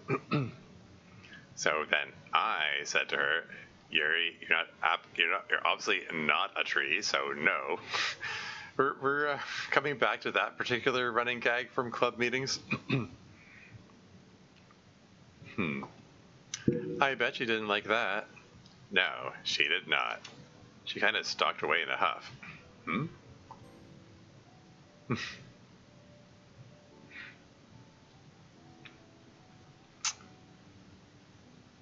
It's oh yeah, because the joke is Yuri's supposed to encourage them to ask if she's a tree. Anyway, she kind of stalked away in a huff. You know, it's funny. You and Yuri get it under each other's skin so well. Sometimes it almost seems like you're flirting. It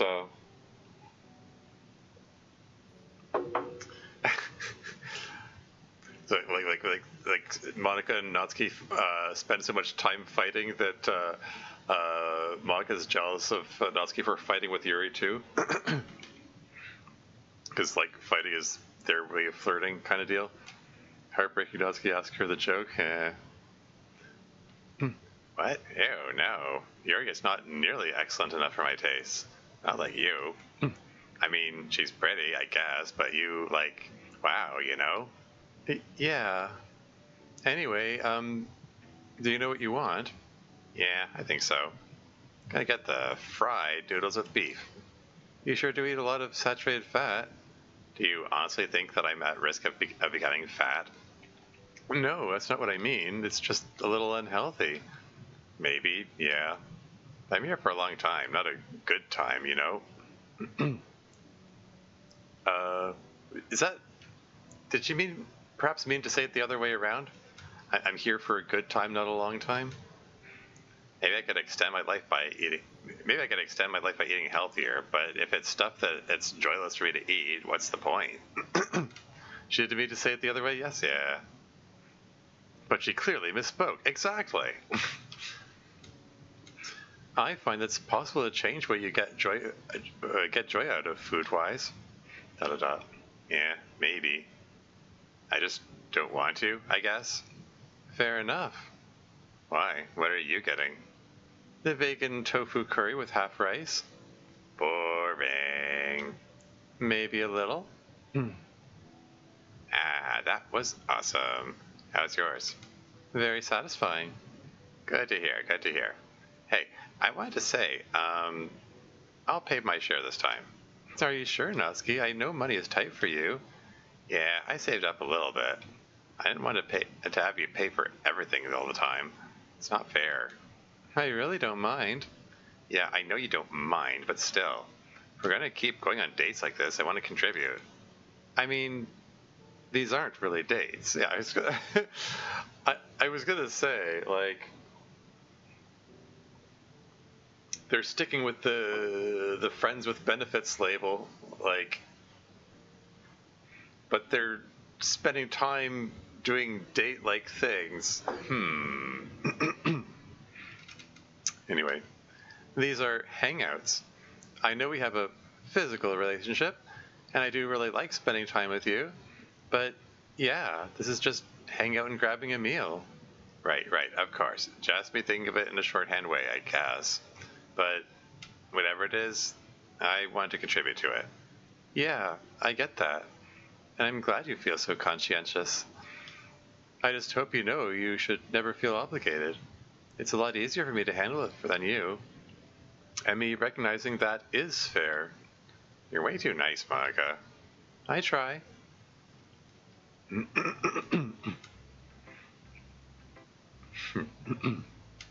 I take for the 8 hours to butterfly.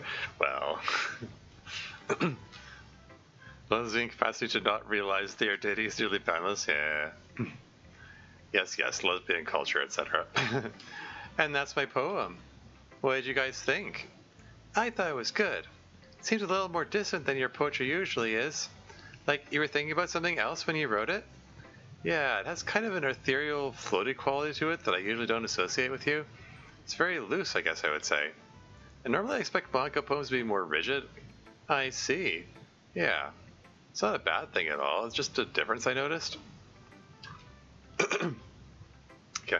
And of course I have to say, like the fact that they're sharing poems as a group is also very club meetings. I mean, like the original DDLC, they shared poems individually, not as a group. Anyway, I must confess that this poem made me feel detached from its subject. I was not sure if it was by design. What's this look from Natsuki here?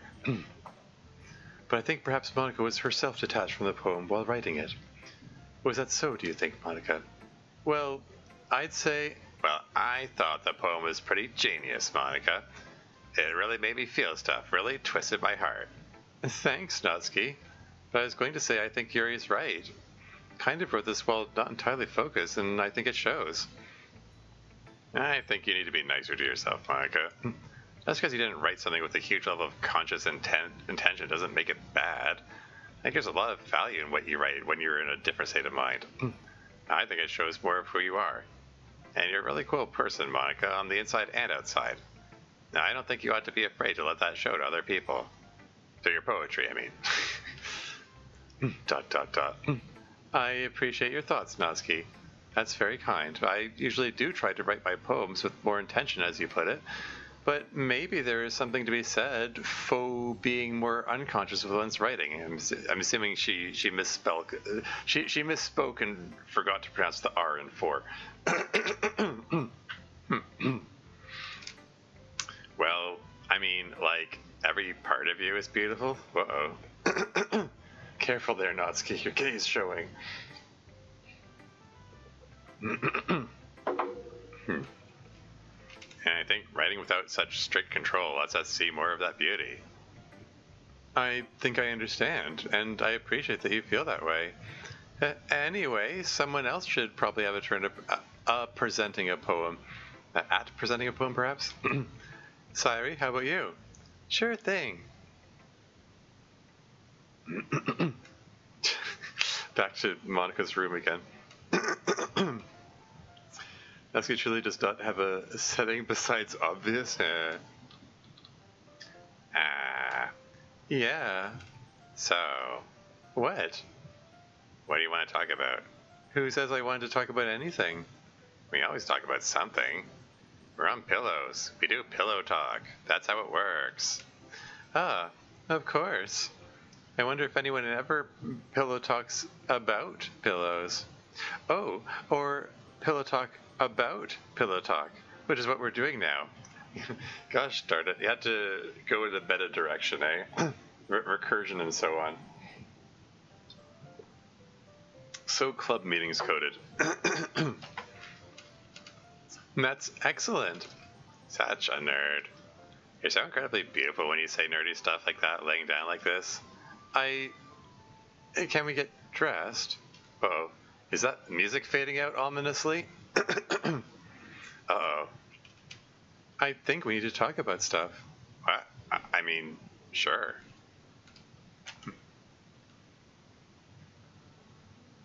Do you think maybe... ... we ought to call this off? Aw. Oh, no, indeed, yeah. I mean...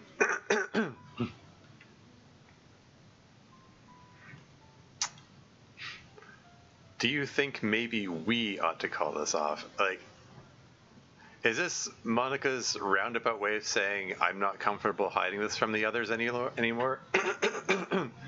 But she doesn't want to say I want to break up. She has to frame it as a, do you think we should do it? Anyway, what? You mean like this visit? No, I mean like this relationship. Or not relationship, but whatever it is. Why? I mean, it's fun. Aren't you having fun? Of course I'm having fun. It's just that increasingly I'm getting, well, worried. Worried about what? Do you not like me anymore? No, that's not the problem. It's, I'm trying to think of how to say this in a way that won't offend you. Uh-oh. Turquoise vibes? Why would I be offended? Because you're you. Explain. If I could explain, then I'd just be able to say what I want to say with no problem. Look, this is a friends with benefits situation, right? Right. So part of that is meant to be we don't have romantic feelings for each other. That's kind of critical to the friends part. I'm with you so far. Oh, is Monica saying she has romantic feelings, or she's saying that she's observing that Natsuki has romantic feelings? Or both, perhaps. Right, so here's what I'm noticing. Recently, you've been saying stuff like how cool I am inside and outside, or how I'm incredibly beautiful, which I appreciate. Don't get me wrong, it's very flattering. It's just that, well, it makes me feel, like maybe, ... you, ... Oh, okay, I get it now. It's obvious what's going on here. You've clearly caught feels, and you thought I should know. Right. That's not exactly what I meant. No, but that's okay, Monica. I understand. I can read between the lines perfectly. Your heart aches for me. Why, oh why, cannot I capture Natsuki's heart as well as her smoking bod? And it's beginning to make your time with me more painful than pleasurable, despite my extreme levels of skill as a lover. Natsuki, I get what you're doing, but... hush now, my sweet princess. No more words. One more sweet kiss to remember you by. And then we must call our summer fling to a close for the sake of your fragile heart. Let us remember each other fondly and not with animosity or regret. Let us meet each other again the next time as just friends instead of both friends and lovers. Until then. Natsuki kisses Monica slowly, then leaves the room in silence. Really? You're just gonna let it go just like that? Oh man. Okay, Shakespeare. I mean, yeah. Da da da. Oh, Natsuki. You always have the courage to do what other people are afraid to do, even if you go about it in an unusual way. Da da da. I hope she'll be okay. You're home late. It's by like 20 minutes. It's not a big deal. How am I supposed to know that when I'm sitting here waiting? You didn't call or text. For all I know, you could have just leave me alone. Fine, fine. I can tell something bad happened to you. Just da da da. Sheesh. Dinner's at 6. Let me know if you want to talk about whatever it is. Shut up. Da da da. Da da da. Da da da. Friggin' stupid Monica. Didn't want to keep hanging out anyway. I wasn't catching feelings. You were catching feelings. I didn't love you or anything. That would be stupid. Stupid, stupid, stupid. Natsuki's phone rings. Hello? Hey, it's me. I can tell from the caller ID, yeah. What's up? I was just calling to check on you is all. Wanted to make sure you were feeling okay after earlier today. Oh, Monica, you're so transparent. I know you just want to hear the sweet sound of my voice. Well, I do like hearing your voice. And this has been a wonderful and enjoyable time for me. But seriously, I wanted to make sure you're all right. That was very sudden earlier. Yes, Monica, I'm fine. Thank you for your concern. It sounds like you're upset. Well, I'm not, okay? If I'm upset, it's because you're needling me. Dot, dot, dot, dot, dot. Look, sorry I got a little irritated there, but I'm fine, okay? There's no problem you need to worry about. I'll be at the next meeting at the club, and we'll still be friends, just as good as ever. I never doubted that we'd still be good friends, Natsuki. You're a strong and good person, wouldn't end a friendship over something like this. But I want to make sure you are okay and that your feelings aren't hurt. My feelings are just fine, thanks. But what about yours? Are you okay? Do you feel any, regret? Da-da-da. Yeah, a bit. It was really nice while it lasted. It would be nice to keep going. But we couldn't keep it up forever, and it had to end sometime. Probably for the best that it's happening now before everyone in the club besides MC catches on. And I really did want to avoid having, well, either of us start to take it more romantically. But all that said, I will miss it. You were wonderful. Hey, so are you, kiddo. Thanks for everything. And thanks to you too. I know you'll probably say you don't need to talk about it and you're fine, but if you ever do want to talk about it, you can. Yeah. Now go have a good rest of the evening, you bitch. Be well, Natsuki. Like it hangs up. Dot dot dot. Have.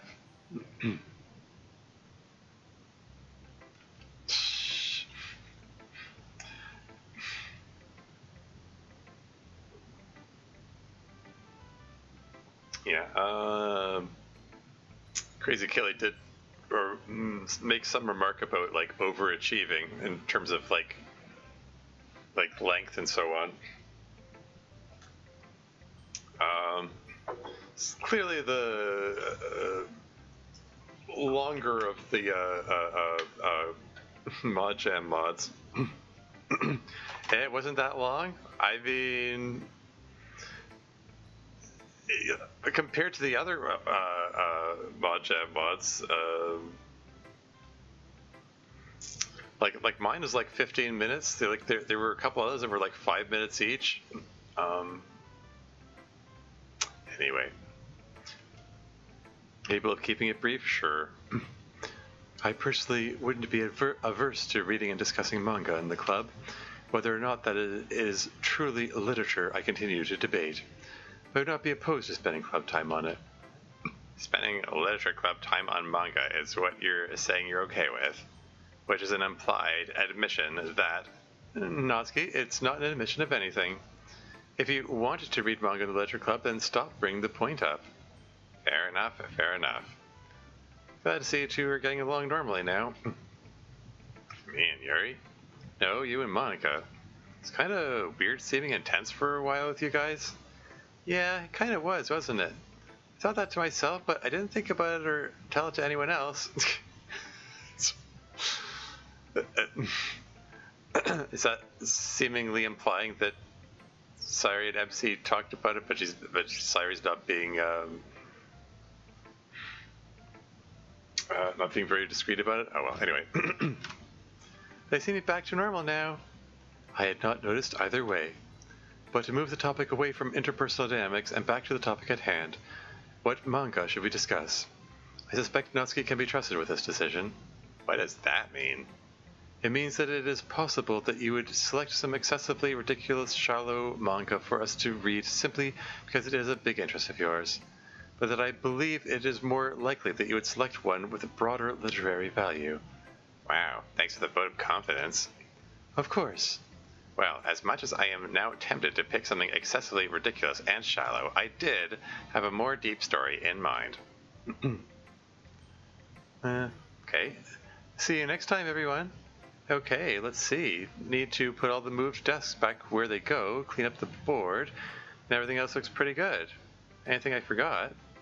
Oh, I forgot Natsuki's gift. Natsuki's gift? Getting your gifts now?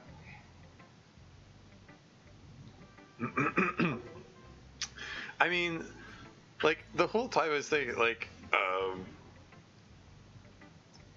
the whole time that, like, Monica and Natsuki are having this thing where they're debating about whether to share with others or whatnot, all I can think is, like, the onus is kind of on Natsuki to take that first step in deciding, yeah, maybe we should tell the others, because, like, I mean, she's the one, like, she's the one that decided they shouldn't share it, and you know, Monica's like keeping quiet about it on Natsuki's behalf. So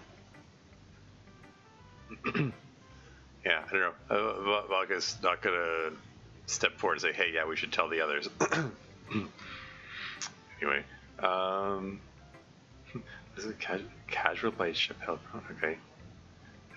I'm not going to read that line out loud because anyone watching this might have their devices activated. Anyway,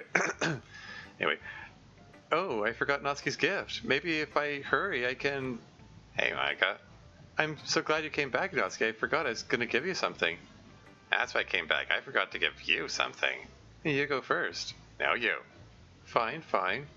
It's not much, but I just wanted to express my gratitude to you and fondness for you, and reassure you that I still treasure our friendship. So, it's a package of watermelon candies. That's really thoughtful. I should have thought of that. Why? What did you get? Well, I want you to know that I got the gift for similar reasons. Still my bud. Very grateful for the extra special time we had together. Blah blah blah. Feelings. I wasn't as clever as you were. Hang on just a second. I know I left it in the closet somewhere. What are you talking about? Just hang on. Aha. Here you go. Natsuki lifts an entire watermelon onto the desk in front of her. She just carried a watermelon to school. Okay. Oh, watermelon, huh? Again? Watermelon again. Well, there again.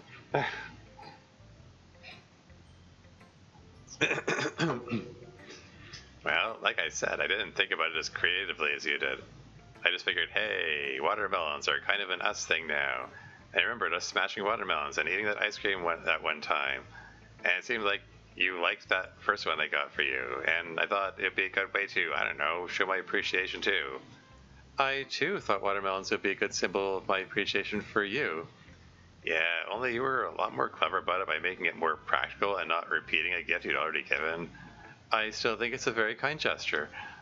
You know, Monica, when earlier I was making out like you had feelings for me and we had to break up, I was actually the one with the feelings. Oh, hey. Wasn't sure if she was going to be honest. Wilder as a watermelon, a good fit, yeah. when fruit holds so much sexual tension, yeah. So if you could like crush us at your thighs or something, ha ha ha. There is some fan art of that. Monica like crushing a watermelon between her thighs. It's always about Monica's thighs in the DDLC community. The fruits I know can hold quite a lot of sexual attention. Anyway, I was actually the one with feelings. I just didn't want to admit it. Yeah, Natsuki, I figured that out already. Yeah, I figured you would. You're smart like that. But I want you to know that I'm okay with it now. I think I was just developing feelings from being close. And now I kind of agree that it's a good time for us to not do the friends with benefits thing anymore.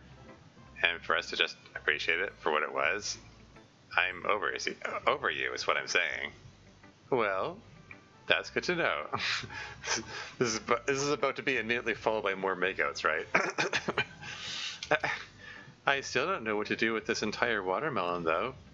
You want to eat it together for old time's sake? Okay, but first, do you want to do one kiss for old time's sake? Yes, but there will be one kiss and nothing more. And further, it is not with any lingering romantic pining on my part. Are we clear? Perfectly.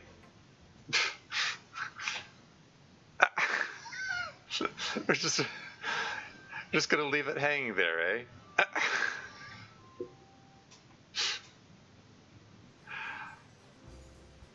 Okay, I thought there was gonna be some resolution.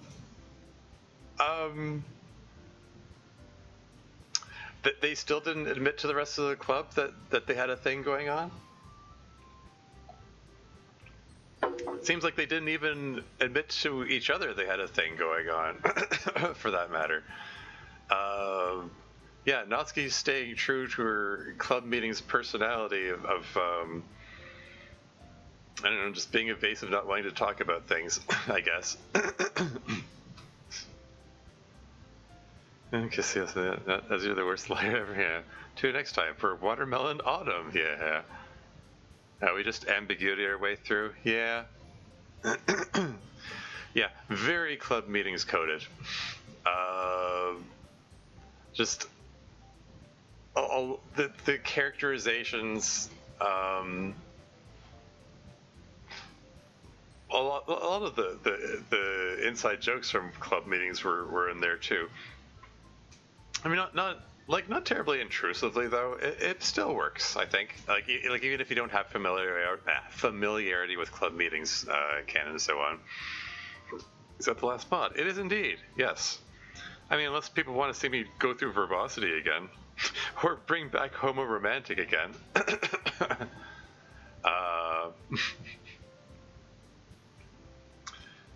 It is not a very coherent story, but it is gay. Yeah. Well, I mean, like I said, it's you leaning into your slice of life roots. Like club meetings is very slice of life focused. There is an overarching story, but it's mostly just about the day-to-day activities of the club members. Yeah, it's just so Watermelon Summer is sort of following along in that sort of mindset of just going through their day-to-days, their week-to-week activities, and occasionally, dipping into plot. That means 100% baked into all my DDLC writing at this point, sadly.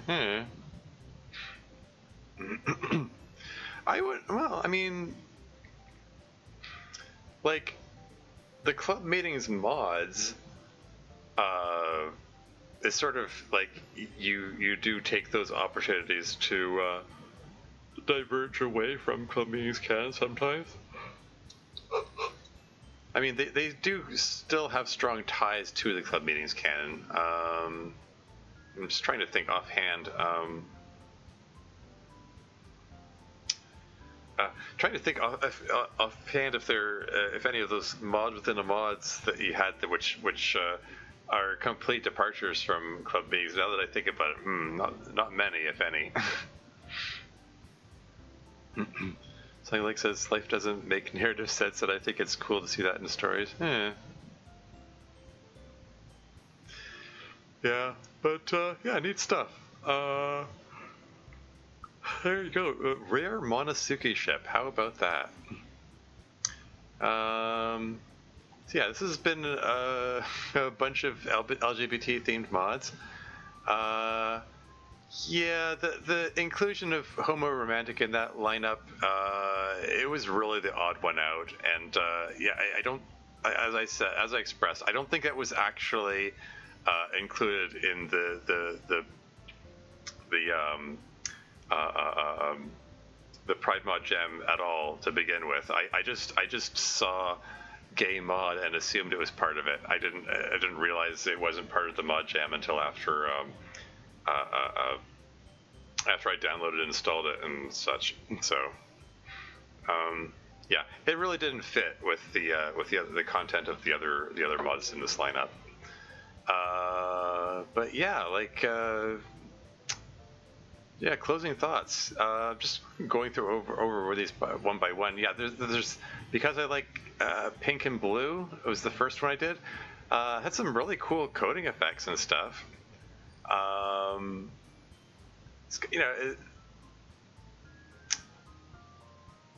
Very bittersweet. I mean, it's like the use of metaphors are neat, and yeah, had some sweet moments and had some very sad moments. It didn't really feel like a DDLC mod. Like, it had the characters represented in there, but you could swap out any character for any other random character, like any non-DDLC character, and keep every line the same, and it would still fit. It wasn't anything specific to DDLC. It doesn't have to be a problem or anything.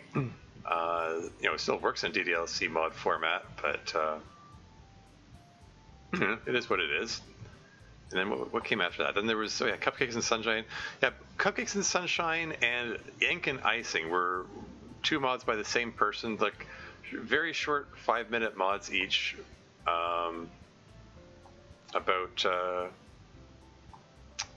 one person coming out to the other.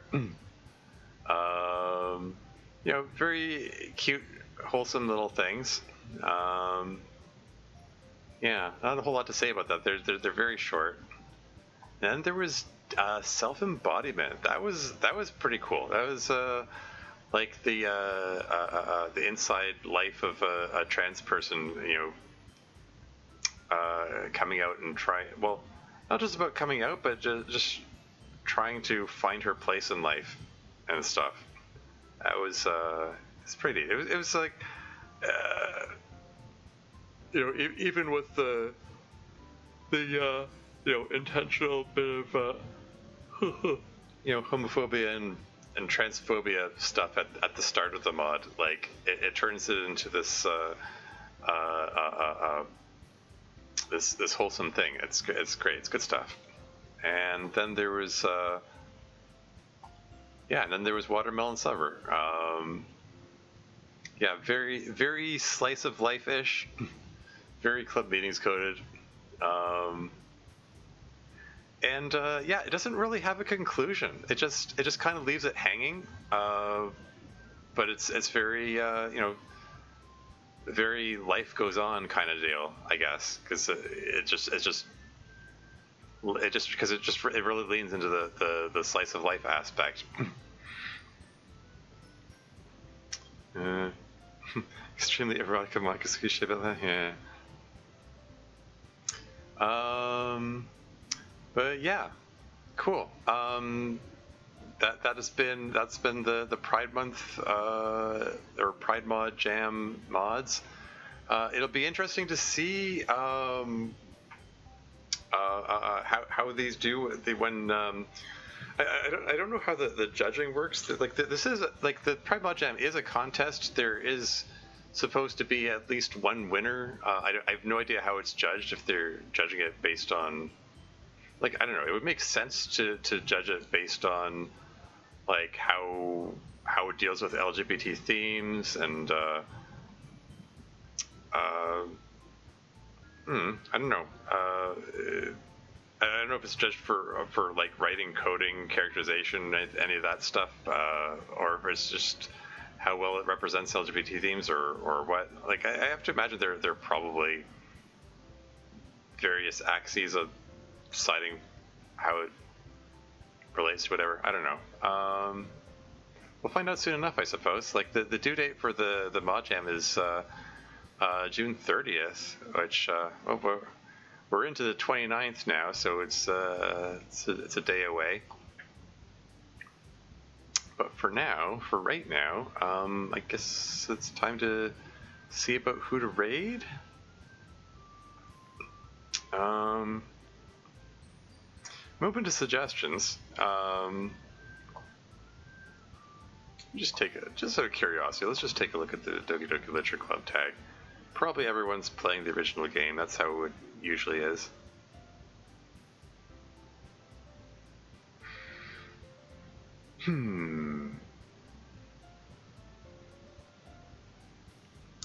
Yeah. I'm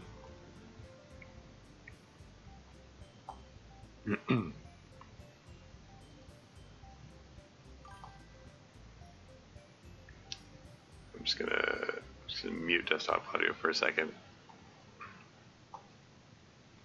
Well, thanks again for bringing us this. It was a lot of fun. Yeah, thanks for hanging out. Yeah, glad you could be here. Yeah, right now, looking at who's on, it's kind of, freaking ads. Toss up between rating Brandon Glovich or rating After Zero. Kind of leaning towards Brian Glovich. He's playing Fortnite, so it's a total genre shift, but he's cool. After Zero, I'm not even sure what After Zero is doing. It says just chatting, but it looks like.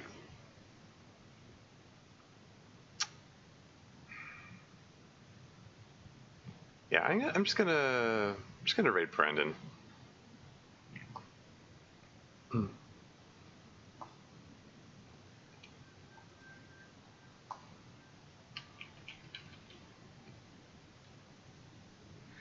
Yeah, as for Homoromantic, I don't know. Maybe I'll. Part of the reason I was interested in playing it at first is that the mod author actually sent me a DM requesting it, and requesting that I play it. So I feel a little bad, a little awkward about it being the one mod in this lineup that I abandoned. So maybe I'll play it again on my own or something. But yeah, it was yeah, it was neat to run through these. It's good stuff. I'm just glad that there were so many entries in the Pride Mod Jam. It's gratifying to see, because a lot of the DDLC modding community has a tendency to be weird about LGBT stuff. So this is good to see. Yeah, next week I'm hoping to come back to DDLC Abridged, the mod that I was playing last week. By then, Pride Month, Compliance Month will be done by then. So yeah, that'll be good to get back to. Former mod of the year and all that. And in the meantime, in the coming week, I'll probably just play more Subnautica that I've been playing. But yeah, cool. Anyway, thanks everyone for hanging out. That's all for now. Until next time.